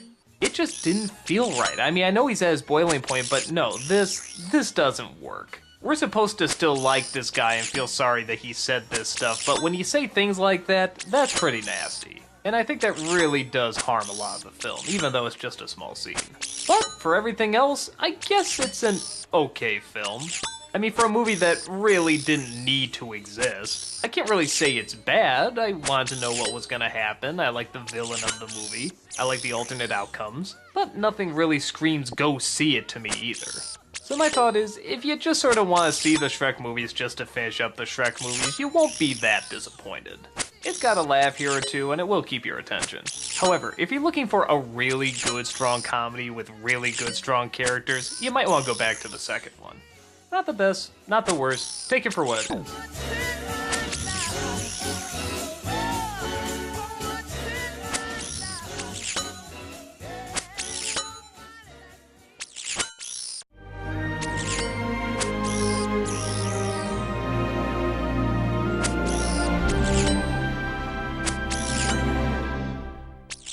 As soon as The Tick came around, superhero parodies have become a dime a dozen. There's some real good ones, there's some real bad ones. But bottom line, the shtick has been done to death. So if you're gonna do it, you should have a really damn good angle. Megamind sort of does. It's nothing really that new. It's the superhero, supervillain, and damsel in distress sort of taking on roles they wouldn't usually take on. So from a comedic standpoint, it doesn't really work that great, but from a dramatic standpoint, it actually has a few good moments. We have Megamind, played by Will Ferrell. He's in the process of trying to destroy a superhero played by Brad Pitt, by kidnapping his lady, played by Tina Fey. All three of them have gone through this shtick dozens of times. The hero always wins, the villain's thrown in jail, and the damsel is always rescued. That is except for one day, when it appears that Megamind actually wins. Yeah, he actually destroys the superhero and ends up taking over the world. But he quickly realizes taking over the world is kind of boring. Now that he has it, he doesn't know what to do with it. He has all the power in the world, but nobody to love him. He doesn't know how to feel or what to do about it, so he gets in contact with Tina Fey again. She of course tries to stay away from him, but over time she starts to notice the true tragedy of the character. In fact, even a very bizarre sort of romance starts to form. That is, until Megamind thinks he figures out what he needs. He tries to find an everyday schmo and give him superpowers, so that way he'll have an arch-nemesis yet again to fight. But the downside is the arch-nemesis actually doesn't want to do good, which forces Megamind to ironically be the hero, and once again, having to save the damsel in distress. So if you're familiar with superhero knockoffs and parodies, a lot of this is pretty familiar. And it's not unfunny, it's just maybe a little too familiar. We've seen it over and over again. But it is with still very likable characters. Brad Pitt even has a pretty funny story near the end about how he comes to a conclusion about himself, and how. But oddly enough, most of the movie is sort of spent in conversations, mostly between Megamind and the romantic lead. They're pretty good conversations. I'll admit, I probably would like a few more laughs out of this. I mean, I would like to see a comedy, but for these conversations they're having, it's not bad. I actually do end up caring for both of them. And am sort of curious where the relationship between the two of them is going to go. The action in the movie is good, but not as good as some other DreamWorks animation. The side characters get a few laughs, but not enough to take away focus from the main characters. I guess I really only have two major problems with it. One is, yes, I could have used a lot more jokes. I mean, it's a parody of superheroes. There's so much you can do with that, and people have done with that, and I don't know, I just sort of feel like we got Incredibles again. Taking what should be a superhero comedy and making it actually pretty serious. But to be fair, from a different point of view. And the other thing is, I find it a little distracting that Megamind becomes the hero becomes, well, okay, I won't give it away, but it's kind of the opposite. And the damsel becomes still the damsel. Yeah, that kind of bothered me. I mean, yeah, she goes through a change in that she sort of becomes interested in Megamind, but come on, we're really gonna hang her off the tower again? We're really gonna do this whole shtick? You were doing so good in making her an interesting character, and then you just go Mary Jane on our asses. Why couldn't she be the hero, and maybe the superhero the villain, and maybe Megamind the person has to be saved? You know, some sort of switch up that made sense and equaled out. I don't know. To me, it just seemed like a big missed opportunity. But for what we did get, I think Megamind was a cute film. I'd say it certainly has more adult moments than other DreamWorks movies in that, well, there's a lot of sitting down and talking. But like I said, I think the characters are enjoyable enough to listen to. And you even get pretty wrapped up in their drama. I don't think it's a grand film in terms of superhero flicks or even emotional dramas, but it's not bad. I came out glad to know that the characters I wanted to be okay came out okay. Not a great film, but a good one. I'd say it's definitely worth checking out.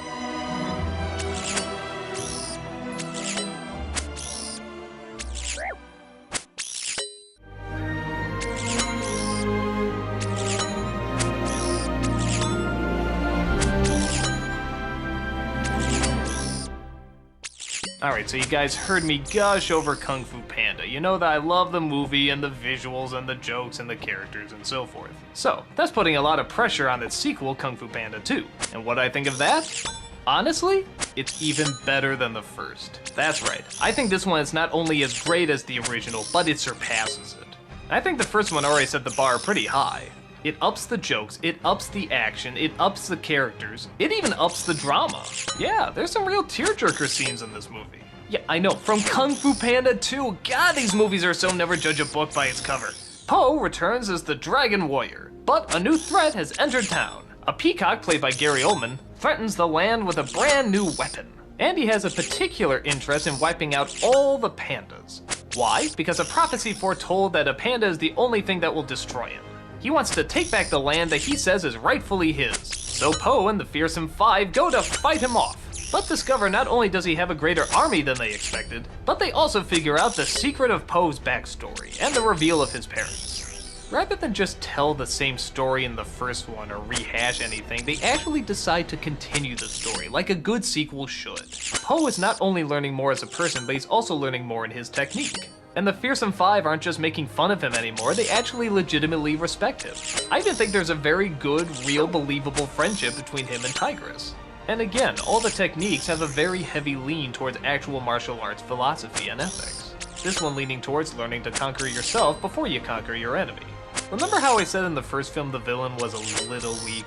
This one is the exact opposite. This is a great villain. He has a fantastic backstory. He has a great design. He has a devious voice. But they still managed to get some good comedy out of him too. I envisioned it a little to the left. Perfect. With the weapon by my a little bit more. It's a perfect balance. There's also new characters played by Michelle Yeoh, Jean-Claude Van Damme, and even the return of old favorites like Dustin Hoffman. The film is great too in that I didn't really know where it was going, at least not the whole time. I like the first one a lot, but you could pretty much tell what direction it was leaning towards. This one threw in a few more twists and turns and made it a little bit more dramatic. Hell, I actually heard people crying at some scenes in this movie. Yes, Kung Fu Panda 2 starring Jack Black actually made people cry in the cinema. That's a damn impressive feat. To be honest, I have no problems with this movie at all. I think it's another one of those perfect films. Everything has been stepped up to the next level. The action, the characters, the story, the visuals, and of course, a great villain. However, is there a downside? Yes, there is. It came out the same weekend as fucking Hangover 2. So, everyone went to see the same rehashed bullshit that wasn't even really that funny in the first one, instead of seeing this really funny, really smart, artistically put together film. And what everybody say about the Hangover 2? Yeah, it sucked. It was just Hangover 1 again. What everyone say about Kung Fu Panda 2? That was good. It wasn't just Kung Fu Panda again. But no, everyone went to see Hangover 2 and... God, fuck that movie. If they don't make a Kung Fu Panda 3 because of this, I will be really pissed off. And the end indicates that there's going to be a sequel. And by God, with 2 films this good already under their belt, they better fucking make it. I don't even know what else to say without giving away too much. I just adored it. It's a film series that just keeps getting better and better, and I pray it continues to do exactly that. If you like the first one, then you're definitely gonna love the second one.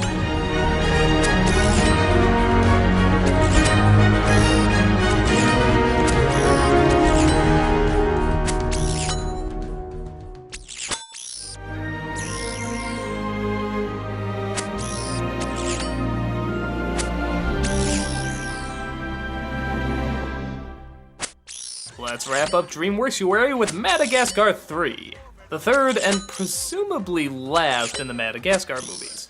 And I have to say, this seems like a series of movies that just keeps getting better and better. The first one was funny, the second one was really funny, the third one is just constantly hilarious. Except when it needs to be heartfelt and sentimental, and it does that very, very well. It has the same great characters, the same great energy, the same great animation, and a whole bunch of visual wonder.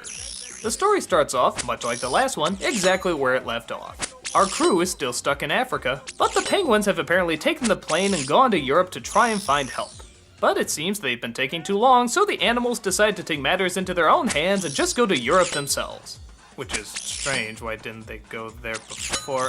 Cartoon logic, it runs on cartoon logic. They catch the penguins gambling and try to take their winnings to get a ride back home.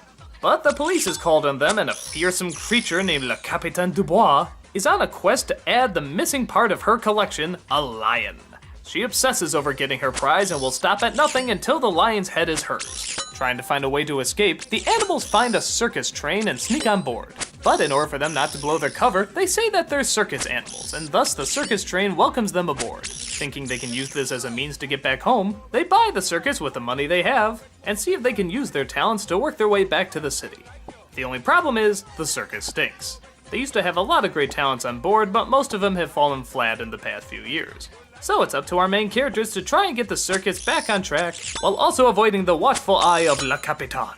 Not only did this movie have the most laughs, but I think it also had the most funny characters. As Frances McDermott as Le Capitaine, and honestly, you could never tell. She just gets lost in the role and you're too busy laughing at her in order to figure out that it's actually her playing it. You bastard fool! Your cheap cologne is obscuring the animal muscle! Oh, my fist! That's also Martin Short as an Italian seal, and again, you would never know. He just does such a great job, you would never figure it out. Trapeze Americano! Hey, I have a great idea! Maybe you come with us to Rome!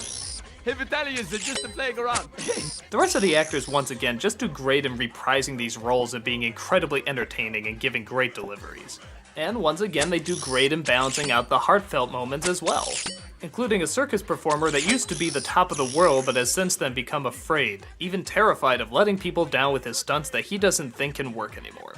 Now, it's true the story does work its way, I guess, into the inevitable liar reveal plot, which a lot of you know I really despise. But A, they don't focus on it very long, and B, in this story, it sort of works.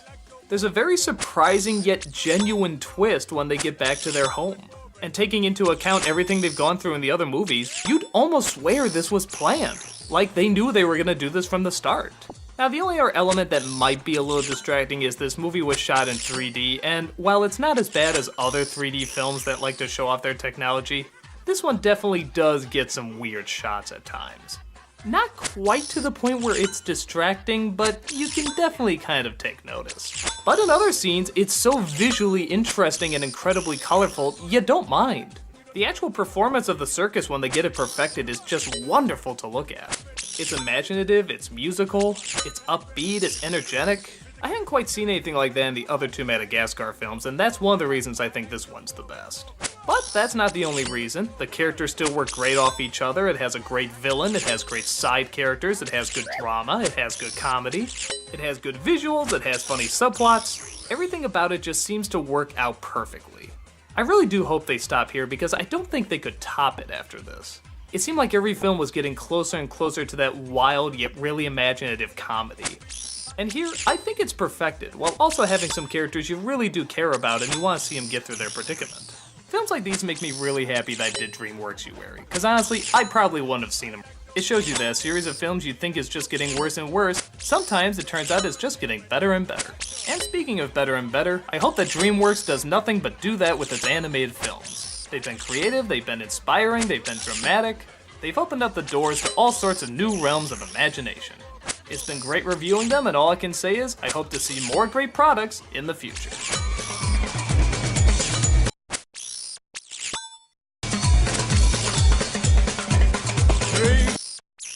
2, 1.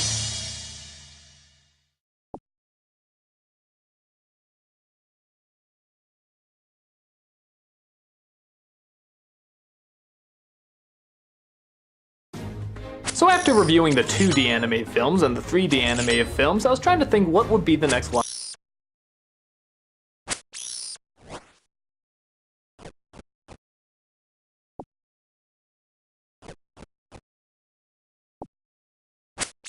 Logical step for Disney-cember, and everyone seemed to voice their opinion that they want to see the live-action films. Well, the problem with that is there's like a bajillion of them. I have 1 month to get through these, and it's just way too much. But at the same time, I was thinking to myself, these movies have left a big impact.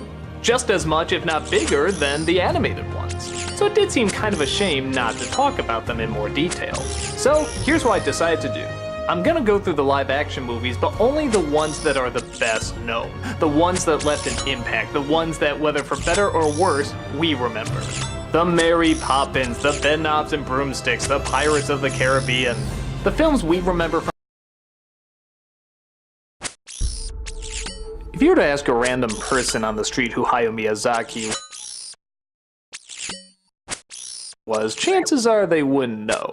But if you were to ask a movie buff, anyone online, or pretty much any person from Japan, everyone would tell you that he is the animation champion of the world. Only in the past 10-15 years has he finally started to get credit in America, allowing our audiences to see tons and tons of his genius work. But it turns out, he's not the only one turning out Miyazaki material. His animation company, Studio Ghibli, has also been turning out timeless classic after timeless classic. Again, only starting to get recognition in America in the past 10-15 years. And who do we have to thank for all this imagination being shown to us? That's right, the Big D. or more specifically John Lasseter, who's friends with Hayao Miyazaki and promised to get as much of his work to our audiences as possible. The result was the majority of the studio's films being re-released and redubbed in America. But they didn't just half-ass it, they went out of their way to get the best talent possible. The best sound people, the best translators, and of course, the best actors. It only figures that Disney, another great leader in animation imagination, would be the people to introduce us to not only such wonderful artwork, but such fantastic stories. So, this Disney-cember, every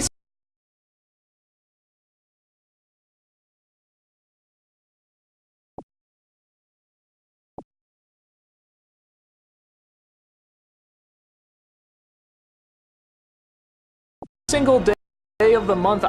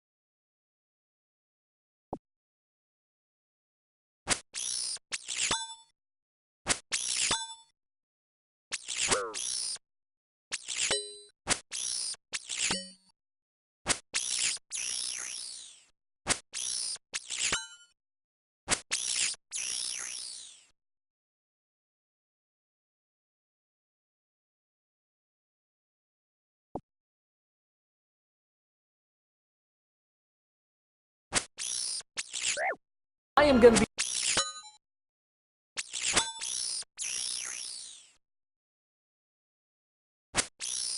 be looking at one of the films from Miyazaki or Miyazaki's studio.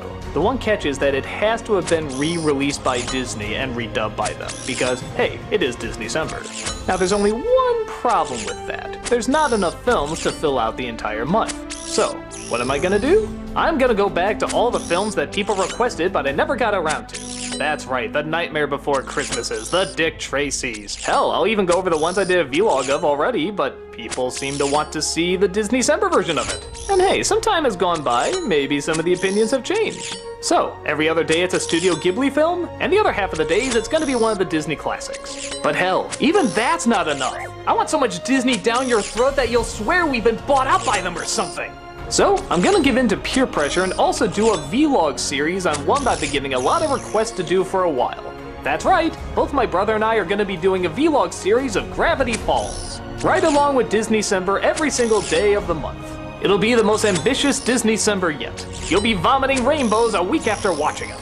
There's a lot of imagination, a lot of great characters, a lot of great stories. Hell, there's just a lot of greatness to get through. So sit back, everybody. This is Disney-cember, the Studio Ghibli Overlooked Classics and Gravity Falls edition.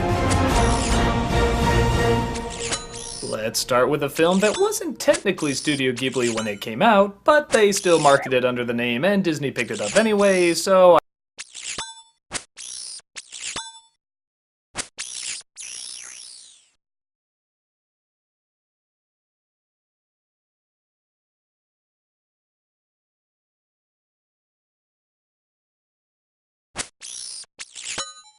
I think it counts. Nausicaa and the Valley of the Wind, a film surely not to be ignored. This was only director Miyazaki's second film and already it was a gigantic epic. The story centers around a princess. Yeah, get used to seeing those. I think Ghibli might be the only studio that actually uses princesses more than Disney. Who lives in an apocalyptic future. Actually, one of the nicer apocalyptic futures. Very green, lots of mountains, nice scenery. Well, at least in this part of the world. Other parts of the world, there's nothing but war and ruin. Everyone's attacking everyone, trying to find old monsters and creatures to destroy one another. When those warring countries find the Valley of the Wind, they see an opportunity to use their land and their resources to their advantage. Nausicaa, after discovering the death of her father, peacefully tries to find a way to save everybody and not cause any more bloodshed. Along the way, he comes across a boy who's on the other side and asks her to join his quest. But she doesn't want to be on anyone's side, she just wants war to leave and no more people to die. no more people or bugs. Yes, in this futuristic world, there's also giant monsters that look like bugs. Hell, even the planes kind of look like bugs. Which is kind of cool when you think about it. You assume all birds are gone in this world, so their planes wouldn't really look like birds like ours. Instead, they would look like insects. Kind of a neat note. But nevertheless, Nausicaa doesn't want anything living to perish. So she goes back and forth between every single side imaginable, trying to find the peaceful route. For only a second film, it's one hell of an ambitious project. It tries to throw so much at you, and for the most part, it pays off pretty well. You very easily understand the conflict of every single character, and every single character does have a conflict. It's a lot of fun just seeing them work off each other, trying to figure out strategies, what to do next. Everything is always in a huge rush. Something like that can usually be a little too busy and distracting, but the characters are strong enough to pull it through.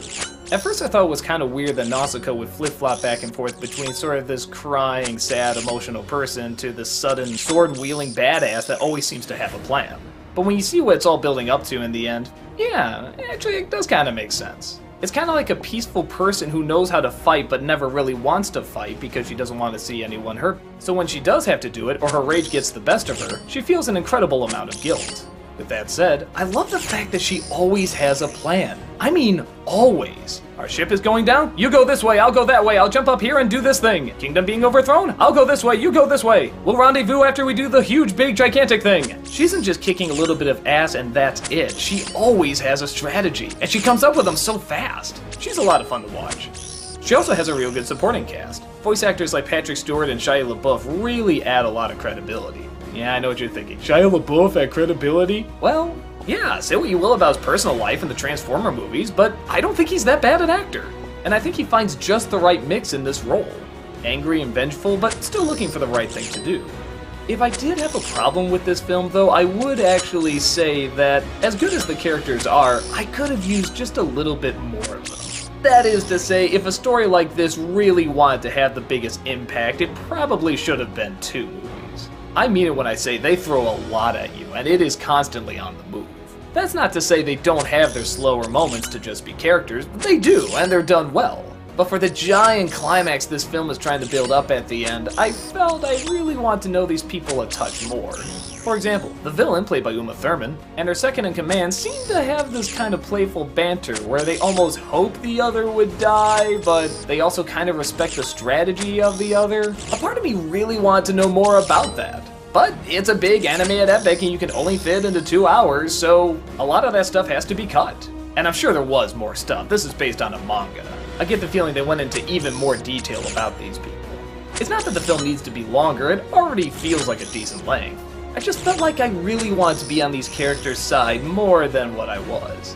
Which is to say, I didn't want to see them perish, but I didn't feel the entire weight of the film the way I think it wanted me to feel it. Maybe 1 or 2 less scenes of traveling and shouting orders replaced with a little bit more of natural talking would have done it. But that really is a bit of a nitpick. It's still very large in scale and very impressive to look at, and I want to know what it's all going to amount to. Had they been able to explore a little bit more, I think this could have been on par with, say, the Lord of the Rings movies, but as is, it's still pretty damn impressive. It's so cool seeing where all of these Miyazaki tropes start. The technology, the monsters, the love of nature, his thumbprint is all over it. And it's even more impressive when you think no computers were used on it either. I mean, look at this. This looks like something that could be animated today. Great backgrounds, great environment, great atmosphere, great characters, great story. What else can you say? Nausicaa in the Valley of the Wind is just great. Go take a rent and see for yourself.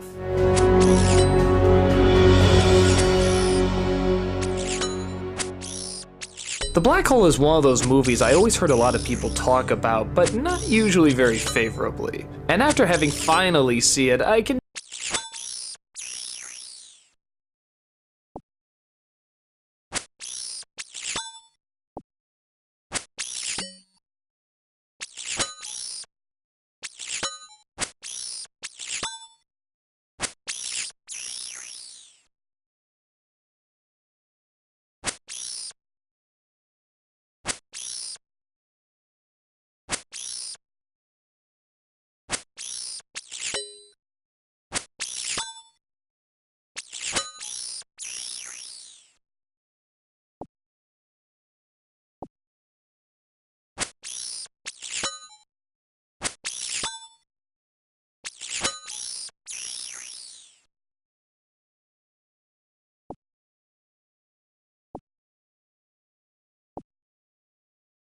definitely see why. It's Disney's attempt at trying to beat every popular sci-fi film that's ever come out. In fact, you can point practically scene by scene what movie they're trying to replicate. First it's Alien, then it's Battlestar Galactica, then it's 20,000 Leagues Under the Sea, then it's Star Wars, and then finally it's 2001: A Space Odyssey. In trying to combine them all together, you get a film that has very little identity. It's just kind of a huge mess. But at the same time, I can't say it was entirely bad. There's some good things about it. A couple, maybe. It starts off with an expedition in space where they come across a craft that apparently has been lost for years. A scientist and his robot standing on the edge of the black hole. He claims the rest of the crew died, yeah, that's it, and that he's been spending his time trying to figure out how he can go through the black hole and come out the other end. He thinks he's finally found a way and everybody's intrigued to see if he can actually do it. The downside is there's a lot of mysterious things going on. His robot crew almost seems a little too human, and there's just this all-around threatening tone where the people feel more like prisoners than they do guests. Secrets are discovered, sides are declared, and it's a battle to see who can get off the ship alive. The best part about the movie, strangely enough, is its atmosphere. And don't get me wrong, a lot of the effects are not very good. They're supposed to be flying around in space, but it just kind of looks like they're standing around. And the keying is really, really bad. I mean, look at that. Can you take a guess where the real film is and where the matte painting begins? Yeah, it's pretty painful. But it almost makes up for it with this gigantic feeling of dread throughout the first half. Everybody knows something sneaky is going on, but they can't quite put their finger on what it is. They're just waiting for a trigger moment to whip out their guns and start defending themselves, but there never really seems to be a reason to. Plus, it has maybe one of the scariest robots of all time. Maximilian. Yeah, doesn't sound very scary, but whenever he's on screen, all the music stops, all the sound goes dead, and you just feel this thing's presence. He even gets in a few decent kills every once in a while. Look at this scene.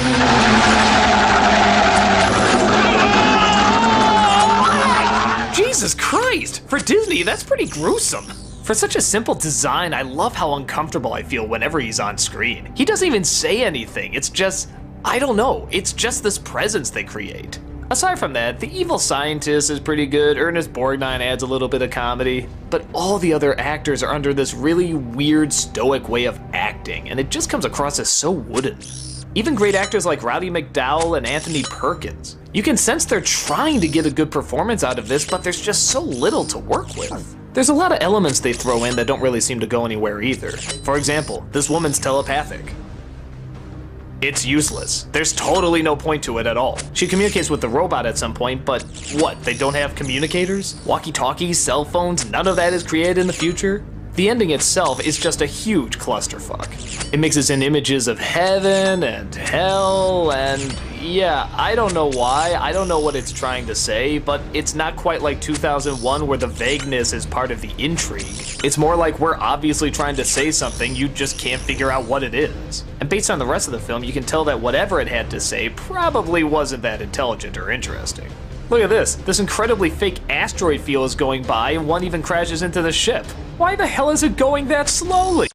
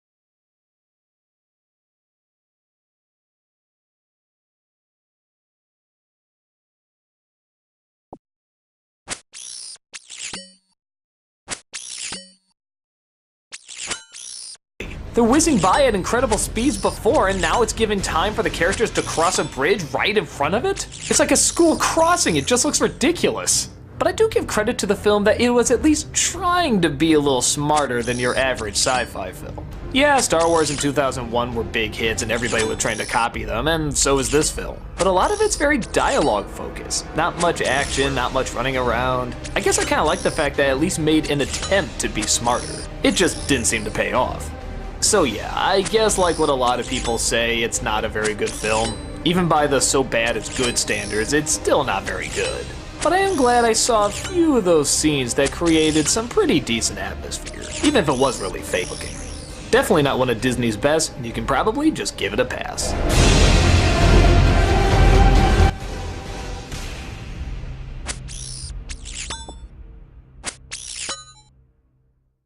The awesomeness of Castle in the Sky can be summed up right in the very opening.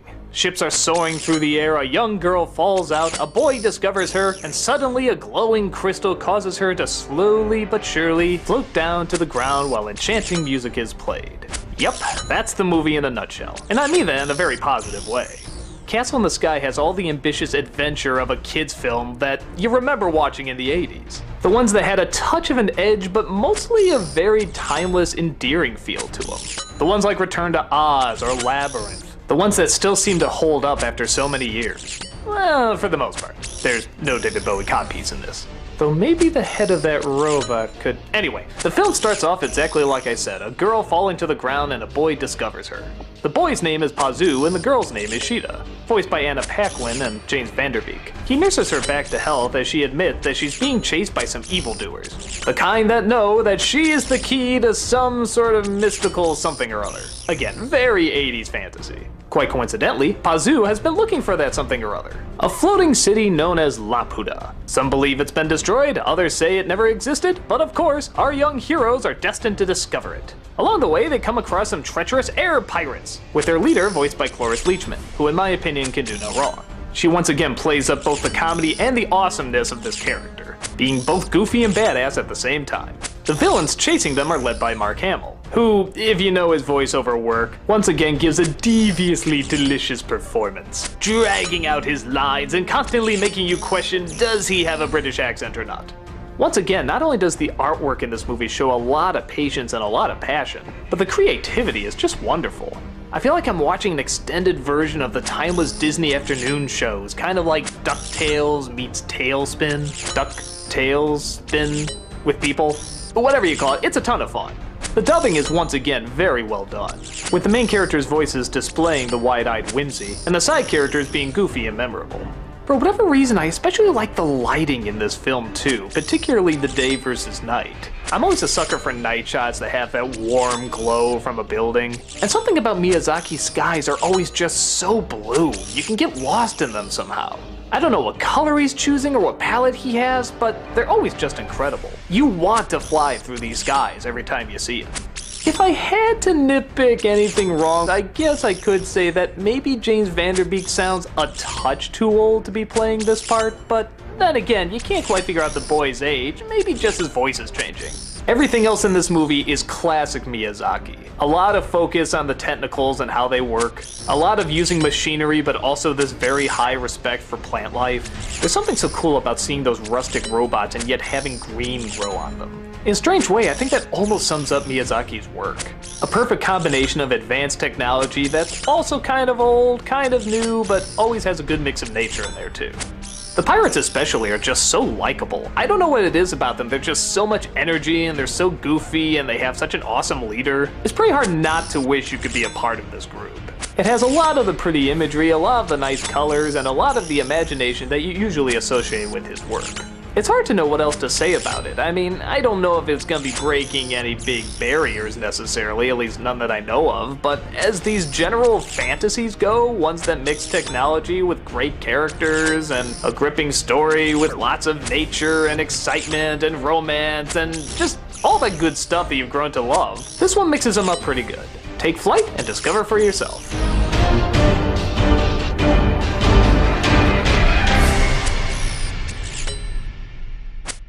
So a lot of people have been requesting something wicked this way comes, which is interesting because when the film came out, it was a major bomb. It didn't even make half of its money back.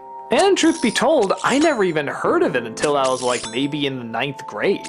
I remember it's being shown in my school as an understanding of Ray Bradbury's work, and all the kids were so excited. Something wicked this way comes. Oh, I love that movie. I was kind of wondering how I missed it, as I thought I saw all the really dark 80s kids films that came out around that time. I say this to point out that this is not a film I grew up with, so I'm not really gonna let the nostalgia factor get in the way. But that doesn't necessarily make it a bad film, I just don't think I love it like everybody else loves it.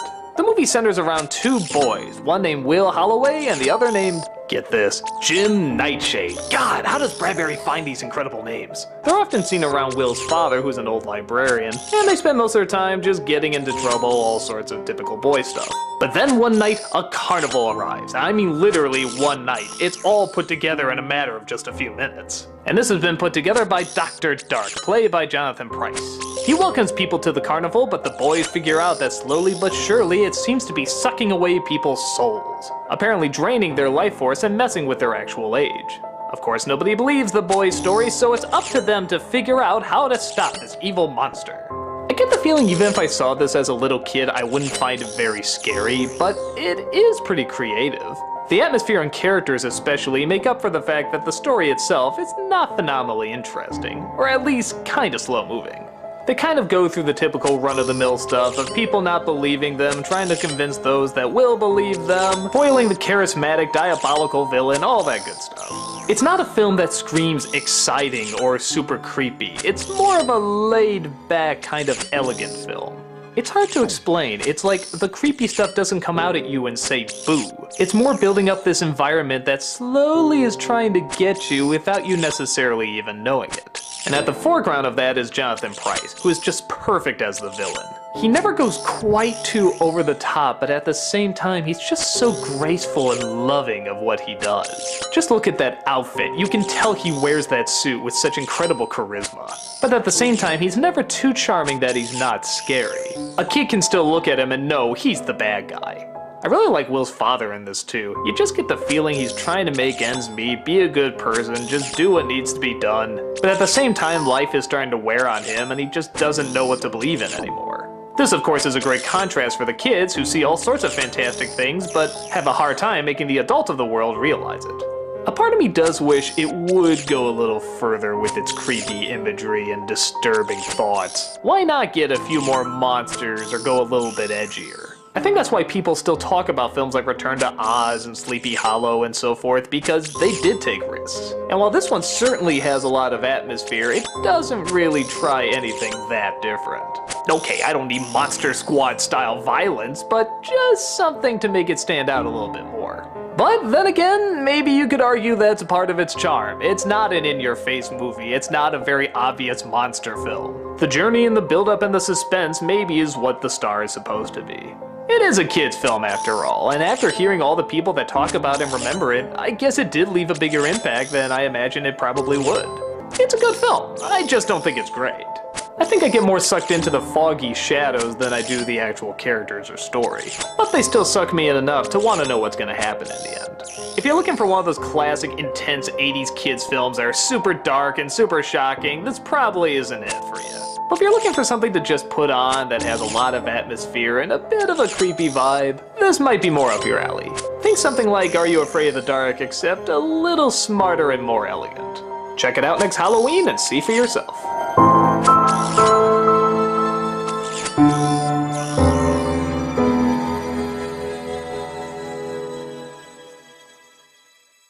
Whenever there's a discussion about the most powerful animated films, like no fairy tales, no magic, just pure, raw, adult emotion, Grave of the Fireflies is usually brought up. A lot of people consider it a good segue who see animation as just kid stuff, something that can't be taken seriously by adults. So, when I heard that, I got really excited and I sort of got this idea of what it was going to be like and what it was going to be about.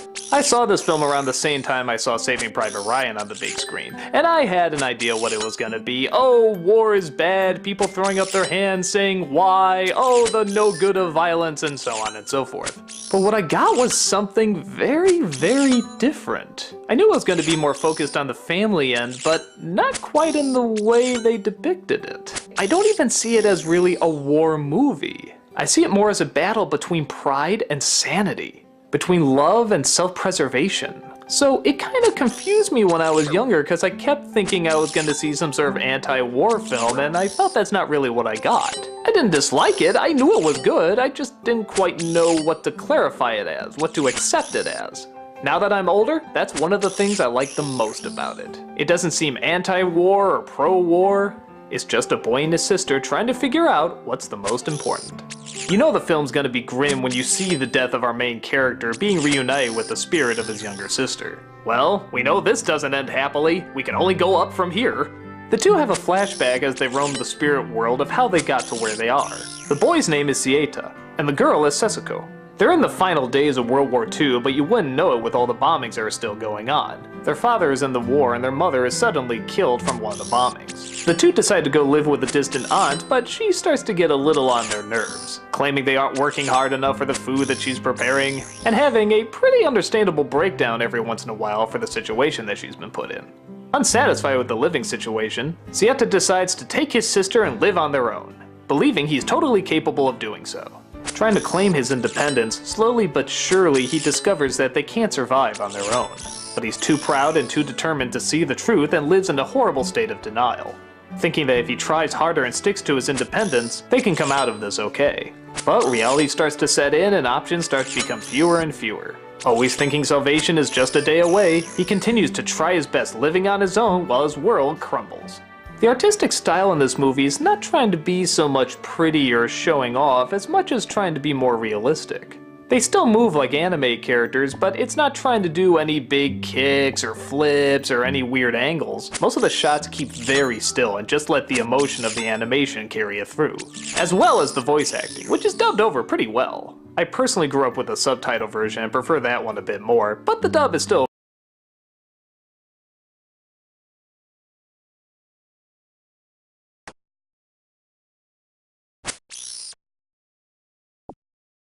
very well done.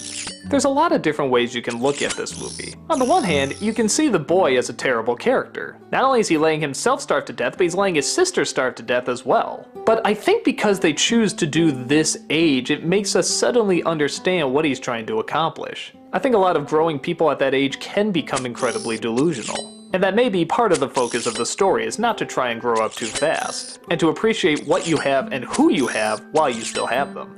While many people see it as an anti-war film, and I suppose you can see it as that way, my thought is that this can take place over any disaster. It could happen after a tornado, a tsunami, an earthquake, or yes, even a war.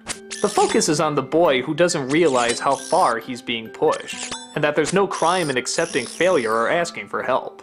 Part of what makes it work is that the boy himself is not a mean character. A lot of people that have a lot of pride, they usually just throw into the jerk category. Oh, there's nothing good about them, they're just too full of themselves and think they can do stuff that's totally delusional. But this kid's a likable kid. His dad is a fighter and he wants to do the same thing. He wants to be the big supporter. A lot of young people were under that delusion during World War II. If you're failing, it just means you're not trying hard enough. Fight harder, fight harder. I think there's this sense of losing one's honor if you accept defeat, which is fitting as we see Sieta witness the surrender of Japan. And he's furious by it. He doesn't care that the war is over, he's just torn apart that they actually lost. It's a film that takes an angle that many films like this don't take. Not the family element, there's a lot of movies that do that, but the coming of age element of knowing when to declare your independence and when not to, and that the consequences can be greater than you ever could have imagined. For someone who's expecting more the Saving Private Ryan route where there's going to be a lot of dead bodies and a lot of gore and a lot of obvious symbolism, I was really blown away that the emotionally gripping and tormenting parts of this movie are the simple choices that they make, and how easily things could have been fixed if he just swallowed his pride. As a young man watching this, I don't know if I was really ready to accept that, or at least I didn't know how to accept it. Maybe in that way it was more ahead of its time and adult than I thought. You have to have a real understanding of what misguided pride can do, and what the non-acceptance of failure can be capable of. The honorable route is not always the winning route. And that's a tough thing not just for people growing up to learn, but for straight up grown-ups to learn. It gets a little better and a little more heartbreaking every single time I see it. And maybe that's because I feel like I understand it a bit more every time I see it. But again, one of the great things is you could look at it a totally different way. Maybe it's about respecting your elders, maybe there is no right or wrong. Maybe it's all about the war, maybe it's all about the consequences of war. Anyone can look at and draw their own conclusion. What is concrete about the film is that you look at these two characters and want them to make it through, even though you're told at the very beginning that they're not going to make it through. This makes it all the more heartbreaking as you watch. Whatever age you are, it's an important film to check out. It's unlike any other film of its kind, and deserves all the praise that it gets.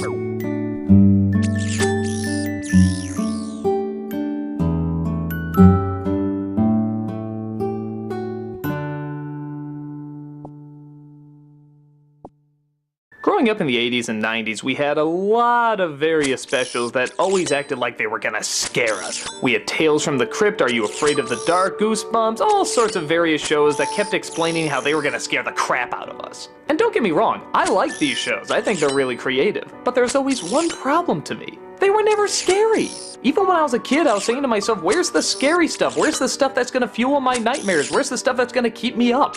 Watcher in the Woods is that movie. Yes, it's Disney, and yes, it's technically family-friendly, but it works like any great scary horror film. A lot of atmosphere, a lot of build-up, a lot of mystery, a lot of great shots, and a lot of creepy as well as clever imagery. The story is a family is looking in Britain for a new house to move into. They of course find a big creepy place that of course has this terrible backstory, an uncomfortable landlord, and all sorts of supernatural things happening around it.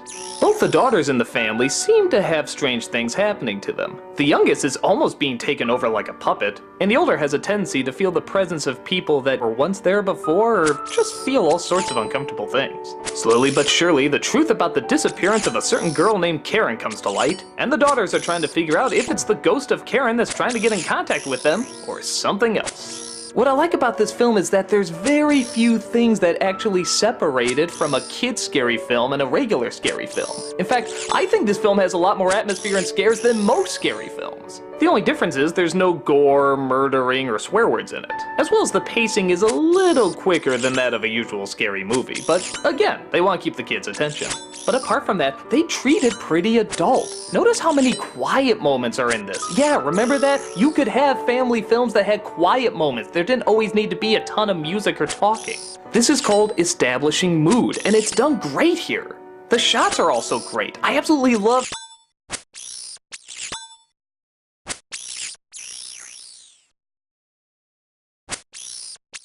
how they make these woods both beautiful and creepy at the same time. The cinematography surprisingly kind of has an Evil Dead feel to it.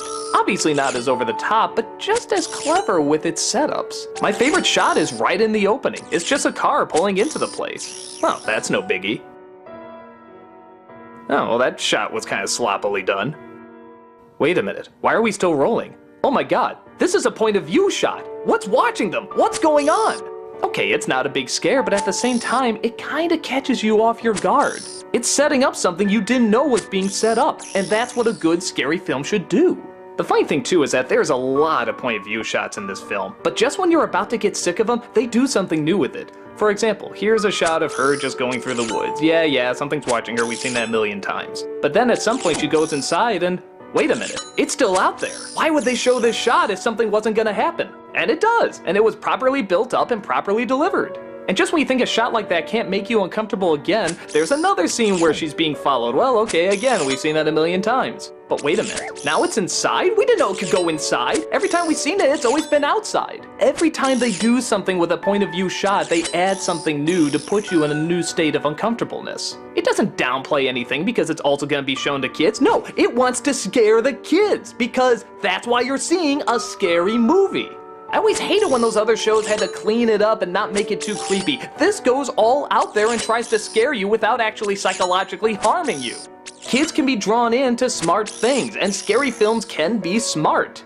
The only downside I have of this film is that the acting from the main character is not very good. It's really hokey and awkward and kind of reminds me of the girlfriend from Airplane. But I did see something in the mist at the pond. That's why I fell in. But even then, I don't mind too much because the whole film has such a strange feel to it that even the acting in its weirdness actually kind of blends in. The whole film's style is so uniquely its own that you kinda get used to it, and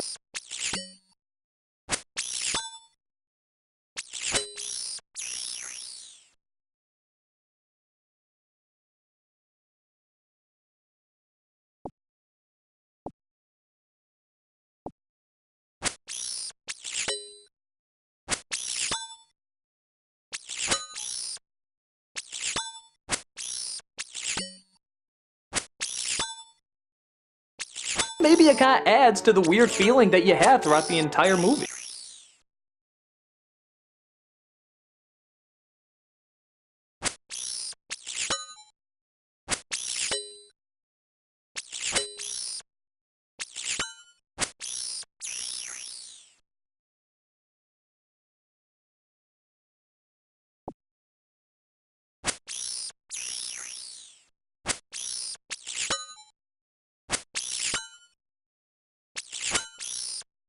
I don't want to give away too much, as part of the fun is being scared and surprised by it, but I will say it's very well done.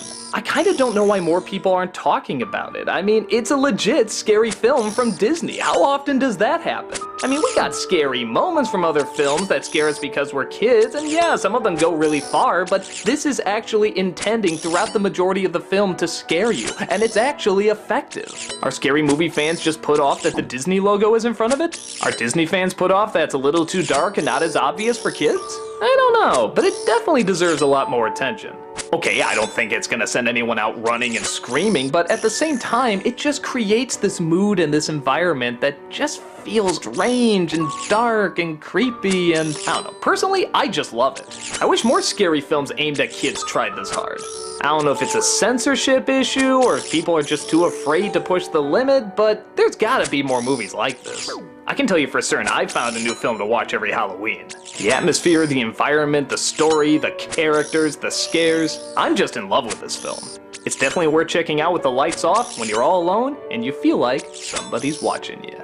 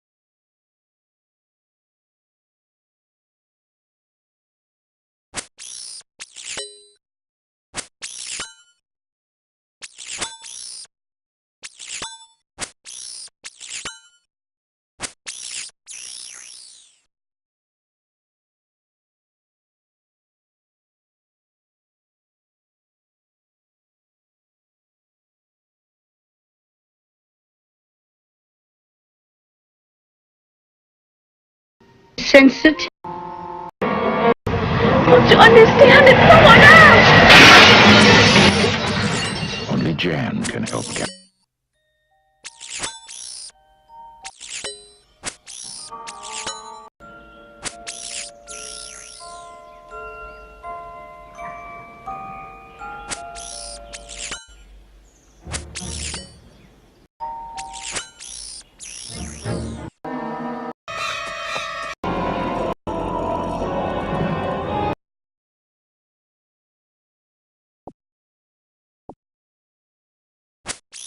It's the iconic My Neighbor Totoro, a character so famous that he's actually the icon for Studio Ghibli. A big hit in Japan and even growing a cult following in America. The hype and good talk around this movie is so big that a lot of people actually end up kind of not liking it. And I can see why. It's built up so much and this image is so popular that anyone going in thinking they're gonna see this spectacular big story is probably gonna be really disappointed. Luckily, when I went in, I had no expectations whatsoever. I just got it from a friend saying, hey, this is a good movie, check it out. I did, and that's pretty much what I thought too. It was a good movie. Not great, but I don't think it's supposed to be great. I think it's supposed to be just a fun little flick.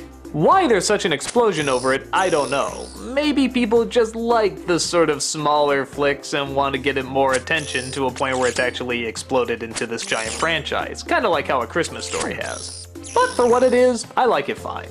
The story's about a family that moves into a new home. There's a father, a mother, and 2 little daughters, played by the Fanning sisters. But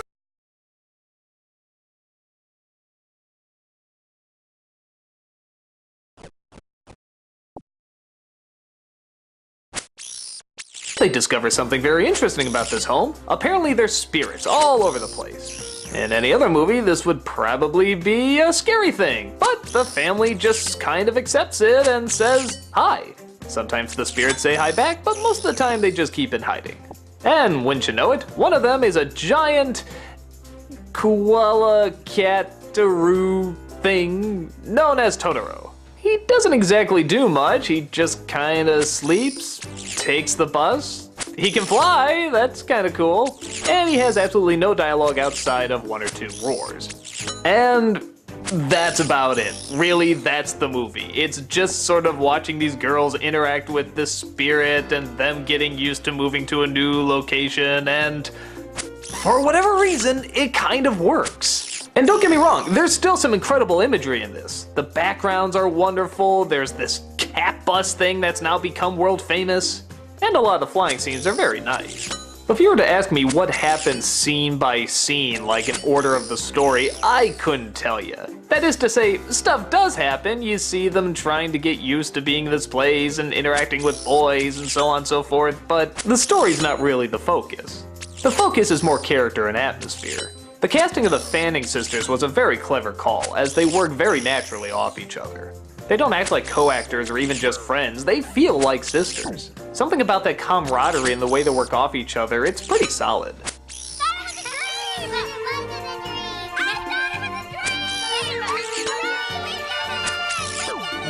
The rest of the voice acting is pretty good too. Though not a ton is required of it, it's still pretty effective. It's kind of like spending a really laid-back Sunday outside with some friends, maybe coming across a weird animal, trying to interact with it, playing around, getting dirty, coming home, and going to sleep. That's kind of the movie. But again, that's kind of childhood too, isn't it? Kind of those fun summer days where you could just sort of do whatever you want, you were out of school, and I don't know, that's how I see this movie. It's just kind of a really fun yet laid-back summer when you're a little kid. There's fun music and goofiness, but there's also a lot of quiet moments of just a character looking at another character or just taking the other in. And there's something actually really charming about it. I don't know, maybe that's kind of the strange fascination with the film, that absolutely nothing can happen on screen and yet you're still kind of sucked into it. There's a whole scene where one of the sisters just sits on top of Totoro, and that's it. There's another scene where the other sister just waits for a bus with Totoro, and that's it. Yet something about the way it's paced and animated and delivered, it feels very alive somehow. You don't feel like you're being manipulated or that this is lazy. You look like you're watching something kinda cool. Not spectacular, but kinda cool. And the film allows you to take in that small bit of wonder. While it's not big, it still allows you to take in the full amount.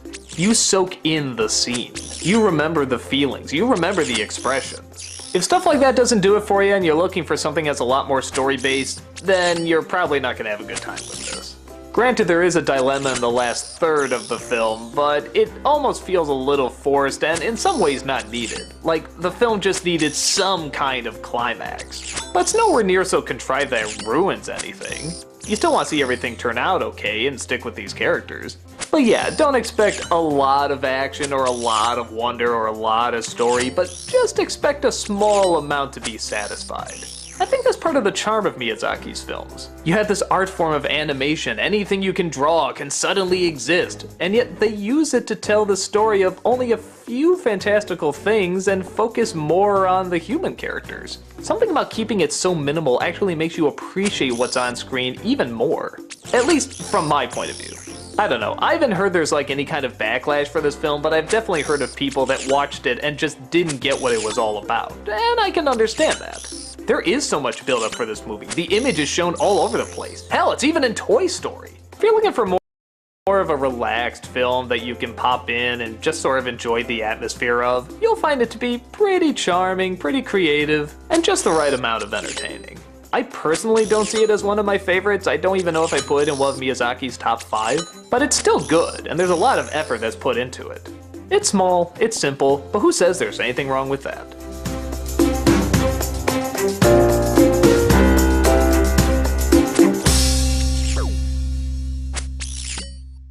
I have never seen a film that looks like Dick Tracy. And I know a lot of people say that, oh, this imagery isn't like anything you've ever seen, blah blah blah, but it's really true. I can't think of any other movie that looks like this. This might be the most ambitiously visual spectacle I've seen in years. It's crazy. The colors, the designs, the costumes, the makeup, it's totally insane. Which is why it really sucks that I can't remember a single friggin' thing about it. Is it that the visuals were so good it distracted from the rest of the story? Or is it that the story wasn't really that hot to begin with? Dick Tracy, based on the famous newspaper comic strip, is the yellow trench coat wearing cop played by Warren Beatty who's trying to take down the massive crime in his fair city. His arch nemesis, Big Boy, played by Al Pacino, is the yelling and screaming mob gangster who constantly wants to put him out of his way. He comes across a kid simply named Kid, a singer named Breathless Mahoney played by Madonna, and all sorts of weird and literally colorful characters that constantly want to kill him. There's Flat Top Babyface, the Blank, they only get crazier and crazier. Okay, so the basic story is good guy versus bad guy, has cute kid sidekick, has a femme fatale, all the classic stuff you usually see in a lot of film noirs and so on. That part is easy to follow. What's not easy to follow is the steps they're taking to create this formula. There's a lot of talk of business, a lot of talk of fraud, a lot of talk of strategy, a lot of talk of planning, a lot of talk of breaking in, busting a person, and yeah, we see it happen, but what do we really know about these people? Aside from Al Pacino, who's really yucking it up as the bad guy, there's nothing memorable about these characters. Warren Beatty is a tough cop, and that's about it. Madonna is the hot singer, and that's about it. The wisecracking kid's a wisecracking kid, and that's about it. You get where I'm going with this? Hearing them talk is not very riveting, and it's constantly being distracted by how incredible the backgrounds are. When the action finally does start, it looks pretty cool, but what do I care if any of these people get axed off? A part of me kind of respects that they're trying to take such a cartoonily silly looking film so seriously, but on the other hand, I just wish it could have been more interesting. I remember in the credits it said that Dick Van Dyke was in this movie. Dick Van Dyke? Where the hell was he? Oh, there he is. God, I didn't even notice him. He's in and out of the film so fast that he's barely even worth the credit. If Dick Van freaking Dyke can't leave an impact on you in a movie, you know there's gotta be something wrong with it. On top of that, there's a lot of scenes in the movie that are just downright gruesome, especially for a Disney film.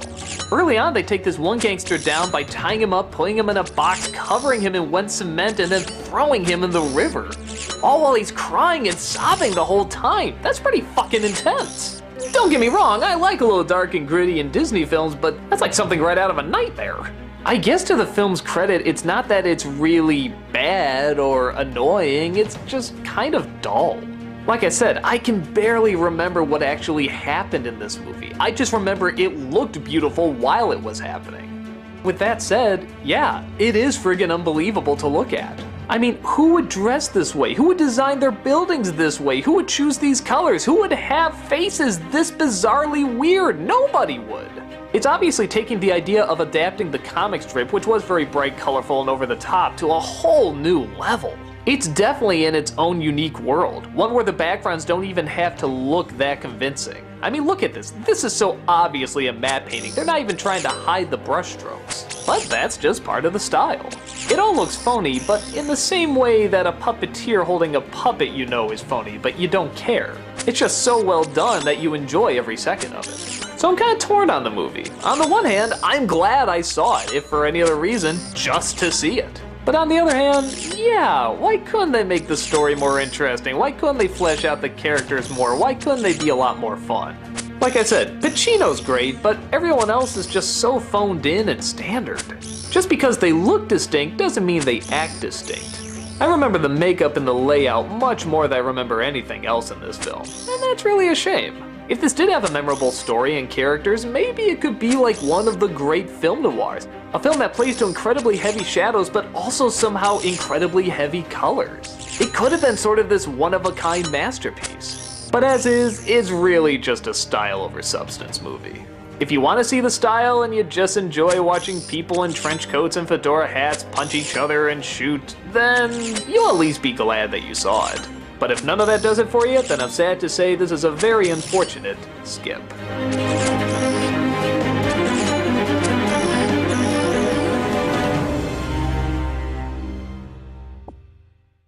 Everybody's gonna have a film that just connects with them for some reason they can't entirely explain. For many, that movie was My Neighbor Totoro. For me, it's Kiki's Delivery Service. In a sense, they're very similar. Not a lot of story, not a lot of action, just sort of a laid-back setup with a touch of the supernatural. But for some reason, this really grabbed me and hooked me a lot more than My Neighbor Totoro did. And that's especially impressive when you're given the age that I saw it. I was a junior in high school when I first saw this, and I didn't want to see any of this prissy stuff. What, a little witch with a big bow flying around, not casting spells, but instead delivering bread to people? Ah, come on. Give her a machine gun or something. I'm a stupid high schooler, that's what I want to see. But even with that prejudice going in, I saw this on TV and surprisingly kept watching it. Even for as cutesy and simple as it was, something about it just really drew me into it. To a point where at the end, I found myself really loving it. The story centers around Kiki, of course, played by Kirsten Dunst. She's excited because she's at the age where witches can set off on their own and try to find their own identity. They leave the family, find a place to live, and try to see if they can work in the real world. She flies to a town far away where she eventually gets a job as a delivery girl. Accompanied by her snarky cat, voiced by Phil Hartman, the movie just follows her around as she does sort of typical girly things. Make deliveries, chat it up with friends, talk about boys, all that good stuff. And once again, that's kind of all there is to it, just watching the simple life of this little witch. I really love how Miyazaki's worlds are just so accepting of these fantastic supernatural elements. They just live in a world where witches are normal. Okay, whatever, there's a witch flying around. Hi, how you doing? But at the same time, they still ask her questions and want to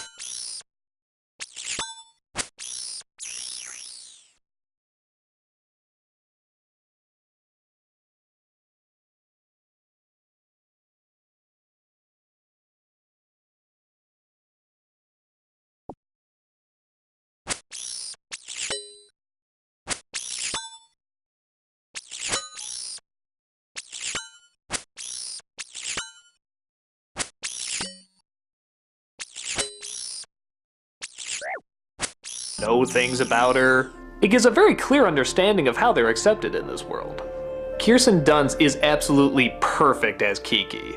It never feels forced, it never feels like she's playing the role too young or too old. It seems like the perfect age. All the side actors are great too. The only one I might have an issue with is Phil Hartman as the cat. I don't know, it's not bad.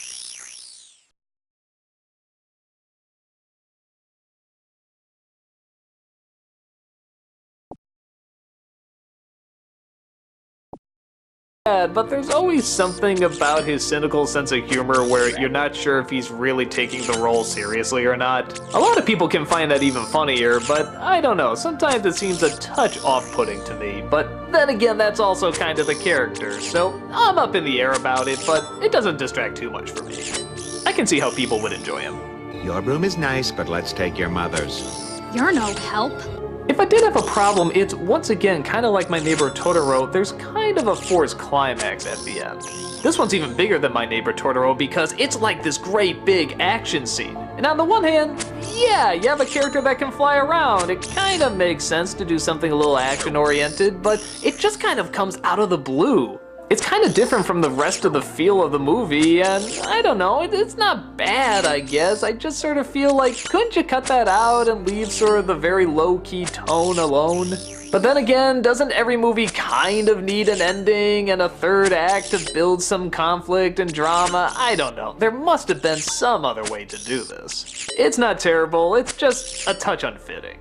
But the rest of the film, like I said, is just enjoying the very simple but likable life of this little girl. You get to know the town, you get to know the neighbors and the side characters, and of course, she gets to fly around. And the flying shots are wonderful. I don't know what it is, but something about the way Japanese animation does flying scenes, they're very well done.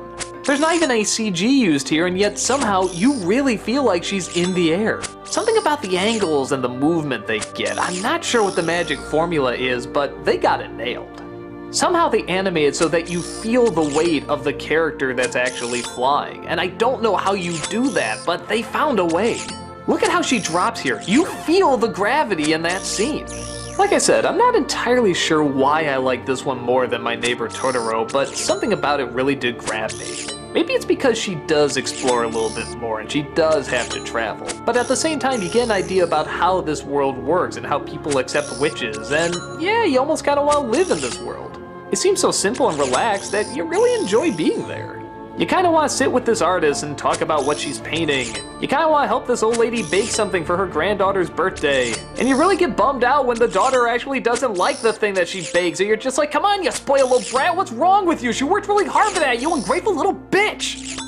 You see what I mean? Somehow I get really wrapped up in these tiny little problems that's going on in this town and with this one girl, but screw it, I'm with her. It's like just sitting through a little bit of real life. And yet somehow with this supernatural character. It's such a weird combo, but for whatever reason, it really works. I can't even think of any other words to describe it except delightful. It's just friggin' delightful. I love being with these people, I love being in this town, I love flying around it, and I like seeing it from the point of view of this wide-eyed, adventurous innocent. She's just friggin' adorable. I love it when she gets a package delivered. I love it when she gives that one chef a hug for making that little delivery sign out of bread. I love it when she laughs when they almost got killed riding that weird fan bike thing with that weird inventor boy, and just, I can't help it. It's just irresistible. So like I said, if you're not a fan of these kind of stories that, well, don't have much of a story and mostly just atmosphere and character, you probably won't get that sucked in. But me, I enjoyed every minute of it. I love that they feel they didn't have to stick to the formula of a 3-act structure, that they could just show a little bit of life being lived. Sometimes just experiencing what somebody is going through is more exciting than being told what they're going through. You get more sucked into a world when it feels more real, and reality doesn't always have these 3-act structures or these clever lines. Sometimes it's just a little bit of life playing its way.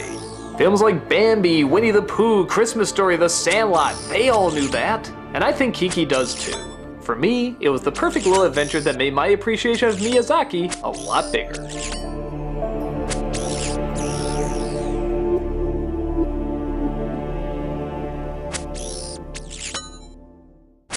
It's the holiday classic, The Nightmare Before Christmas. Boy, talk about a film that only did okay.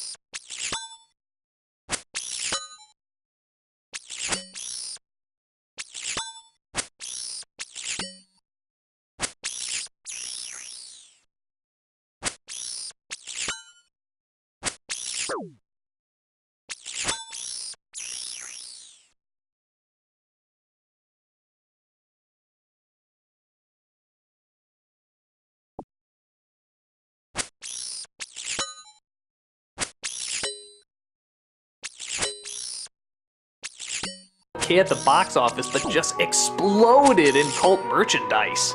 Every year around Halloween you see this stuff advertised, and hell, every year around Christmas you see it advertised as well.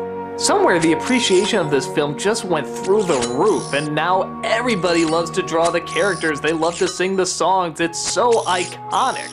But once again, I almost feel like that can backfire and build it up too much for audiences that might be expecting something else. In a sense, that's kind of what I went through when I first saw it. And I saw it when it first came out. It was advertised on TV, Tim Burton's name was plastered all over it, and it came out around the same time that movies like Aladdin, Lion King, and so many other anime groundbreakers came out. So with that said, I thought there would probably be a few more adult jokes thrown in there, you know, like what they did with Robin Williams improvising and so on. But that's not the kind of movie it is. It's more a warped version of those stop-motion Christmas specials that you see every year, except dragged out to an hour and a half. It seems all the holidays are given their own land, Halloween Town, Christmas Town, all that kind of stuff. The leader of Halloween, Jack Skellington, is finally getting tired of his holiday and wants to try something new. Thus, he accidentally stumbles across the Christmas holiday and decides he wants to take it for his own. Showing the people of Halloween what he's discovered and even kidnapping Santa Claus himself, Jack decides he's gonna transform a Merry Christmas into a Scary Christmas. Instead of bringing treats and toys, he's gonna bring creeps and scares, ultimately resulting in a disastrous catastrophe. The movie has a lot going for it. First of all, the story's wonderful. It's so simple in its setup and yet allows for so much creativity. It's bizarrely very easy to explain and even easier to grasp. The visuals, of course, being a Tim Burton production, are gonna be wonderful. And not only that, the music's gonna be spectacular. This is the first time in years Danny Elfman has been allowed to write songs again, and man, do they knock it out of the park. You know these songs. This is Halloween, what's this, what's this? Making Christmas, the list goes on. Elfman himself does the singing voice of Jack, and he adds so much character to it. This whole film is practically his movie. But what people might be turned off by, especially those who have had it hyped up, is that it is maybe a little too simple. At least for what people might be expecting. The movie doesn't have a lot of inside jokes or super clever writing, it's sort of very bare bones. Because of this, it doesn't allow for a ton of character or a ton of surprises, but that's not really the focus. It's supposed to operate more like a very basic fairy tale, like a book you'd read to your little kid. In fact, hell, it was originally a book, and in rhyme too. Some might have a problem with this, and it's understandable. They could have updated it a little bit more, they could have made the characters a bit more interesting. But for a lot of people, the simplicity is what draws them to it. It's a timeless story that can be told to anyone, and anyone can grasp it very quickly. It's similar to something like The Boy Who Cried Wolf. You don't need to know the boy's backstory, you don't need to know his character, you just need to know the very simple layout. Now, is that good for an hour and a half movie? Some would debate no. Me personally, I think there's enough creativity with the songs, the atmospheres, the designs, and even the very basic characteristics that I think it works okay. I'd be lying if I said this was one of my absolute favorite Tim Burton films. I mean, it's good and I really like it, and I can hear those songs over and over. But it's not something I really watch because the characters are so deep or the emotions are so rich. I'll watch something like Batman or Edward Scissorhands for that. Nightmare Before Christmas is just a very simple yet still very clever and creative kid's story. And like I said, the simplicity is what helps it sell and what helps it stay around for so long. I think that's one of the reasons it wasn't a monster hit when it came out, but people still seem to talk about it and buy merchandise from it all the time. They appreciate the basicness of it, in the same way they appreciate the basicness of Santa Claus, and can immediately connect it to the holiday, or in this case, 2 holidays. I say I appreciate it more than I like it, but I do still enjoy putting it on every once in a while. The songs, the imagery, the creativity, they're just a little too strong for me to resist. It's a simple film that knew just how much to deliver, and how much to let you take away from it. And it doesn't look like it'll be leaving anytime soon.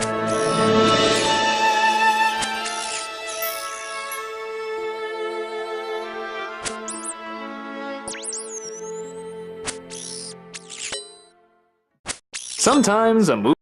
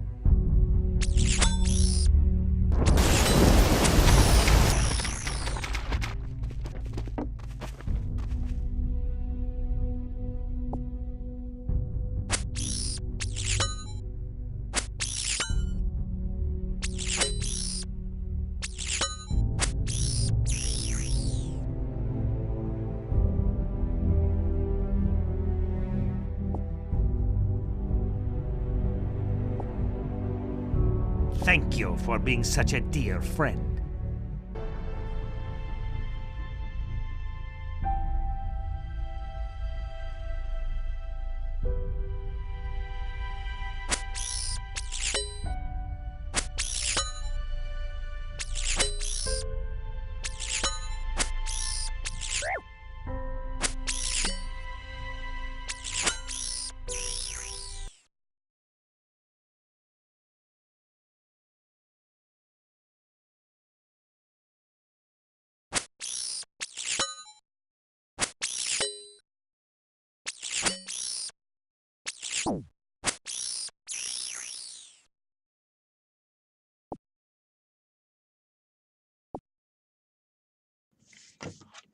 Hey guys, this is a video that I really didn't want to make, mainly because it's kind of sad in a way to me.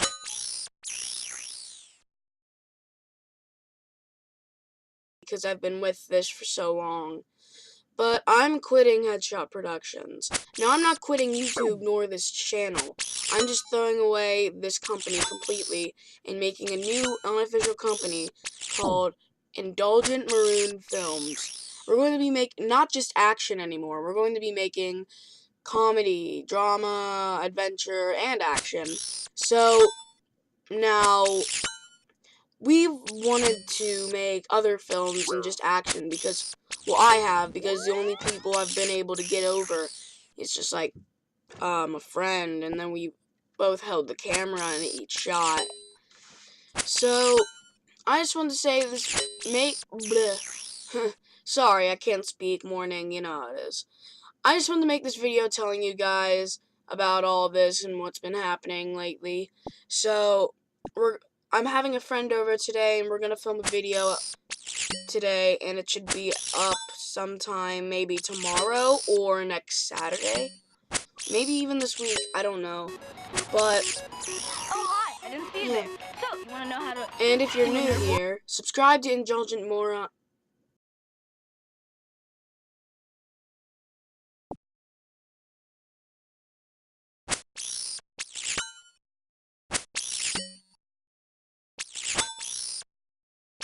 Movie needs a pig. That is the only reason I can think that they actually put a pig as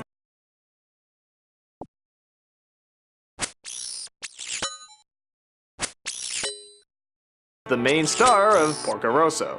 A charming little film about a rogue World War I veteran pilot who gets into trouble, flies around, fights off debts as well as air pirates, comes across all sorts of cool characters,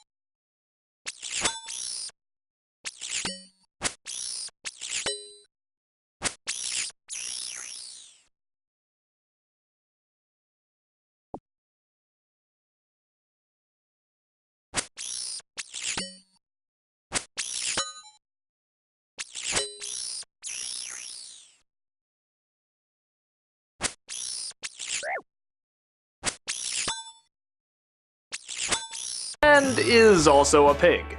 And truth be told, there is pretty much no reason for him to be a pig. I mean, don't get me wrong, I know it's symbolic, it's a curse, it's something that he has to overcome, but really, if you wrote that out, it would make little to no difference. It's not like My Neighbor Totoro or Kiki where they can do all sorts of cool, big, supernatural things, it's just, he's a guy who happens to be a pig. I just don't get the point of it. The film is about a pilot under the same name, who's trying to make a living but is constantly chased down by people he owes money to. He's constantly relaxing at a hotel run by a friend named Gina, and is constantly being bugged by an egotist named Curtis. Along his travels, he gets shot down and needs his plane repaired by his old mechanic friend. But he's not doing much work anymore, so he hands it off to his daughter, named Theo. Skeptical of her ability, she proves herself to be not only good, but downright brilliant at what she does. Soon Porco starts to realize she has the same diabolical brain that he does, and start working well off each other and start planning ways to continue their mischievous adventures. But once Curtis challenges him to one final duel, they make a deal. If Porco wins, Curtis will agree to pay off all of his debts. But if he loses, Theo throws herself in as the prize and agrees to marry him. Will Porco's confidence get him through? Or will the demons of the past distract him from the bigger goal? In many respects, it's much more like the calmer Miyazaki projects. I mean, true, there is a lot of flying around and gunfire and stuff, but it's not per se a war or something on a grand scale like Nausicaa. It's more along the lines of Tailspin, that kind of stuff. Yeah, there's violence, but it's all kind of playful. The characters, once again, are all really funny and really memorable. The dubbing is very well done, with Michael Keaton as the lead. Although not as sexy as that American flyboy. Anyway, I'm off to Milan to fix my plane. You're in Italy? Sorry, baby. Gotta fly. You jerk! But once again, I just don't get why this character's a pig. In the story, he's cursed because he fled away like a coward. And it's sort of a debate at the end whether or not the curse is actually lifted, which I like that. But why a pig? Couldn't you do something a lot more imaginative with this? Couldn't he be like a monster with 5 arms and that way you could animate them in a fun way? Couldn't you make him like a giant fly so he can fly around already? Or couldn't you just, I don't know, what can you do with a pig? Even the people around him don't seem to care. They're just like, oh yeah, we know him. He's a pig. Whatever. And like I said, in most Miyazaki projects, that's part of the charm, but here it just doesn't seem to affect anything.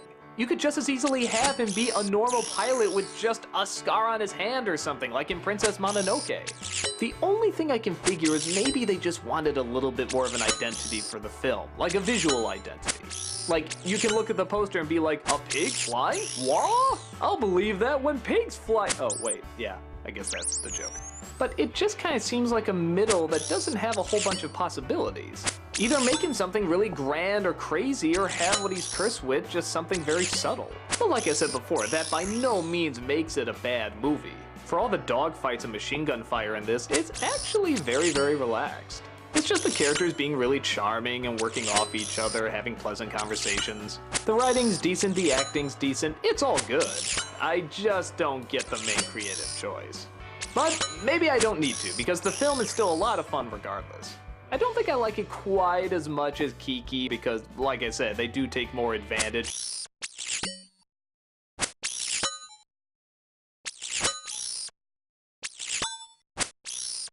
of the idea, but still enjoyable and worth seeing at least once. Hell, the animation is so good, maybe it's even worth seeing twice. If you want a film that has a little bit of excitement, a lot of humor, but still at its heart is just kind of laid back, this is definitely a good one to check out.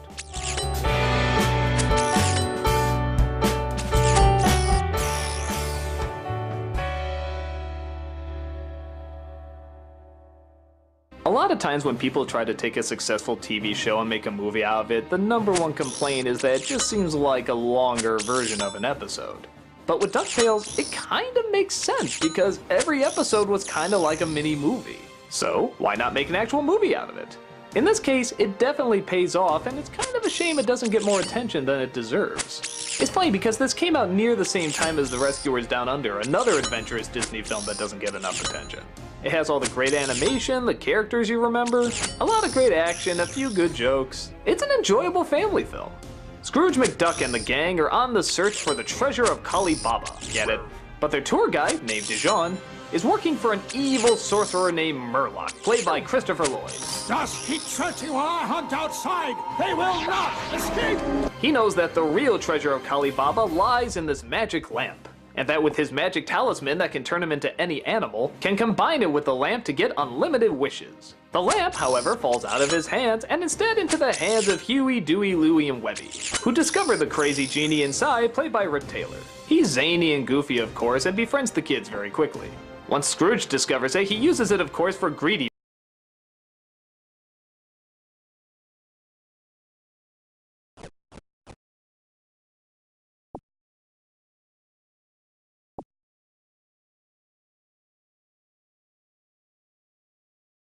means, and while being chased down by the evil sorcerer, he discovers what truly matters and blah blah blah, action, learning a lesson, all that good stuff.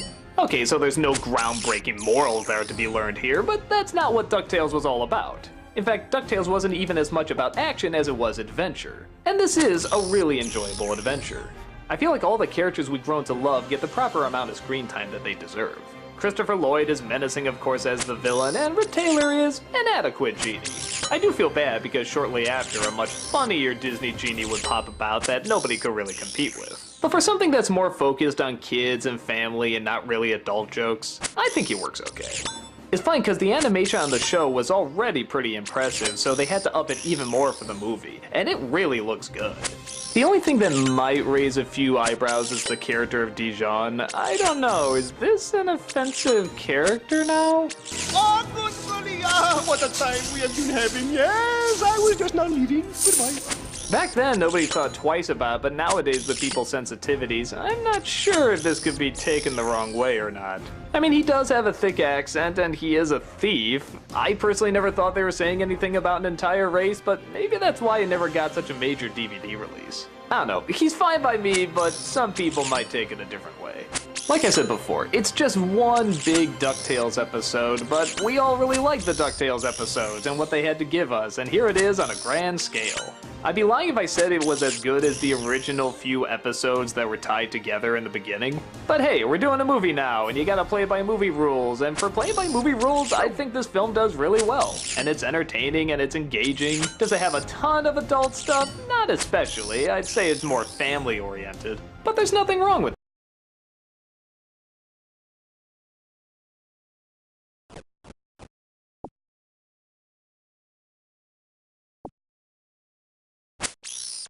It's done well, it's done creatively, and it's a whole lot of fun.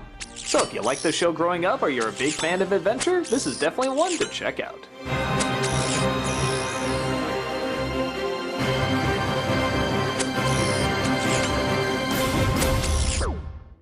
Whispers of the Heart doesn't get a lot of attention, but it probably should, because for what it is, it does it very well. A coming-of-age story about a girl learning about life and romance and growing up and parents and family and friends, all that stuff. Yeah, I know what you're thinking. Haven't we seen this a million other times in a million other movies made for teenagers and tweens, and they're always done awful and they're always super sappy and cliched? Well, while there are a few corny moments here or there, I think this is actually a very well done film that really addresses the age. I think it very much shows the battle going on with a lot of young people between their passion and what they should most likely do with their lives. Our main character is named Shizuku.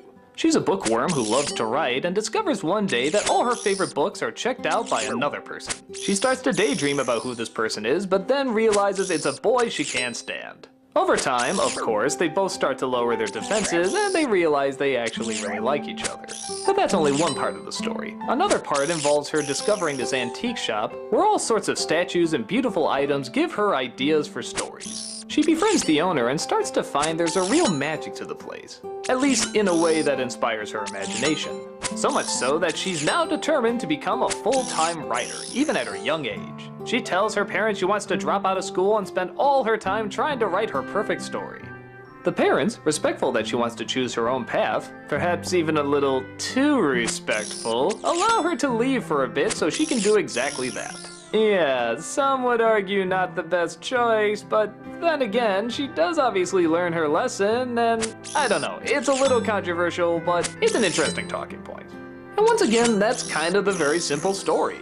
We're just following her around, seeing what her life is like, as she herself is trying to figure out what her life is like. Where is she going? What does she want to do? What's her destiny? What's her calling? All that fun stuff that teenagers ask themselves a million times when they're younger. The film has a lot of charm and even a lot of drama, but as before, there's not a ton of story. So again, if this is something that doesn't grab you, you can probably pick it up very quick. But I personally saw it as one of those annoying teen romp stories that were constantly advertised in America in the early 2000s, and hell, even nowadays, I'm sure. That's actually done right and done with respect to its main characters, and just young people in general. You kinda get sucked into her stories, you really enjoy her relationship with the man who owns the shop. You kinda hope in a strange way maybe her and the boyfriend can get together even though they may not be perfect, or maybe they are perfect, I don't know, it's young love and that's the point of it. Even the corny scenes, I mean like the really corny scenes are still so damn likable. There's a scene where they're trying to learn this American song, and they're trying to learn it in English, which yeah, is a little weird with an American dub, but I think you can still catch on to what they're doing. And as they're trying to sing the song, all of a sudden all these guys are just getting back from a concert and they hear her singing, so what do? They all go down and they start playing with her. Oh my god, this is so silly and hokey, but I can't help it, it's just so likable. Maybe it's because the rest of the atmosphere of the film is just so down to earth and so mellow, so that when something like this happens that is pretty cheesy, you kind of accept it because it doesn't happen that much in this film. A kind of corny moment can play okay as long as the rest of it is mostly grounded in reality. It doesn't go for too many obvious laughs or too many traditionally dramatic moments. It instead tries to capture that age when possibility starts to meet the real world. When dreams can be dashed, but when you discover that just means new ones can open up.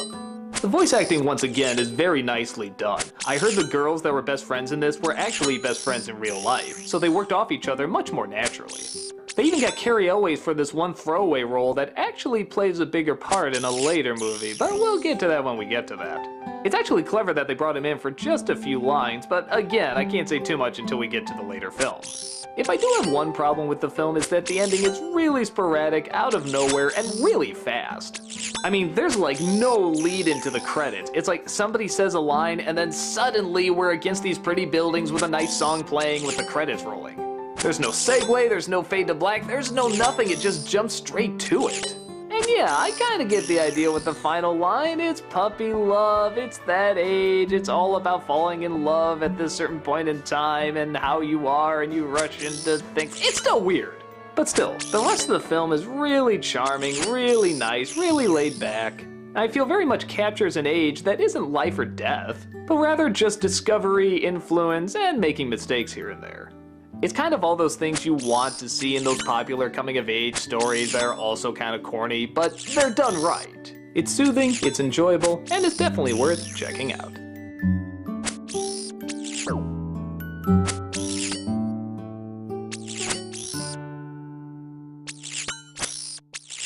Well, if you saw my original Disney Simba review of 101 Dalmatians, you probably won't be that shocked that I think pretty much the same thing about the live-action one. Which is funny because in many respects it is exactly like the original and yet completely different. The story is exactly the same. The characters are exactly the same. The setting is exactly the same. But there is, however, one major difference. The dogs don't talk.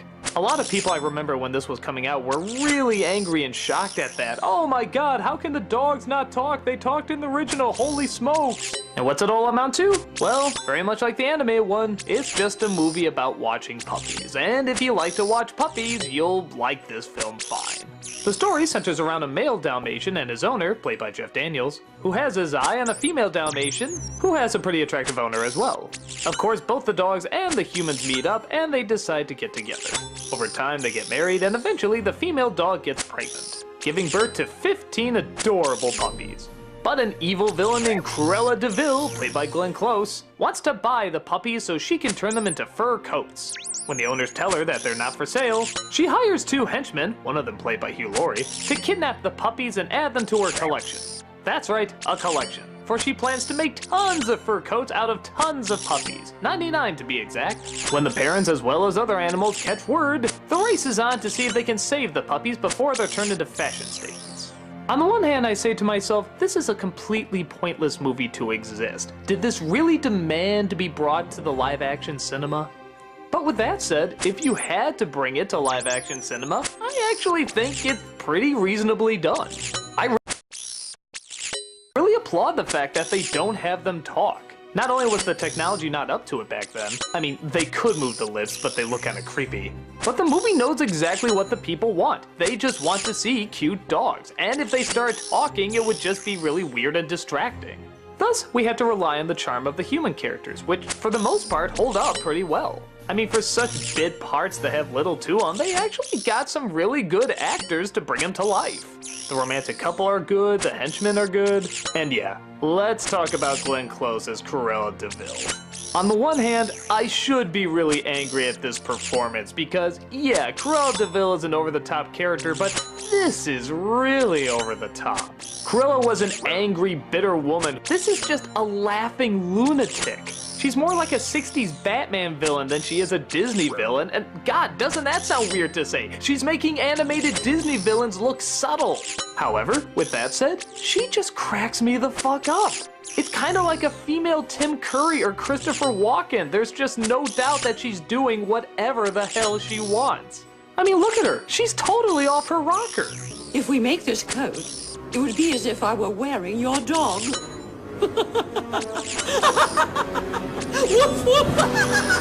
How can you not crack up at this? Maybe the way to look at it is not that she absolutely captured the original animated character, but she turned it into something 100% different and just ran all the way with it. Hell, ran to the fucking moon with it, she's so over the top. My cozy puppy coat.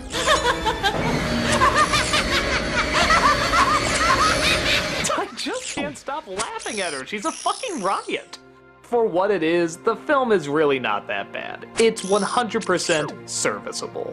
I can't really see anyone going into this movie being incredibly disappointed. I mean, what do you think you're going to see? You're gonna see Glenn Close over the top and you're gonna see cute puppies. That's it. And as that setup goes, it's obvious they put a lot of effort into it. I think the only people that would really want to see them talk are the same people that go see Santa Paws. But I give this movie credit that it tries to be visually interesting, it tries to cast some good people, it tries to tell a lot of the story through silence, which can be very difficult to do. So I guess I appreciate it more than I actually like it. I guess I like it a little better than the anime version, it's just I didn't really even get into the anime version that much. I think it's very simple. If you really like dogs, especially Dalmatians, you'll really like this. And yeah, if you just want to see an actress go batshit insane, it's actually kind of fun to watch for that too. If you're looking for a fun little family film with cute little animals that's not gonna offend anybody, this definitely hits the spot.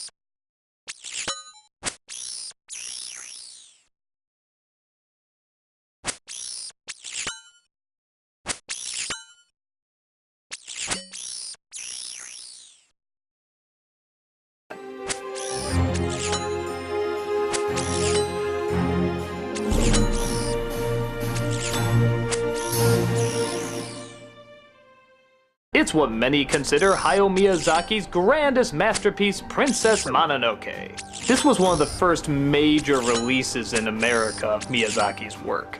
Originally under Miramax and getting one hell of a cast to redub it, Mononoke was the highest grossing film in Japan until Titanic came along. And that's how they marketed it for a while. What is in this film that got so much of the Japanese culture coming back to it? Going in, I was pretty hyped up. And after it was done, I definitely liked it a lot. Maybe not to the level everyone else liked it, but yeah, alright, let's just jump right in. The prince of a village named Ashitaka tries to stop a demon from attacking it. After his arm gets touched by the demon, he finds out that he's doomed to die because of it. At what pace will it consume him and how much of its strength will it take? That all depends on how much he can tame the part of the demon that's forever gonna be inside him. He decides to set out on a quest to, as he puts it, see with eyes unclouded by hate. What he discovers is a war going on between the human world and the world of the forest, filled with animals and gods. The humans want to make a prosperous future for themselves, while the animals and the gods of the forest want them to leave. He comes across an industrial leader, voiced by Minnie Driver, who wants to cut off the head of the spirit of the forest so they'll have no more trouble from them. One of the forest's greatest fighters, the Queen of the Wolves and her half-human, half-wolf daughter, are at the forefront of trying to stop her and regain balance back to nature. All while Ashitaka is caught in the middle, not knowing which side to choose and not knowing which foe to fight. The movie has a lot going for it. In fact, I think you could argue this is probably Miyazaki's most adult work. Not just because of the violence and gore, though there is quite a bit of it, but because its message is not so obvious and blatant. At least, not in terms of movies that have done it in the past. What's the route this could so easily go? The Ferngully, Dances with Wolves, Pocahontas, Avatar bullshit where the humans are evil, nature is good, the end. But one of the great things about this film is that there is no real villain. Even Minnie Driver's character is very likable. She's helping to cure the sick, she's a great motivator, she brings people together. She knows the tragedy of war and she listens to the people who have lost so much. There's also other side characters that could so easily just be seen as villains, but they put it very straightforward that there are no real bad guys in this world, there's just people trying to get what they can. Trying to survive, trying to be comfortable, trying to be prosperous. It's a very human as well as animalistic trait. And that's part of what makes it so clever. It's showing that the humans and the animals are very much alike. But not in the same way that, oh, we shouldn't fight them because we're so similar, but in the way that this is the reason why we're fighting, because we are too similar and we both want the same thing. Lots of land and lots of means to survive a very long time.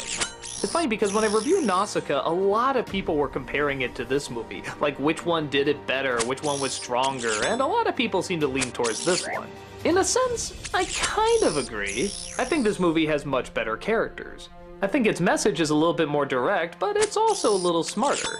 It ties in much more to what's happening nowadays and will probably happen in the future.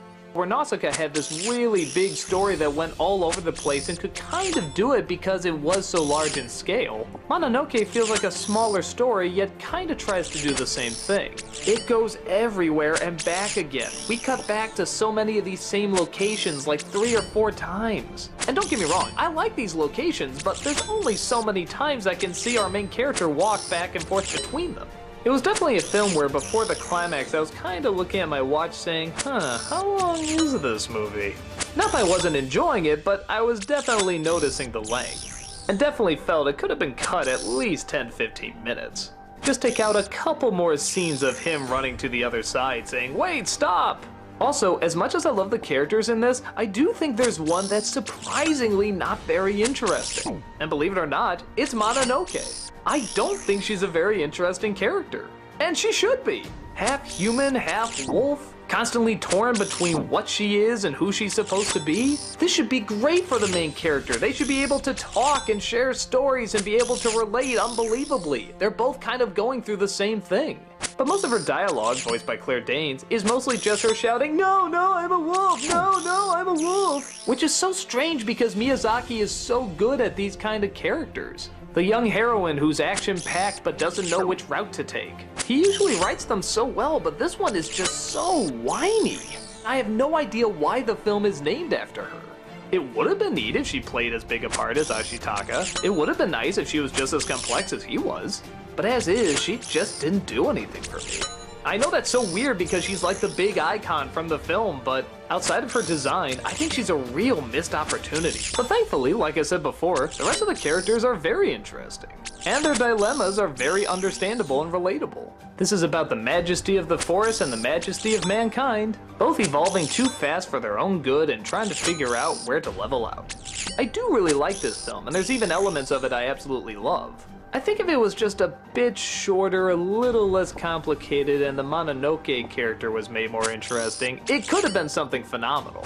At least from my standpoint. I know to a lot of people this is phenomenal, and I can totally see why. The voice acting, the imagination, the writing, it's a strong piece. I guess I just don't quite see it as the masterpiece that everybody else builds it up to be. I do have issues with it that hold me back from absolutely adoring it, but the stuff that's good is just too damn good to overlook. Whether you love it, like it, think it's mediocre, or even don't like it at all, it's a good film to check out because there's just too many interesting things in it. I can't see anybody going to see this film and just saying there was nothing to get out of it. It's an impressive feat and everybody should check it out at some point. I just can't call it the Lawrence of Arabia of animation like everybody else does. But I still think it's a pretty damn good movie. The animation alone is breathtakingly impressive. So, go find a copy, give it a watch, and see what all the animation buffs are talking about.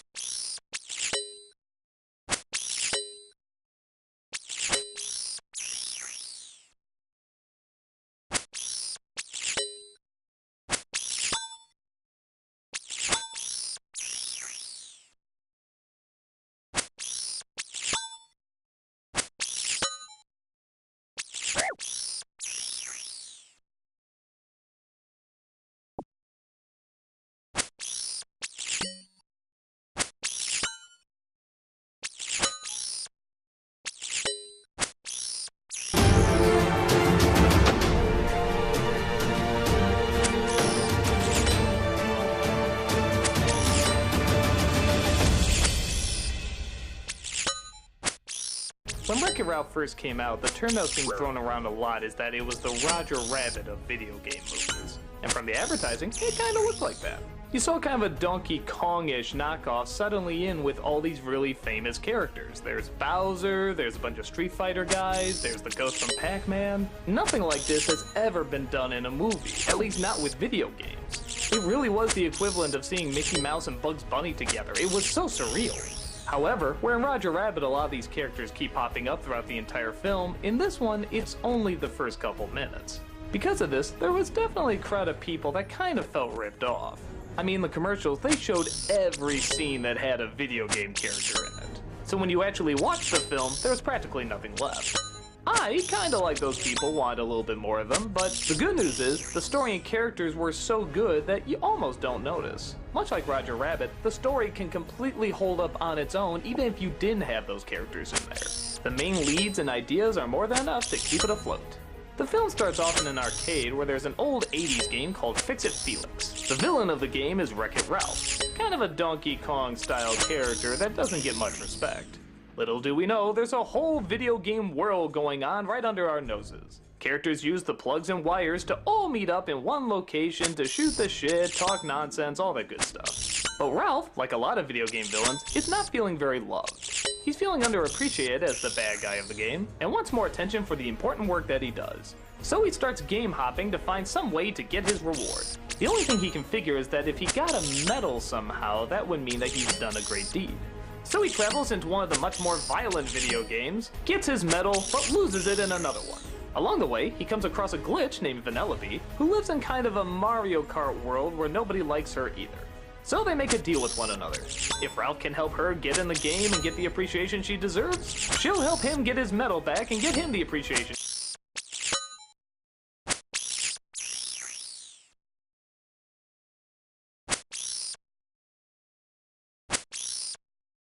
he deserves.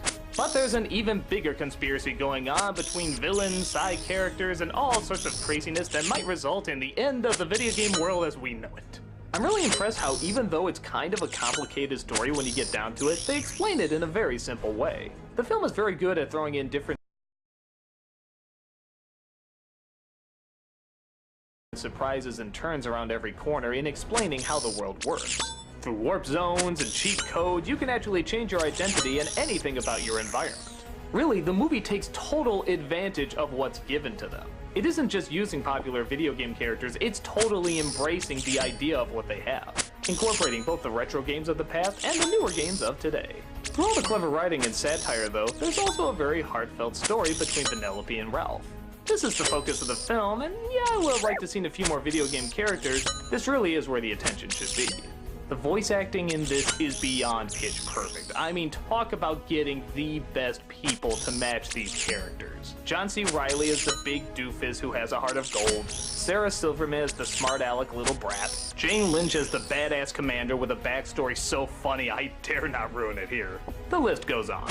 This is one of those movies that does so well in combining really great humor in with the story that it's telling. They almost go hand in hand, like something that's a pretty funny joke can also be a major plot device. The explanation about why Vanellope has to be kept out of the game is actually both really funny and really heartbreaking. Even though these are just video game characters and you play them all the time, you really get wrapped up in what they're going through. You want to see Ralph get his medal, you want to see Vanellope win the race, you want to see all sorts of good things happen to them and overcome evil. And all along the way, you're getting these great in-jokes that you don't need to know in order to follow it, but it just makes it all the more enjoyable if you do. I say my only hang-up with the film is that we get a little bit of that forced scene where the good guy has to be bad in order to not hurt the other good guy, and it's, okay, not a misunderstanding or liar reveal story, but you know the drill. Just when they're becoming the best of friends, one of them has to do something really mean to hurt the other one, but it's also in order to save them, and honestly, if it hadn't been done a million times before, it probably would have worked fine here. I mean, they do explain everything pretty well. But you just know, after their little fight and moping and doping around, one of them has to come to a realization and go back and say they're sorry, and then we can begin the climax. I know we need conflict, I know we need drama, but we also need a little variety. And this has been done a lot of times before. The climax itself is also a little mundane. I mean, at first it's great, starting off with this race and people jumping on top of other cars and stuff, but then you go into this fight on top of a mountain with one of the characters turning into a big monster, and it's not awful, it's just, again, we've seen this a million times and there isn't anything that new to it. But honestly, those are small gripes. Wreck-It Ralph has really likable characters, a very clever setup, and a story environment that makes you realize you don't need as much of the gimmicks as you thought you would. Yeah, it's neat to see Zangief, yeah, it's neat that they reference Lara Croft, but that's not what the movie's about, nor should it be what it's about. It's It's about a connection between these two polar opposites who also happen to be outsiders, and so they find a way to band together. All while throwing in some really funny side characters and some really great humor. You may not get as many classic characters as you want, but you'll definitely get a whole bunch of new ones that are just as good.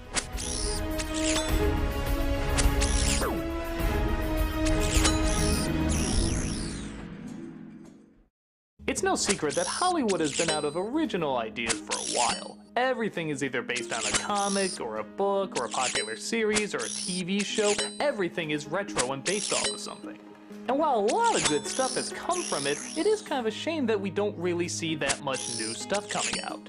But then every once in a while, you get something as friggin' awesome as Spirited Away. Hands down, one of my all-time favorite films. This movie has the creativity of all the great trippy fairy tales, Alice in Wonderland, Labyrinth, The Nightmare Before Christmas, so much of this really original stuff that you just don't see that much anymore. I almost wonder if years later they're gonna try and do a reboot of this, like a different interpretation. The world is so open, the creature's so strange, it actually would kind of be fun to see an artist's different interpretation of it. Most people say you know something is a masterpiece when you can't duplicate it. In a sense, I kind of disagree. People say books like Peter Pan or Christmas Carol are masterpieces, but we're constantly seeing different versions of it all the time. So many new adaptations come out, and I can see the same thing happen with this. It's a world you're both delighted by and horrified by at the same time. You want to live in it, but you also kind of want to run away from it. In my opinion, that's the making of a great environment. The story's about a little girl and her parents that are moving to a new neighborhood. They come across what they think is an abandoned theme park, but really it's an enchanted bathhouse. When the sun goes down and the lights come on, all sorts of various spirits come from around the world to relax here. This terrifies our main character as she finds out her parents have turned into pigs. And she also lives in a world that absolutely hates humans. But luckily, she befriends a boy, who can thankfully also turn into a dragon, who decides he wants to help her. He introduces her to the old lady who runs the place, and decides that if she wants to stay alive, she'll have to get a job. And the rest of the film is her just trying to survive in this bizarre place, while also trying to make friends out of enemies who can eventually help her get her parents back. The girl in this movie named Zen is very identifiable. She is terrified of everything, but so are we. We don't know what this world is, and it is really creepy. We see weird stuff happen. Like I said, her parents turn into pigs. There's monsters around every corner. She has to sneak around or else they'll kill her. But at the same time, you start to enjoy kind of the goofiness of it too. There are a lot of funny characters with unbelievable designs. This whole movie is like a party house for imagination. Every creature has their own unique look. Some more human, some more spider-like, some more lizard-like, and the majority of them have very distinct and likable personalities. What I kind of like about though is unlike something like Kiki or My Neighbor Totoro, they do put a little bit more of a story to it. There is still a goal that has to be accomplished by the end of the film. She has to escape and save her parents. But it's how she goes through it that's the focus and what's so entertaining. She comes across so many delightful people, both delightful in how charming they are or delightful in how terrible they are. Some are even kind of half and half, and it's hard to get a grasp on them. Like most of Miyazaki's great work, there is no one straight up villain. There's just kind of rude people, kind of crazy people, kind of sane people. It's just a wide variety. The voice acting, once again, pitch perfect. That's the same actress who voiced Lilo doing the voice of Zen. Man, what a talent. She gets every emotion you need to feel in every scene.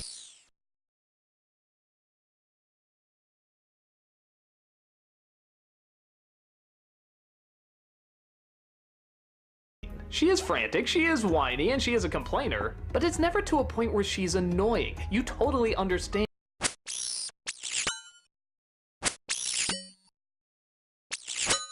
what she's going through. Hell, you would probably do half of this stuff too.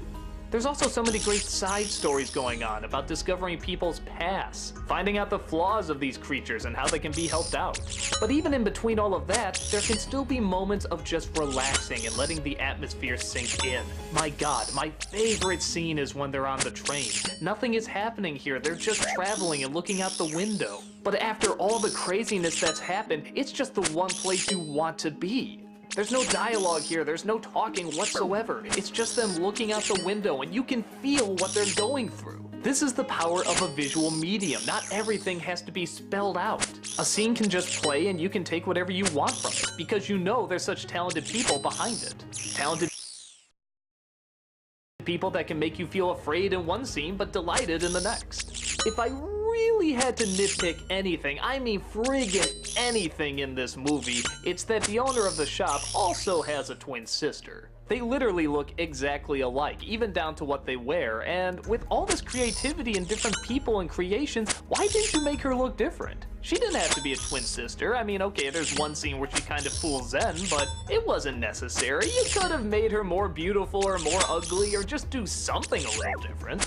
But like I said before, that's really scraping the bottom of the barrel in terms of nitpicking. I've said before, this is a movie that's so good, I'm actually kind of jealous of it. I wish I could come up with something this beautiful looking. I wish I could create these incredible locations. I wish I could come up with such funny ideas to get rid of curses and stuff like that. It's kind of like the imagination of a brilliant child, but brought to life by brilliant adults. These incredible animators and phenomenal storytellers that just keep you sucked in.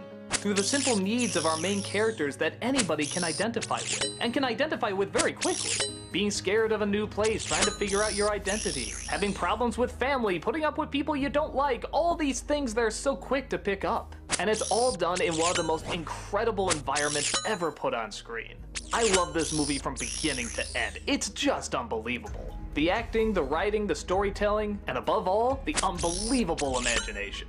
Everyone's praised the hell out of this movie, and I'm one of the critics who's just gonna do the same. But it's just that good. I can't find that many things wrong with it. It's the exact kind of movie I would want to see at any age. One that just engulfs me in its world. I don't even know what else to say about it. It's just amazing. Pop it in your DVD player and experience it for yourself.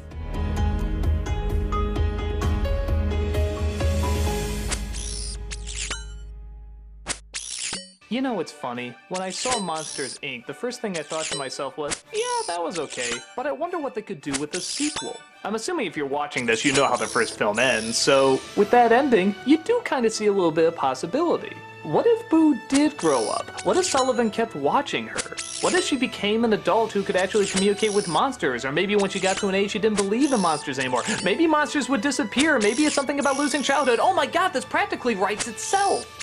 But instead, Pixar said, fuck it, let's just do 80s college movies. Yeah, because those two go so hand in hand.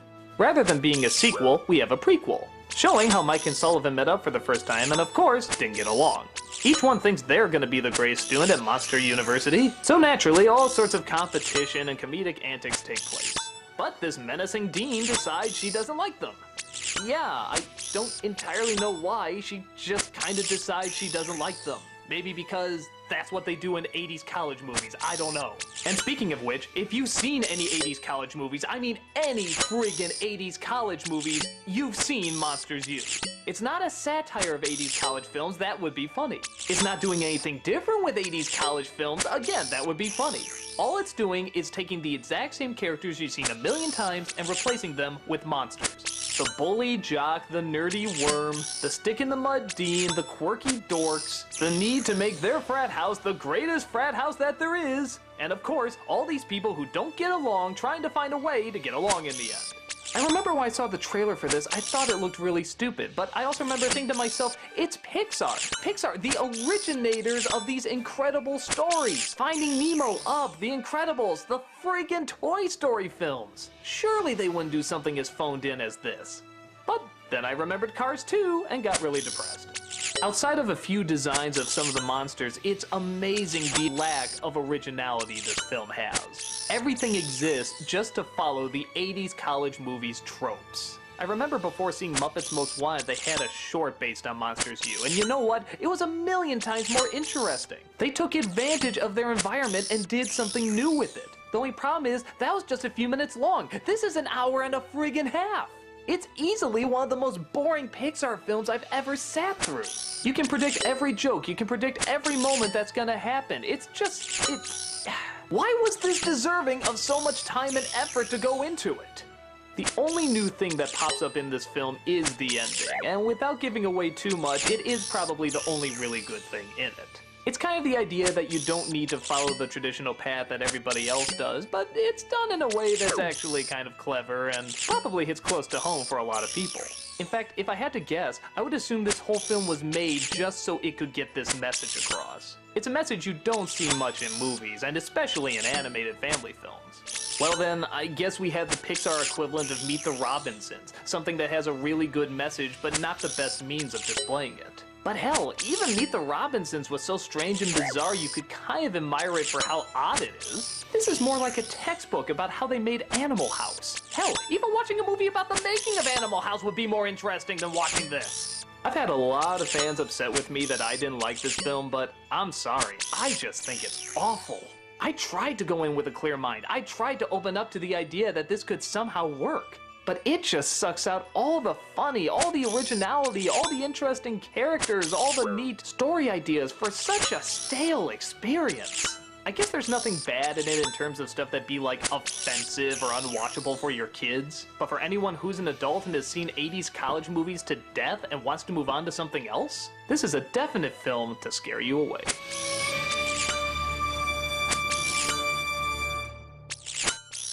So remember that story in Whispers of the Heart that the girl was writing about this cat baron who could go into these magical lands and have these great powers? Well, apparently the idea was so good that they decided to make a movie out of it.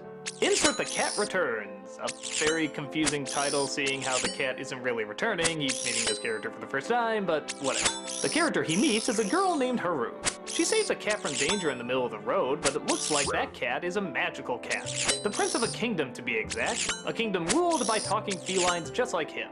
Touched by his rescue, he asks Haru if she would marry him. She's so dumbfounded by what she's seeing she doesn't know what to say, and he confuses it for a yes. So the king of the cats, played by Tim Curry, demands that she be brought to the kingdom and turned into a cat herself. Her only salvation is a cat baron, played once again by Carrie Elways, who voiced the exact same character in Whispers of the Heart. Through all his magical antics and mysterious ways, he finds a way to get her out of trouble as she gets back into trouble, and they constantly keep saving each other back and forth. And it's a race to get home as all sorts of whimsical magic keeps taking place. Much enchanted scenery is discovered, which of course leads to a lot of fun and some fantastic imagery.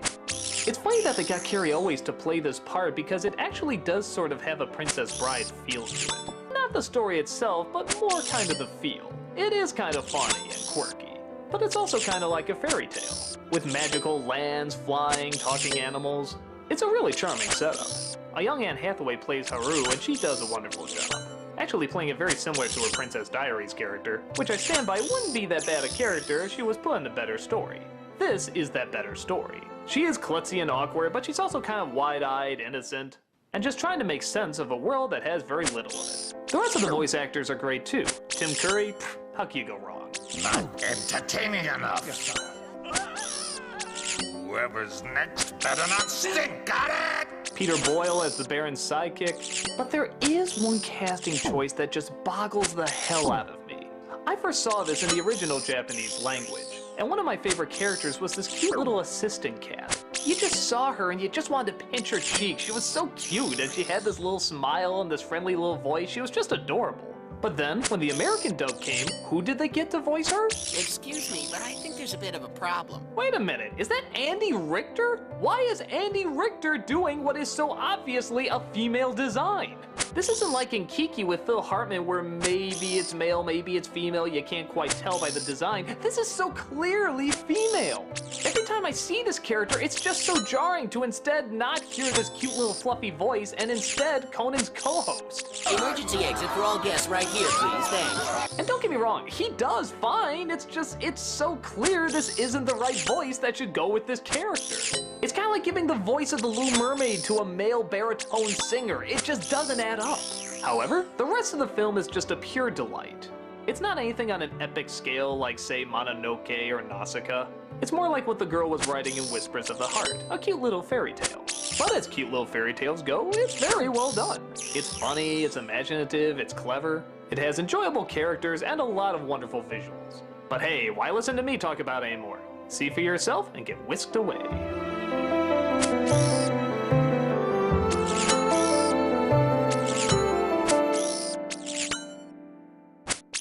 I can't describe the hate for the Lone Ranger that surrounded it when it first came out. Even from the previews, people were just kind of rolling their eyes saying, really? Really?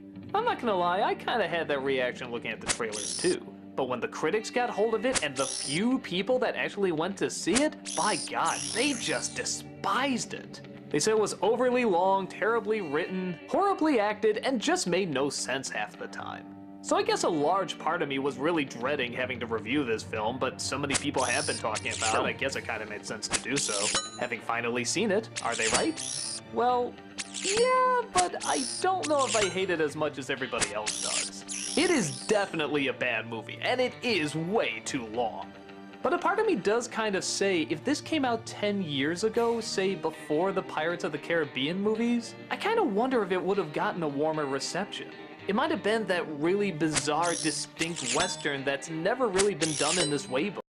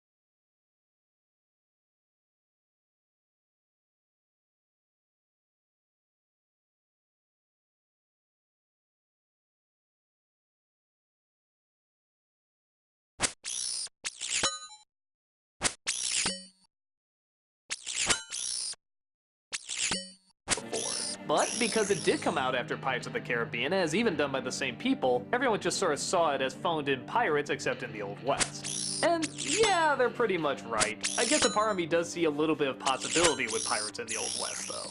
Not much, but a little. The story opens with Johnny Depp as the famous Indian named Tonto. He has a job just standing around in a museum. I don't get it, but the makeup's neat.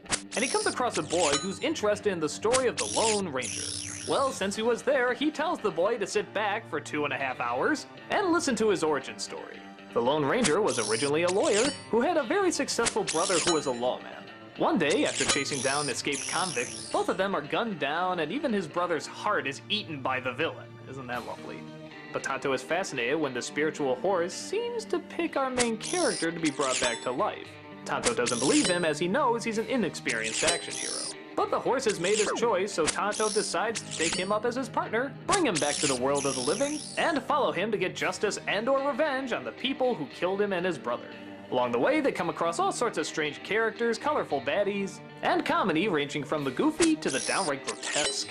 I get the feeling a lot of the worst parts were already kind of told to me, like the guy eating the heart or Johnny Depp being in the museum for no reason and some of the really stupid jokes. So I guess expecting that going in, I paid a little bit more attention to the stuff that I actually kind of enjoyed. I mean, okay, it's over the top and silly, but that's kind of what I expected with a Pirates of the Caribbean Western.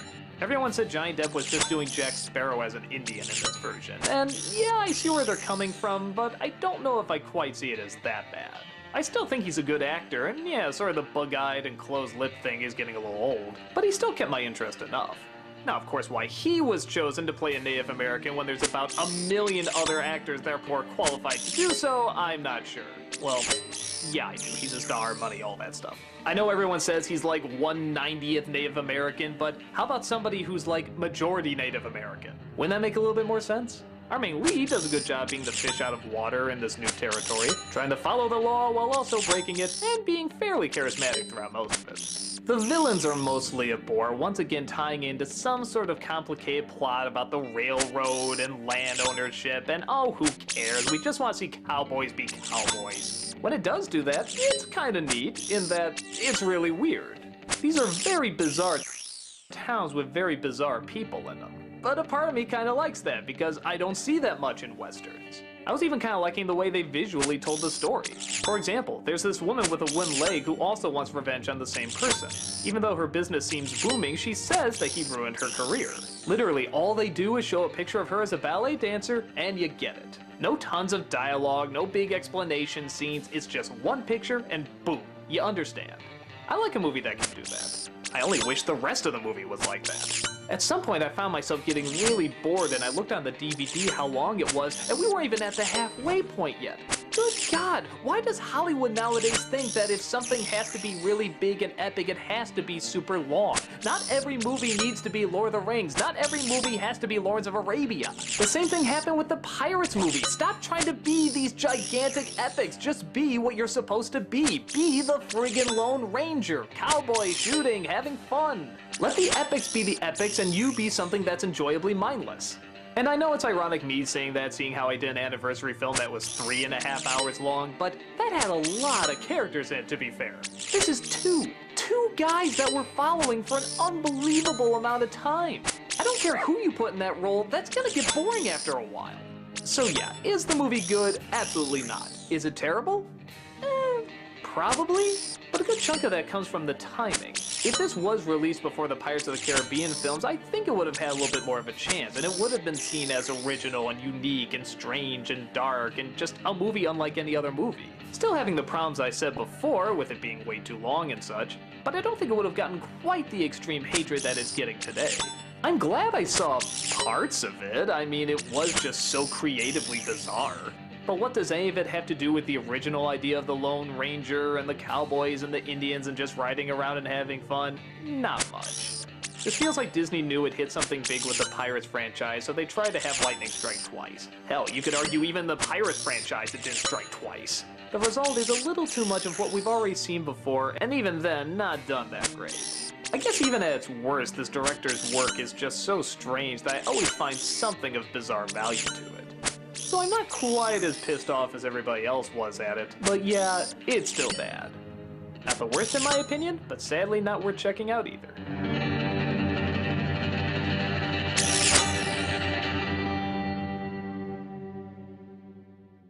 If you see my Nostalgia Critic review of Ponyo, you might remember a very particular ending. It's Miyazaki, it has its own charm, and it's just a lot of fun. Not like that movie Howl's Moving Castle. What? Since then, so many people have asked me, why do I hate Howl's Moving Castle? And the first clarification is, I don't hate it. I just don't think it's very good. And even by that, I kinda mean by Miyazaki standards. It is still visually interesting and has a lot of imagination, and it even has a fair amount of good character. What it doesn't have is focus. This movie is all over the place. And sure, I'm not gonna act like story was always the biggest part of a Miyazaki film. It was much more about environment and characters and so on. But there was still enough of a simplicity to his work that made it really come out as charming. This one just throws so much at you, it's hard to remember even what happened. Howl in the movie is a wizard played by Christian Bale. He comes across a hatter named Sophie, who then comes across a mean lady known as the Witch of the Waste. It appears this witch is in love with Howl, so much so that when Sophie refuses to serve her, she puts a terrible curse on her, transforming her 18-year-old body into that of a 90-year-old woman. Determined to get the curse lifted, she sets out trying to find Howl and comes across, what else? His moving castle. While there, she comes across some colorful characters, a scarecrow known as Turniphead, Howl's apprentice named Markle, and a talking ball of fire voiced by Billy Crystal. She decides to appoint herself the cleaning woman of the castle because she sees it as such a mess. The bad news is it doesn't seem like he can lift the curse. That's not especially on his mind anyway, as there's two warring countries, and one of them wants Howl to use his magic to help them win their fight. Howl goes back and forth between agreeing to do it and not, all while Sophie comes across the evil witch, who seems to be losing her power, and thus the curse seems to be going away, but only a little. And actually, it's kind of inconsistent. Sometimes she's older, sometimes she's younger. I'm sure there's a reason why, but honestly, this film goes all over the place and tries to throw so much at you that I guess it got lost in there for me. As a lot of this movie did. I'm constantly trying to remember what exactly it was I watched and what happened in what order and what they meant and where we were, and it's just always doing something. I try to figure out why this scatterbrain of a movie did so little for me when something like Spirited Away, which you could argue also does a lot of strange stuff and throws a lot at you, did so much. The only thing I can figure is movies like Spirited Away or Kiki or Nausicaa is that they're fueled by very simple desires. Sen just wants to save her parents and leave. Kiki wants to be an accomplished adult. Nausicaa just wants to save her people. Here, I forget what Howl's motivation is, and yeah, I know Sophie wants to get the curse lifted, but even that sort of seems like something that's put on the back burner half the time. With the other films, the ideas were motivating the visuals. Here, it feels like the visuals are motivating the ideas. I remember there's a particularly strange scene where Sophie and the witch are so slowly going up these stairs, and it's uncomfortable, and it's odd, and it's not pleasant to look at. I remember asking myself, why am I even watching this? How is this enjoyable, or dramatic, or creative? It's just weird and unpleasant. That's not to say there aren't some good moments. The visuals, for example, are great. There's a really nice scene at the end where she time travels for some reason or other. Again, it's really complicated and hard to follow, and it creates almost kind of a dream-like scene. I don't know, it's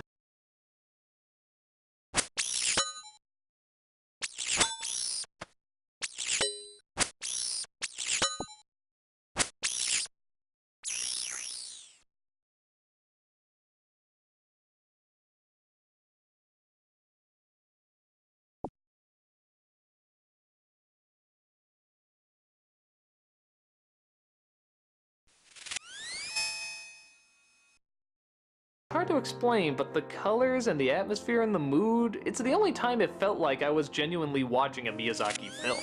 At least in terms of what it made me feel. The rest of the movie definitely looks like a Miyazaki film, and even has some thoughts like a Miyazaki film, but I just didn't feel the same magic as other Miyazaki films. Like I said, I don't think it's awful, and even people who ask me why I didn't like the film kind of nod and understand when I explain it. Even the most diehard Miyazaki fans don't usually consider this one of his best works. It's still impressive and it's animated great. Hell, even the voice acting is still pretty well done. But it's not really one I look forward to watching again when I had to do Disneycember. It has nice artwork here and there, but for the most part, it's just kind of confusing and dull. Which is such an odd thing to say with so much bizarre imagery. But if you don't care behind what's motivating it, why should I care to watch it to the end? I don't know, if you enjoy it, I understand. I'm not gonna act like there's nothing to have fun with in this movie. But for me, it's probably the only Miyazaki film where the lack of focus actually got in the way of it being a good product. I know I'm kind of a minority on that, but I'm not gonna lie. I'm not gonna say I like something when I legitimately don't. But I'm not gonna act like it's anything terrible either. I'd much rather watch the worst of Miyazaki than the best of Michael Bay any day. And I don't really see this film as a waste of time. There's still some cool stuff to see. But in terms of getting some really emotional, magical moments, I'd say his other work is more worth checking out. I know a lot of people like it, it's just not for me.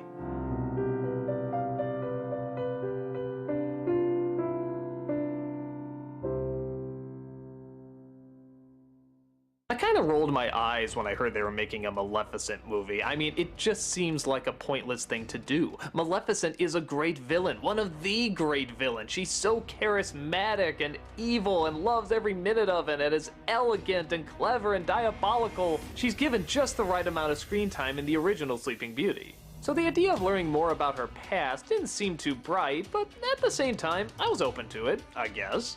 When the film finally came out, it became very obvious what they were trying to do. It's the Wicked formula again, trying to take a fairy tale we all thought we knew and tell it in a different way where the bad guy doesn't look so bad. When I figured that out, which you can very quickly in this film, I just sort of shrugged and said, whatever, just give me some pleasing eye candy. It did, and I didn't think too much of it.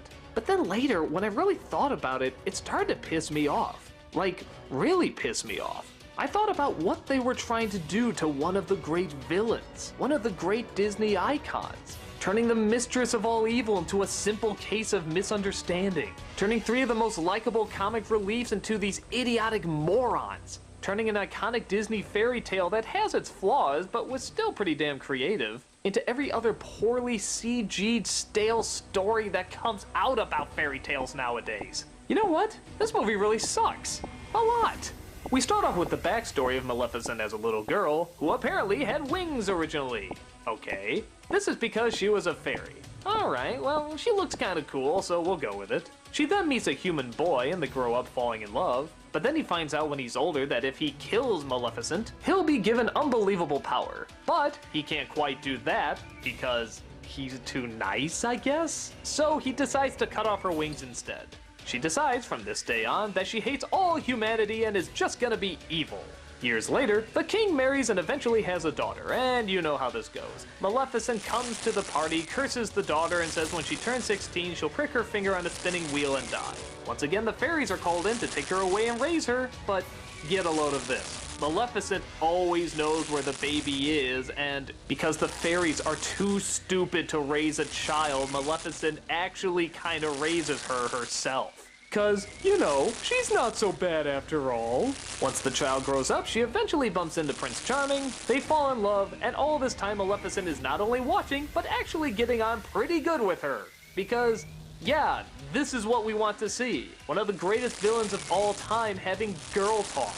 Talking about feelings, chilling, laughing, having all sorts of fun. What the fuck am I watching?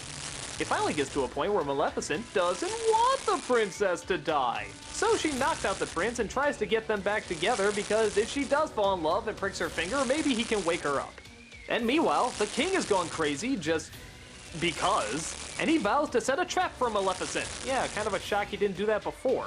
So it's a battle between Maleficent, the hero, and the princess's father, the villain. Yeah, I can tell they really got the idea about what Disney Sleeping Beauty was all about.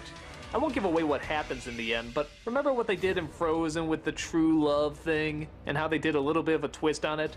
Yeah, they do that here too, except it was already done in Frozen, so it's not really a twist anymore. I guess there's one or two good things in this. Some of the visuals are a little neat. Most of them are pretty standard and not rendered very well. Angelina Jolie looks pretty cool as Maleficent. She's got that devilish smile and a cool look here or there. But while her acting's not really bad, it's not really anything that great either. The actor playing the king is awful. I mean, really bad. I guess he's supposed to be like this really complex character, but he just sort of has these weird mood swings and out of nowhere goes nuts, and none of it's convincing, and it all sounds so silly. They brought you back a day too soon. I told those three idiots. Lock her up in her room. Something about his voice, I can't explain it. I don't know if it's the inflections or the pitch or whatever, but he just annoys the crap out of me. She's only sleeping forever! And everything else, like I said, is trying to turn this story into something it isn't. Which, okay, Wicked did something like that, and Once Upon a Time did something like that, and they seem to work out okay. But that's part of the problem. They already did it. If you're going to do it now, you have to add something really new or really groundbreaking. Wicked had good writing and characters and music outside the fact that it was a twist on a story we already know. This is just so standard, and not only that, it takes characters that you already loved, and instead of making them charming in a new way, it just sucks out anything that made them unique. The fairies? Good God! I mean, there's dumb, and then there's just insultingly dumb. It's almost like the writer of this movie just didn't like the person who created the fairies originally or something and just really wanted to stick it to them. I mean, they are just so terribly written. I know this is done so that Maleficent looks more like the star, but come on, this is downright degrading. And like I said, Maleficent herself is just not that interesting. I guess this could be kind of a neat spin, seeing how we all know the story, and yeah, it is kind of juicy with her getting her wings chopped off and hating all humanity and stuff and trying to go through a change. But nobody is written with any charm or charisma. I give the actors credit that they're trying to add charm and charisma, but there's just so little to work off of. Nothing about it cries that somebody had this great idea and really wanted to tell this story in a brand new way that was gonna just change the way you look at everything. It's obviously just trying to do what everybody else is doing, and in the process, it insults some of our greatest Disney characters. The fairies were awesome, don't try to make them stupid. Maleficent was great, don't try to make her good. The kings were charming, don't try to make them this asshole. I don't know, if you want more reasons why I hate it, go watch the honest trailers of it. I guess if you're just looking for something that's kind of pretty, a touch creative, and reminds you a little bit of those classic fairy tales, then it's a harmless waste of time.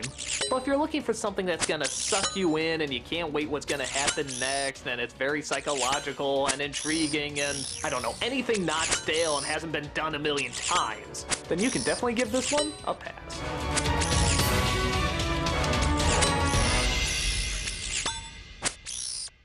Tales from Earthsea is based on the series of novels that sadly I haven't read, but based on the majority of the film I've seen here, I just may need to.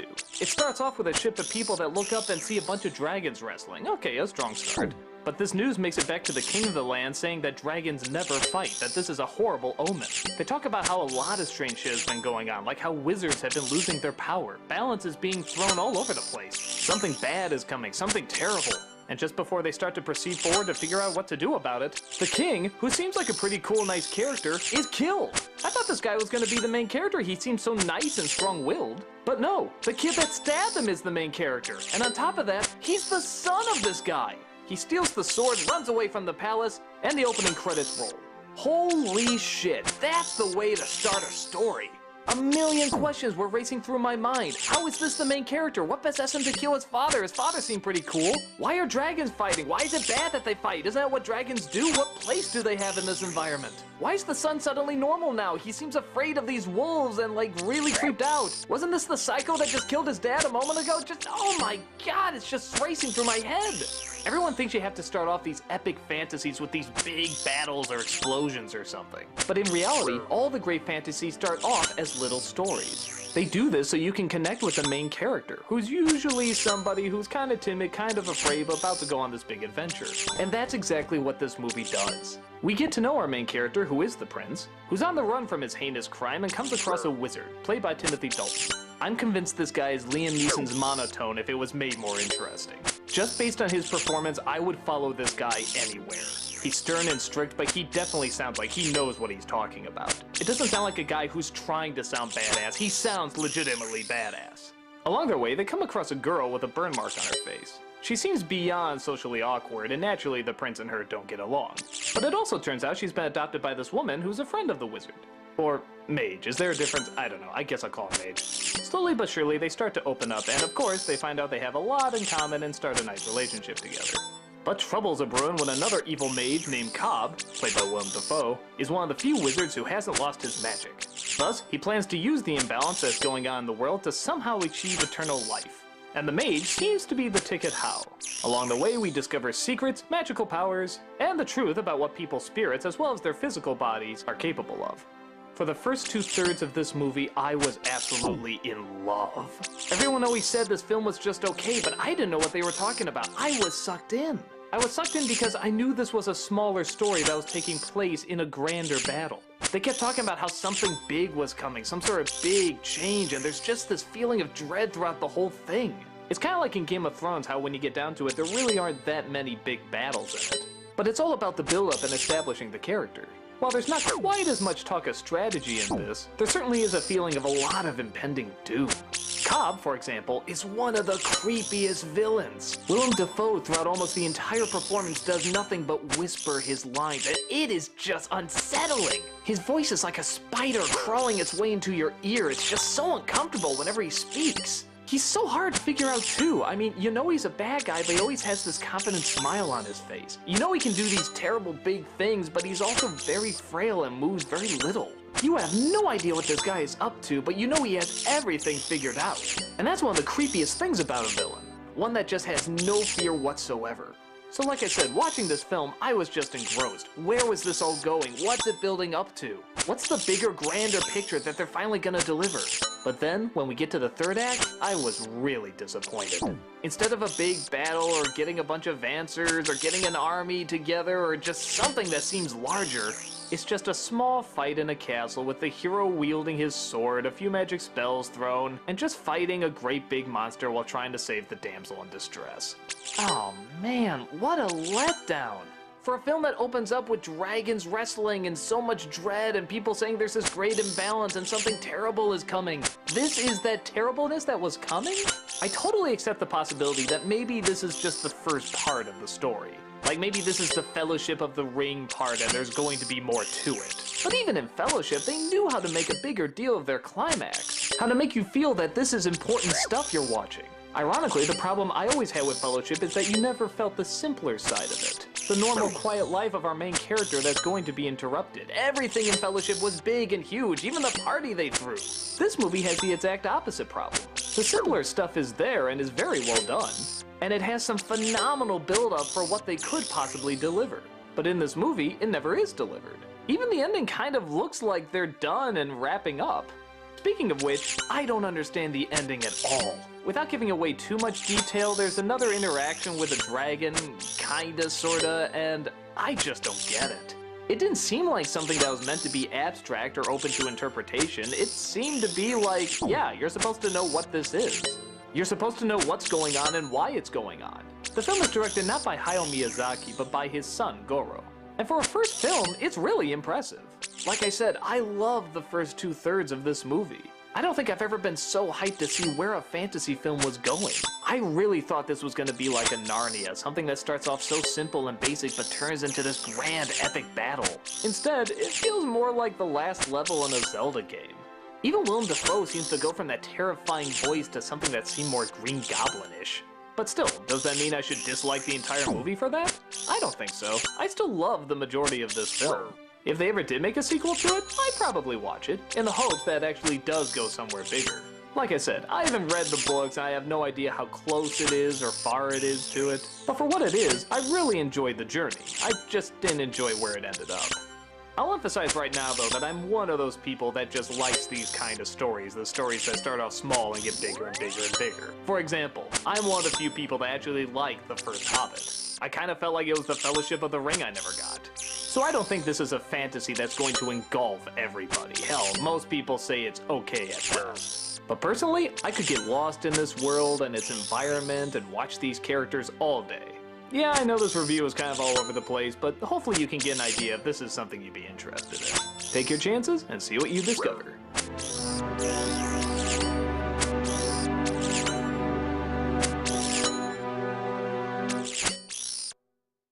It's Disney's runaway hit, Frozen. Just a little over a year since it came out and people still won't shut up about this movie. It's a cultural phenomenon. I have not seen an animated film from Disney get this much attention since Lion King. Everybody's still singing the songs, everybody's still quoting the lines, everybody's still selling the merchandise. It's just a monster. Like probably most of you, I kind of agree it's all over the place and most likely overplayed. But I'm not gonna lie, I'm one of those people that loves it just as much as anyone else. The story is about two princesses named Elsa and Anna. Elsa has a curse where she can control the cold. She can make it snow, shoot ice beams, create snowmen, all sorts of craziness. But one night, as a little kid, she accidentally almost kills her sister. Her mom and dad take them to a group of rock gnomes who say that they can save her, but they have to keep the power a secret. So they erase Anna's memory and decide that it's best to keep them as far apart as possible, in hopes that her power won't hurt her anymore. Years go by, and after the parents tragically die, the two of them grow up into polar opposites. Elsa, not surprisingly, is an awkward introvert, and Anna is a social butterfly, ready to open up to anybody. On the day of Elsa's coronation as queen, Anna accidentally reveals Elsa's powers to everybody, causing Elsa to run away and leave the entire kingdom in ice. So it's up to Anna to find her sister and convince her to come back and stop all this winter. Along her way, she comes across a climber named Kristoff, a magical snowman named Olaf, and all sorts of crazy adventures trying to not only save the kingdom, but her sister as well. There are so many things to talk about with this movie, it's hard to know where to even start. Probably the thing I'm impressed with most is their ability to break certain cliches while still holding true to others that make Disney so popular. But they do it in a way that's not so obvious. It feels very natural in the way they set up these characters. I thought back to films like Enchanted where they just hammered the lesson in that they're going against these Disney cliches, and here it just felt like it was part of a story they would tell even if it wasn't Disney related. Because it ties into what's going on nowadays and will continue to happen in the future. For example, there is still a romance that blooms in only a few days, but they also mock the fact that she's going to marry somebody that she just met, which of course is a big criticism of female leads in the past. But this also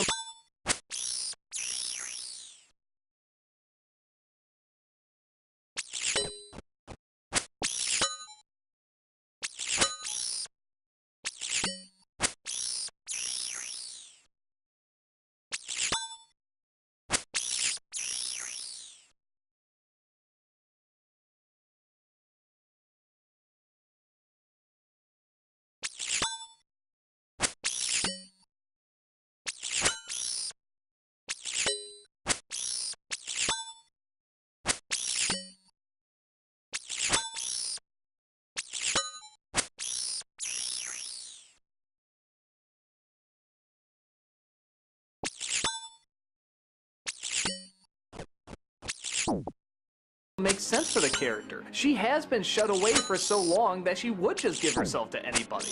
It's a new experience and she would be excited, but this movie is showing the dangers of it. In fact, originally, I was kind of against the idea that there was sort of a last-minute villain thrown in, but without giving away too much, this once again shows a really good lesson. The surprise reveal shows the danger of being too trusting to anybody, which is not only a good lesson for kids, but a really good lesson for kids nowadays. With the social media and everybody on it so often, both Anna and Elsa are perfect extremes to learn something from. Elsa is an introvert who wants to stay away from people, much like how some people can just be glued to their computers and phones and not go outside that much. People need to know how to socially interact if they're going to survive. But Anna has the opposite problem. If you reveal too much about yourself and will just give your heart to anybody, again, like a lot of people on the social media do, there can be a downside to that as well. The characters are also likable. Not only do we have two princesses in this, but one of them who's on the queen isn't evil, is actually really respectable and smart, and the other isn't so dainty and basic. She's really, really funny. They don't mind if they make her a little bit of a ditz here or there because it's totally explained why. The situation totally backs up why she would be this way, but at the same time, she's very likable. You love her passion. And there is something so nice knowing that the majority of the humor that comes from this movie comes from the main characters and not all just in comic relief. The main characters can be funny and goofy. But with that said, even the obvious comic relief they do bring in isn't really that bad. I don't think Olaf is a hilarious character, but I got a laugh out of him once in a while, and he wasn't annoying. Where most Disney sidekicks get a lot of their humor from yelling and being loud, this one actually whispers a lot of his jokes. I haven't really seen that in a Disney fairy tale, and it's actually really effective and funny. The music, what can I say? You're all still humming these tunes. Let It Go, You Want to Build a Snowman for the First Time in Forever. I remember when I was first talking about these songwriters in the Winnie the Pooh movie, and I said I so want them to go on to something because these are such great songs. Holy shit, did they get rewarded for their talents. People are still singing these songs. They're releasing it in theaters with little sing-along lyrics.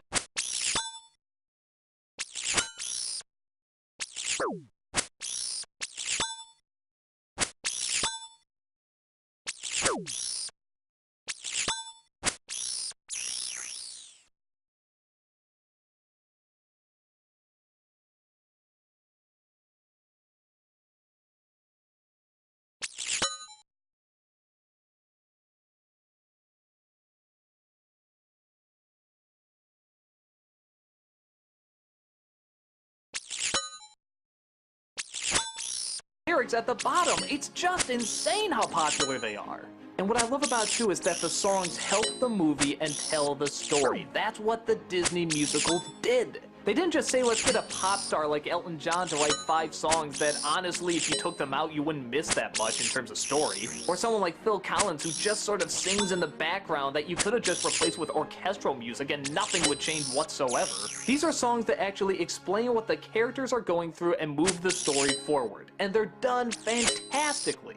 I know I did a Nostalgia Critic video criticizing the fact that it's played all over the place, and yeah, it is. I'm not gonna act like it isn't. We are overplaying it. I'm sure it's driving most people insane. But the sad truth is, I'm one of those obnoxious people who plays it over and over. That doesn't mean I won't make fun of it, but yeah, I'm one of those morons who does it. But to be fair, I only listen to it in my car, without any kids to play it for. Actually, this is sounding really pathetic, but I don't care! I love the music that much! The film is also gorgeous looking. I could almost see people whipping this out around every Christmas. Look at the way they shoot winter. Look at the colors. Look at the angle. Look at the landscapes. I could get lost in this winter. I want to live in this winter. Which, I know I kind of do, but this one looks nicer. If I did have a problem with anything, I would say that the backstory is really rushed. I know for some people those elements can really turn them off, as I've heard their major criticisms, like why they did do this to the 2 little girls and shouldn't have grown them up this way and so on and so forth. And I get it, it is kind of a plot hole, and in the development of our main characters that sort of causes all this. But personally, I give it a little bit of a leeway because I say that's kind of the fairy tale element. Sort of like, how is Luke Skywalker firing 1 torpedo gonna blow up the entire Death Star? Or how is it the Joker took down the Batplane with 1 bullet from his gun? It's one of those creative liberties that, for me, is worth going through to get to the best parts of the story. With that said, Frozen is one of my top 10 favorite Disney films. Hell, maybe even top 5. It brought me right back into that feeling that I was seeing something big and grand and Disney. And on top of that, it was a fairy tale. When's the last time you saw a traditional fairy tale take the world by storm? I don't mean something like Tangle that was a hit or Once Upon a Time that's doing well. I mean like take over the world. It's been a while, but it's great to see again. And yeah, like I said, it is probably being exploited a little too much and all over the place. But hell, I'd much rather have kids and adults rewatch this than, say, Transformers or Twilight. This one has so much more creativity and intelligence to it. And music, and visuals, and characters, and I'm just gushing all over it again. It's one of the few films I can just proclaim as an instant classic. A film you can guarantee years from now millions of people are still gonna be watching and sharing with their kids. Hell, with other adults. I'd say go check it out, but who the hell hasn't? Just go watch it again. I know I'm going to, and have a hell of a lot of fun doing it.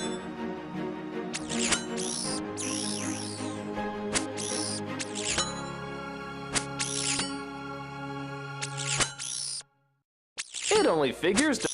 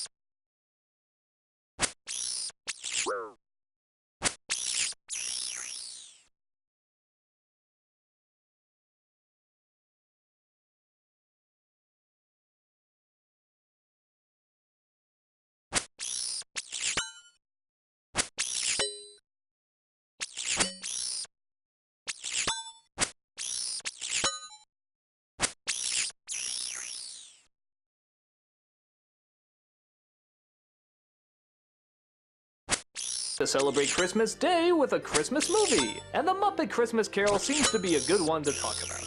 It's so interesting that for so many younger people, this is their introduction to the classic Charles Dickens tale. I shouldn't see that as a bad thing, seeing how the Mickey Christmas Carol was my introduction to it. And truth be told, it's not a bad way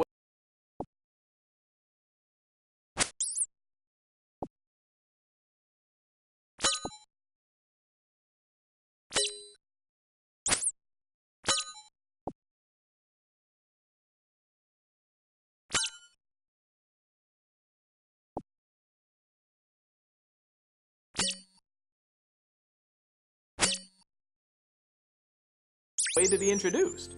Is it the best way? No, but I think it's still pretty reasonably well done.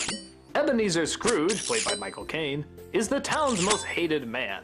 One of his workers, Bob Cratchit, played by Kermit the Frog, and yes, I know somebody else plays Kermit the Frog, but come on, work with me here, tries to get Christmas Day off to spend with his family. After Scrooge begrudgingly agrees, he's told that he's going to be haunted by 3 ghosts that night. The ghosts of Christmas past, present, and future. Each one shows him exactly that, the past, present, and future. And slowly over the course of the film, Scrooge starts to realize the importance of Christmas, the importance of being nice, and the importance of sharing his wealth with puppets half his size. The film is pretty by the book in following the original story. They have Gonzo and Rizzo as the narrators who constantly get beaten up throughout the entire movie. And all the other Muppet characters play the parts that we know from the book. The one that actually has me pissing my pants with laughter is Fozziwig. By God, I swear this whole movie was put together just so they could do that pun.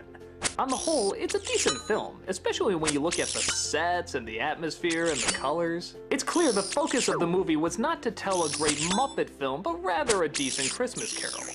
Now the downside is some might find that as a turnoff. As someone who loves the Muppet movie and the Muppet Caper and their early films, I really thought there was going to be a lot more humor to this. Like if you saw the Muppets do a Christmas Carol on, say, The Muppet Show, you know everything would go wrong. Their personalities would get in the way and it'd be all crazy and stuff will be blowing up and falling apart. But here, it's gotta be done more seriously. Which isn't a bad thing, I guess. It just doesn't feel that Muppet-ish half the time. But even that's made up for when they do something actually a little different from the story. Stuff that maybe other versions should consider putting in. One of my favorite additions is that the Ghost of Christmas Present has a bad memory. Why? Because he's always living in the present. So sometimes he'll repeat things, like he'll introduce himself twice or say a sentence he already said. That's a really clever idea. I also love the design of the Ghost of Christmas Past. That's kind of a baby, but kind of an adult too, is sort of ageless. But there are definitely some moments that are by no means terrible, but can definitely be a little awkward. While the songs for the most part are pretty damn good, some of them almost sound a little too cleaned up. Like The Love Is Gone is sung almost a little too nice, you almost miss the emotion of it. And let's get to the part that's really gonna make you wanna kill me. I don't think Michael Caine is that great a Scrooge. You heard right. I don't think he's awful, but there are just so many moments where I feel like he's really just phoning it in. For example, what the fuck is this? It just cracks me up how weird it is. There's also some line deliveries that just feel lazy to me. Like look at this scene where he just sort of calls Bob Cratchit's name and it just sounds like really bad acting. Mr. Scrooge. Bob Cratchit. Does anyone else feel that was just kind of half-assed? But the biggest scene, and I mean quite literally the biggest scene, is when he's supposed to break down and change his ways. There's no big music, there's no big visuals for it. It all just relies on his performance. And I'm sorry, it doesn't deliver. I don't feel a thing for this guy. Ebenezer Scrooge. I will live my life in the past, the present, and the future. I will not shut out the lessons the spirits have taught me. I don't entirely blame him, as the staging and pacing in this scene is kind of weird too. But I think of all the other Scrooges and how I felt so bad for them, and they just made this such a huge scene, and here it's just a guy who looks like he's trying to be sad while saying some lines. But with all that said, I'd say only about half of the performance is not very good. There actually is a half that's pretty decent. And strangely enough, a lot of it's in the musical numbers. Michael Caine is not a very good singer, but he actually does put a lot of passion when he's doing the singing role. He actually does feel very jubilant when he's singing the final song. And I really love the addition of having him sing a duet with a version of his past love. That's a great idea, and he does it very well. He also has the threatening look and stamina of a proper Scrooge, so I can't say he's terrible, because when he does something good, it is good. But for me, it's only about half the performance. I don't know, it could very well be that I love Christmas Carol so much and I love the character of Scrooge that I really hold them to a high standard. In fact, honestly, I can probably count on my one hand how many great Scrooges I think there really are that I've seen. But still, that's not what you're coming to see. You're coming to see the Muppets. And the Muppets do fine. Even though I don't feel like it's a traditional Muppet movie, I do kind of give it credit that it tried to do something really serious. They still address a lot of the dark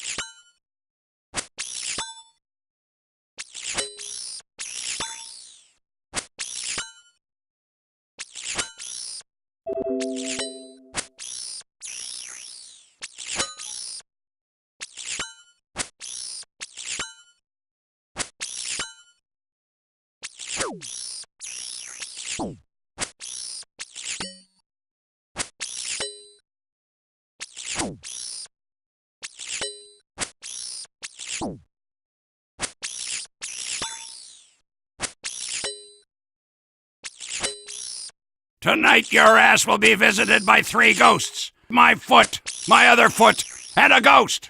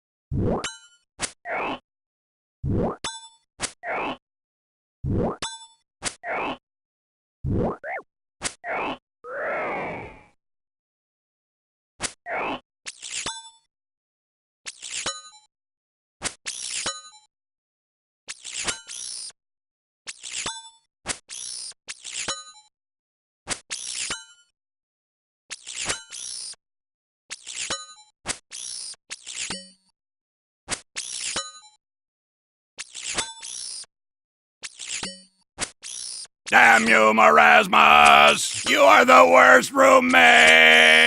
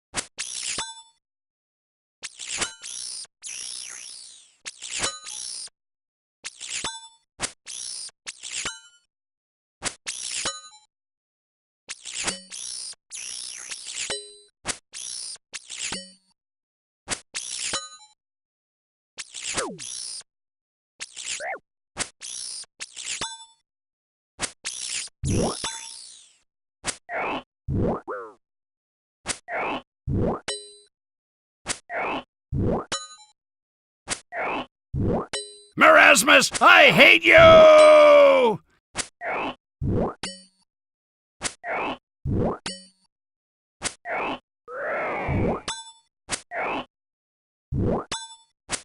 Ow! Ow! Brah! Fire!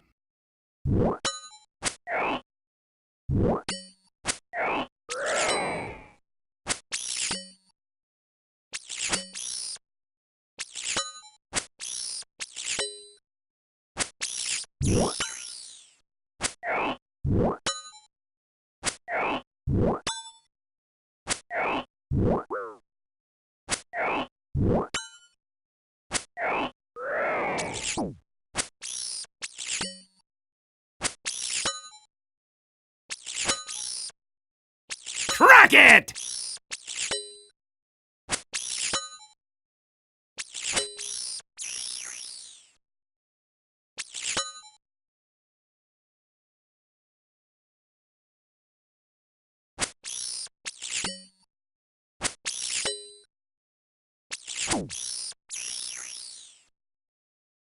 Dominated! I'm still your friend.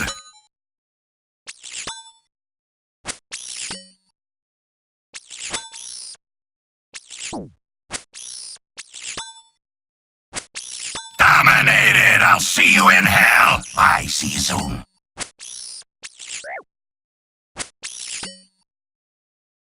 Stuff, they still kill off Tiny Tim.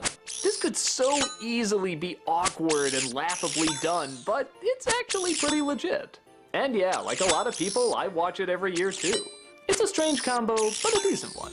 The kids will enjoy the puppets, the adults will enjoy the jokes, and the Christmas lovers will enjoy Christmas. Have a wonderful holiday, and possibly pop this film in.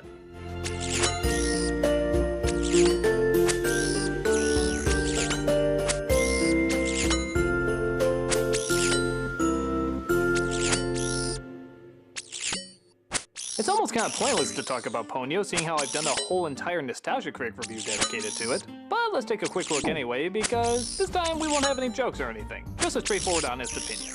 The film is very loosely based on The Little Mermaid, and when I say very loosely, I mean there's practically no reason to connect it to The Little Mermaid. It's a female, half-human, half-fish that comes out of the water, befriends a male, and that's about it. Everything else is completely 100% different. It has less to do with The Little Mermaid than, well, The Little Mermaid. Ponyo is an enchanted fish who comes from a magical man named Fujimoto, played by Liam Neeson. One day she decides to go exploring and comes across a boy playing in the sea. As she becomes more and more human, the boy and her start to form a very strong relationship. The longer she stays human and out of the sea, the more it seems to throw the world out of whack. And I mean really out of whack. Towns are suddenly put underwater, the moon is about to crash into the earth, it suddenly gets totally insane. But you almost wouldn't notice it, seeing how totally calm and relaxed everybody seems to be. Yeah, so their houses are underwater, big deal. You know what? It's a good day for a picnic. Let's row our boats, go fishing, just totally have fun on this otherwise beautiful day. Yeah, it's that kind of movie. Can Ponyo get back in time in order to set everything right? Well, again, being that kind of movie, you can probably guess what the outcome's gonna be. Weird. And that's definitely a word to describe this movie. Weird. It's still charming and really likable, but it is weird. The funny thing about it is that even though there is a lot of surreal imagery, that's not what's so strange about it. The strangeness really does just lie in the story. You couldn't predict the reactions or the choices that these characters make, or the outcomes that they produce. On the one hand, it's just so strange to get a grasp on. I mean, it seems like this is a tiny little story about a girl befriending a boy and all sorts of little magic. But then you hear talks about the moon is gonna destroy the world, and it's like, where did this come from? But on the other hand, that's also what's kind of charmingly strange about it. It's basically in its own strange setup where even if the world seems to be underwater, it's kind of okay. Something about that optimism is very bizarrely likable. Unexplainable to say the least, but still likable. And I think a lot of that just comes from its simplicity. All this chaos is constantly going around these characters, and yet the biggest concern for our main lead is to get ham. Yeah, she discovers what ham is and is totally obsessed with it. How can you not like a film so weird? Even the art style seems a lot simpler compared to other Miyazaki movies. But I don't mean that in any way to insult it, I think that's just the style. It's drawn much more like a kid's book, and it's kind of told in that way too. Well, for the most part. Again, the complications of the plot are really, I don't know, I don't want to say lazy, but not really needed. But then again, maybe that's the point of it. Maybe it is meant to just exist in this world where this extreme simplicity and this extreme complicated batshit insane plot can exist together and just sort of create its own weird setup. I don't know if that necessarily makes a classic, but it definitely makes an interesting experience. And at the heart of it is still some likable characters, some enjoyable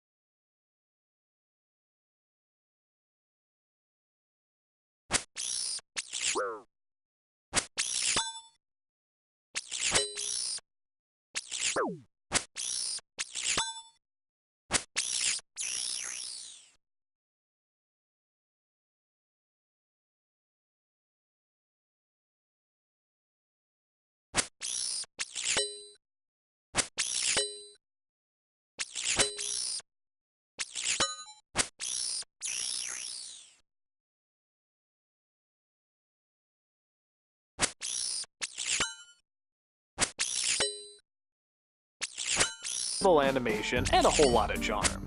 I really like watching this kid and just how ambitious and excited she is. The tiniest things just get her going nuts, and yeah.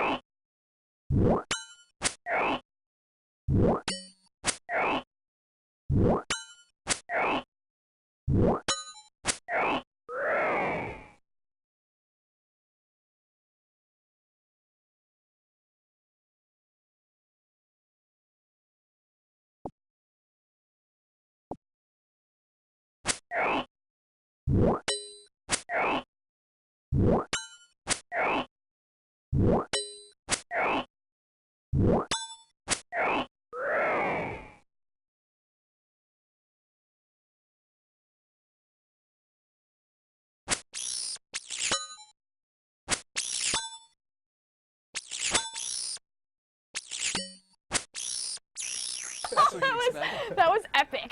Yes, that it was was. epic for the win. Yeah.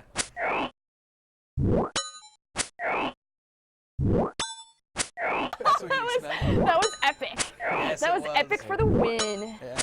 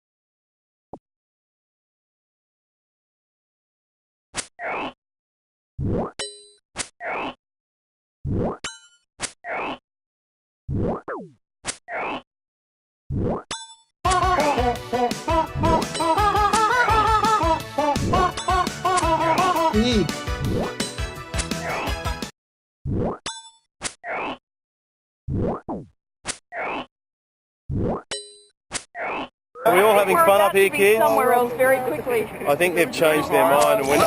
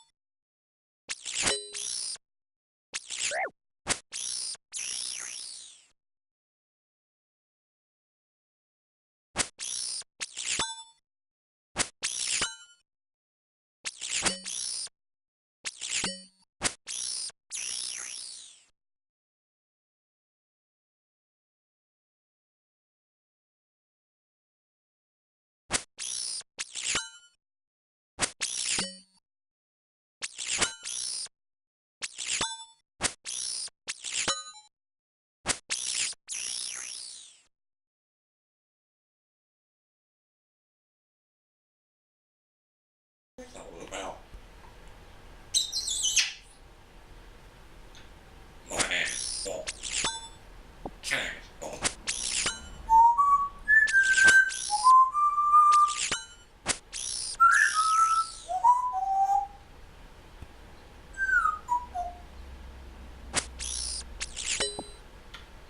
My name is Bob.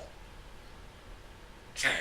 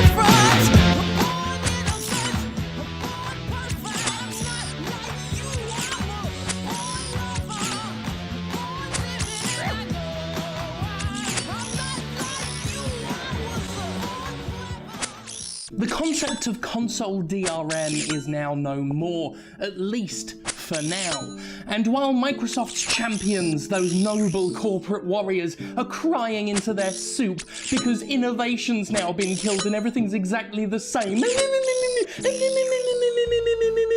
I did want to address one final thing in this whole debacle. Why is PC allowed to get away with it? A lot of people brought up that, oh, well, you can't share PC games. Oh, but Steam has DRM and we give it a free pass. Why are we just picking on consoles? Well, I thought it would have been obvious. I didn't think a video like this would be necessary, but there we go. So I'm going to explain it now, because I'm nice.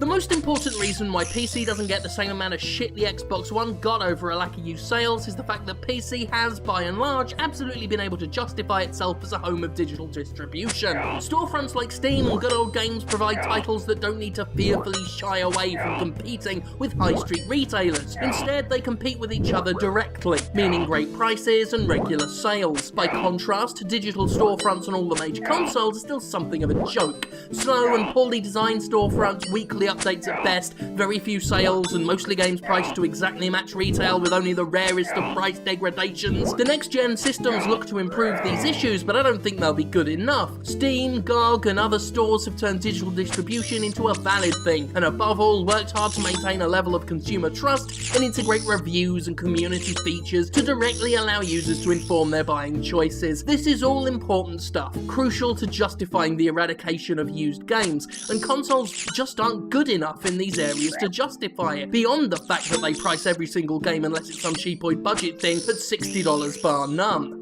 Not to mention the added benefits that come with PC gaming. People rag on Steam and Valve, but at least there's choice. You get a gaming PC and you have Steam, Good Old Games, Green Man Gaming, Origin...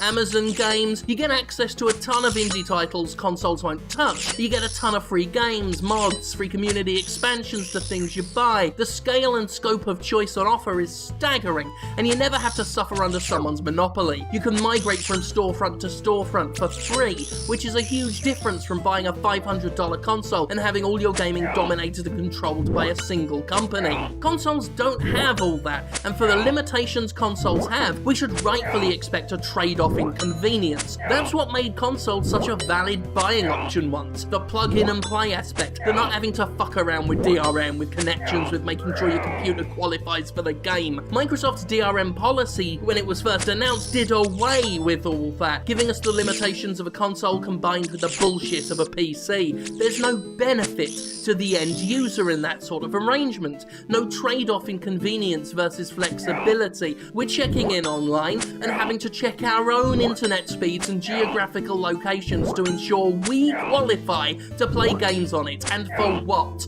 The same limited console experience we've always had. And in that regard, Steam even shows how you can do fucking DRM without pissing off the consumer. Yes, Steamworks is DRM, but at least it's DRM designed to provide benefits to the end user rather than simply demand that the end user jump through hoops. There's an offline mode so you don't have to play with a permanent connection. There's chat and community services, achievements for those that like them. There are tangible, beneficial things in Steamworks, rather than the lazy, churlish, demanding bullshit implemented by other publishers. I am not 100% against a publisher requiring I do something, but there's one question I always want to ask. What's in it for me? Don't make me input some passcode, don't make me check in online. If there's nothing a paying consumer, get out of it. Serial codes are dying by the wayside on PC, replaced by things like Steam, that give me a reason to want to play using it, rather than being made to. And hey, if you're against DRM in all its forms, GOG, always, there's beautiful GOG. Or just buy direct from the game makers, that's becoming way more of a thing now.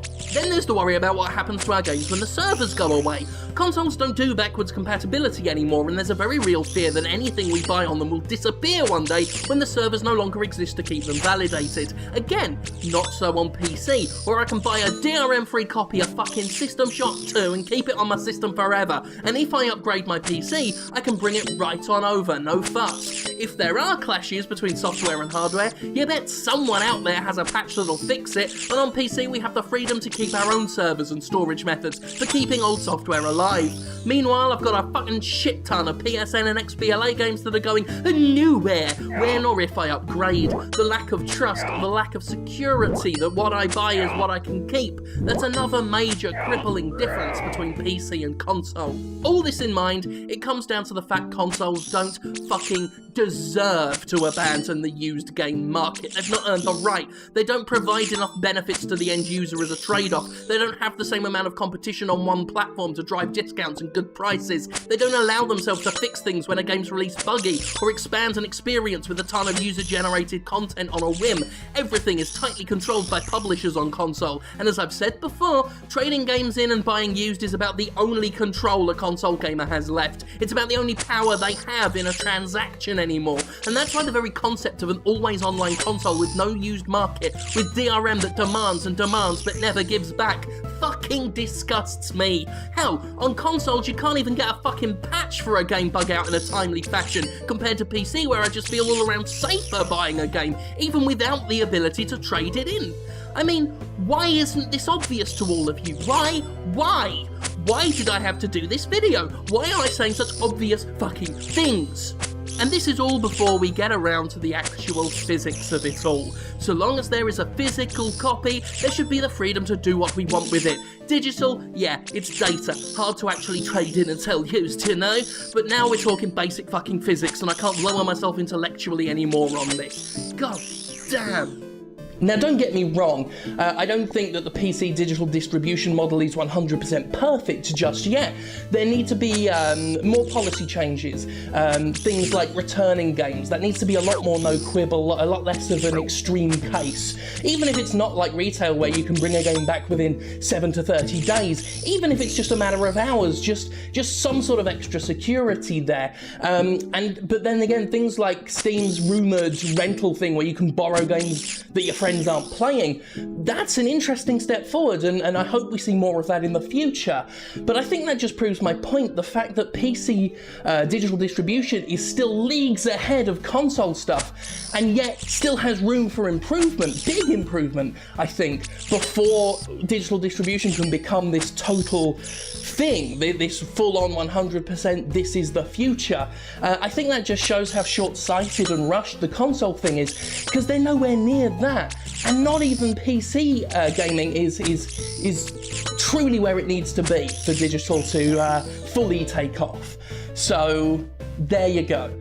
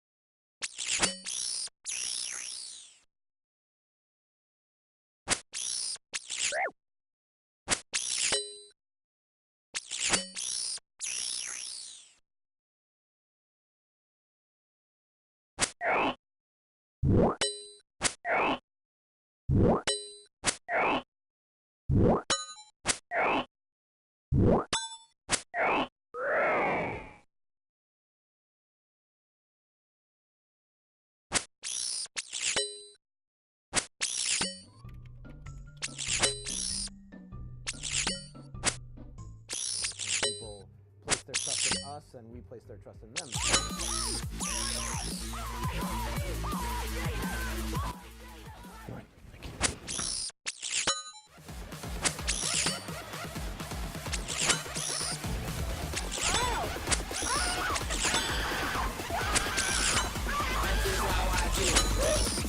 Get him. Fucking snipers, man!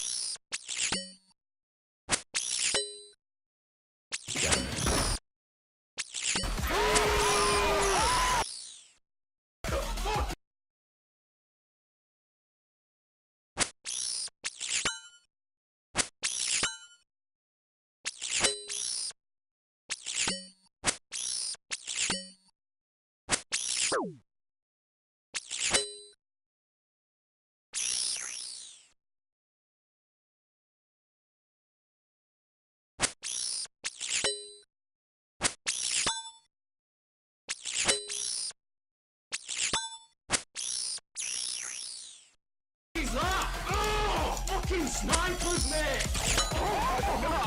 Surprise, motherfucker!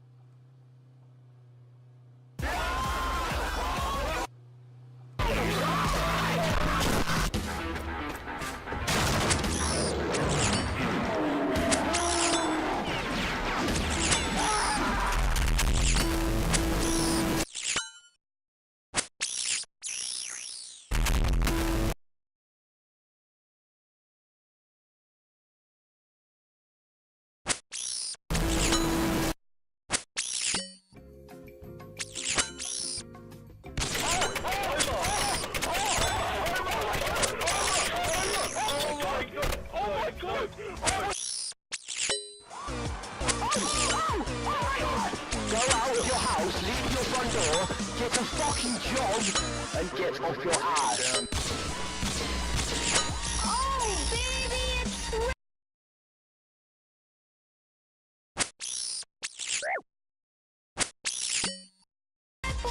Care package on the way. Be quiet, you're not cool. Get a fucking life. Silence back here. In their tongue is Dovahkiin. Dragonborn.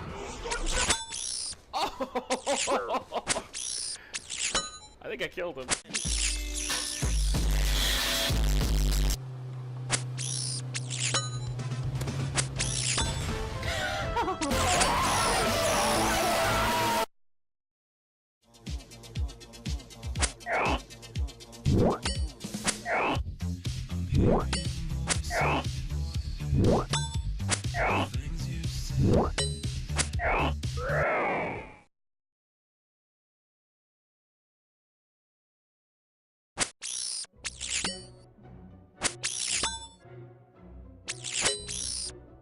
Wow!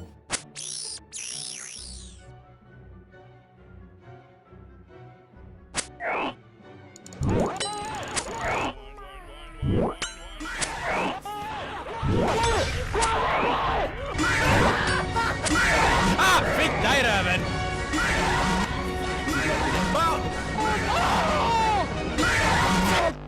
Andy!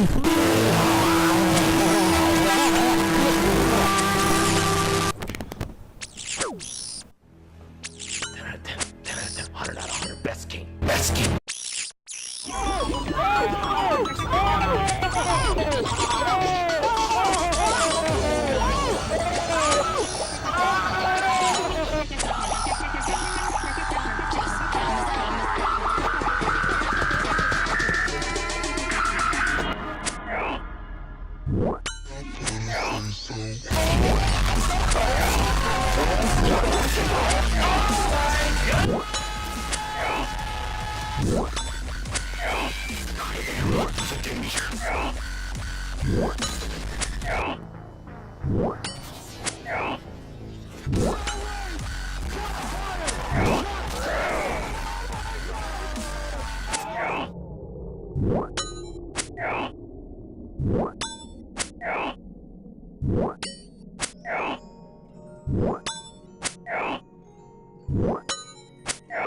Someone stole my donuts. Now you're on me.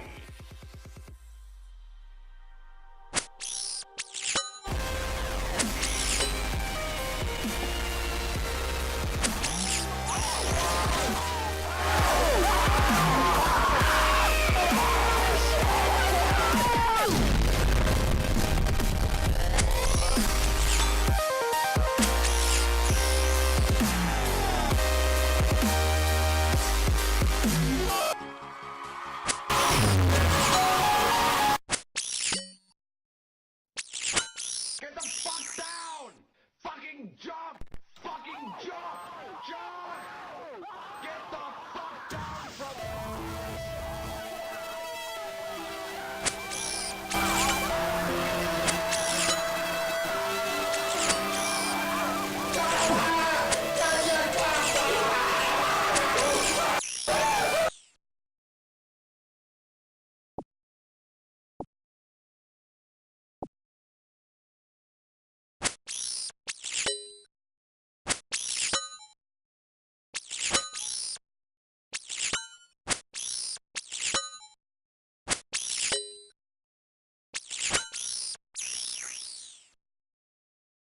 How's it going, bros? My name is PewDiePie. So many of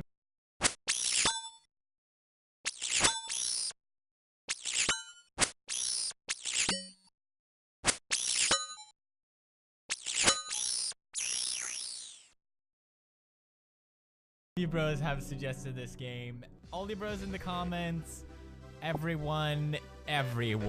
My mom called me to play it, and she's like, why haven't you played this game yet? I'm serious. I wish I was joking. I don't know. I don't know anything. What the fuck is this?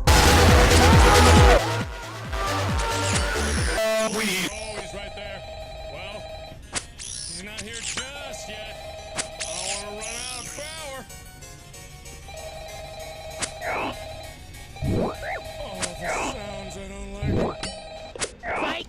That's the wrong number! Fucking right in the pussy! Please take your sweet ass time. Do you honestly think you're fucking funny fucking with my friends? If I ever see you, I'm gonna fucking slit your fucking face wide open, yeah? So, go and fuck yourself. Go and fucking crawl in a dirty, dank little hole where you fucking come from, you dirty dragon.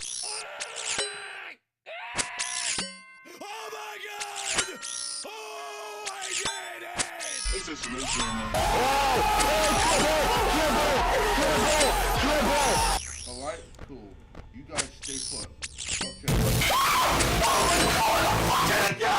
Are you fucking serious? Fuck off! Just fuck off! Fuck off, man!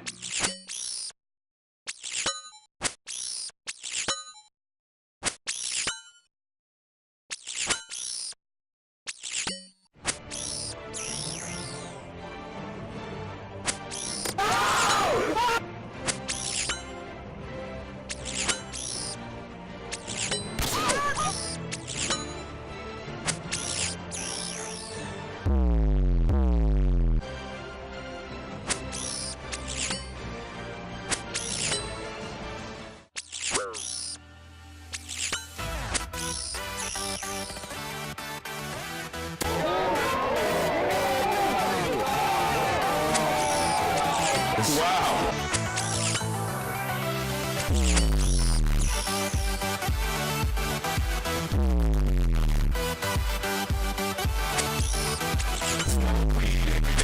Right, I'll tell you what, you fat little cunt.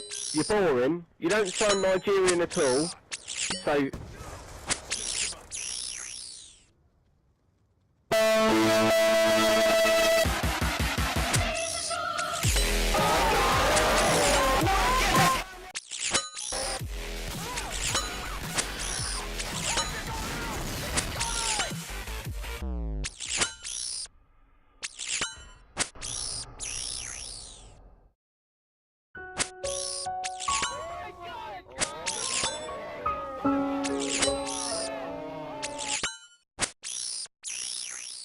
It looks something like this.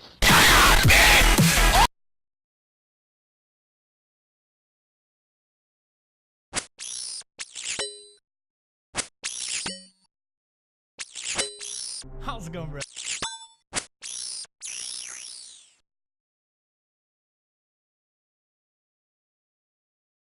My name is Jerry Mitchellark. Guns are what I do.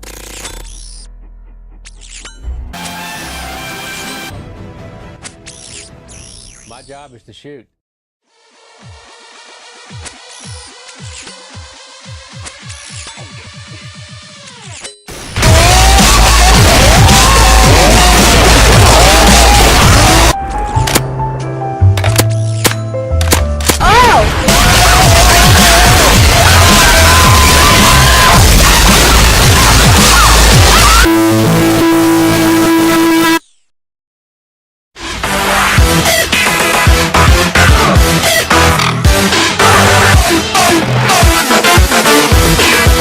You're a fucking ugly little cunt, mate, and if I ever see you, I'm gonna fucking slit your fucking face wide open, yeah? Bada bop, boom, pow!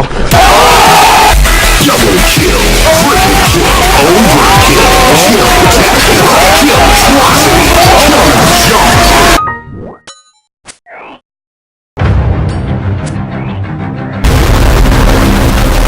Holy shit! Ah, you little fucking mug. Look at you, look. You sweat it up trying to fucking win.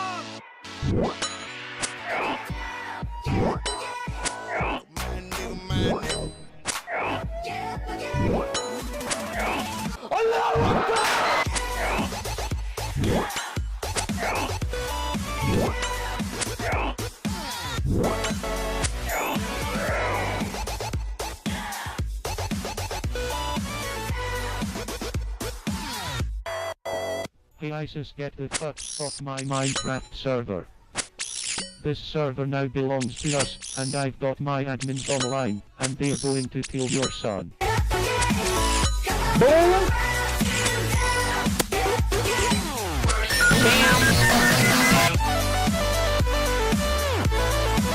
Bada bop boom pow.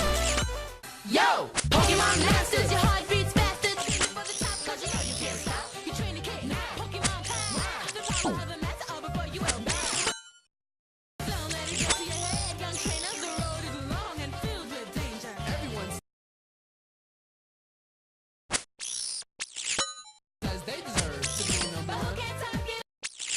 The answer is none. Because I've never seen an expert like you. One of those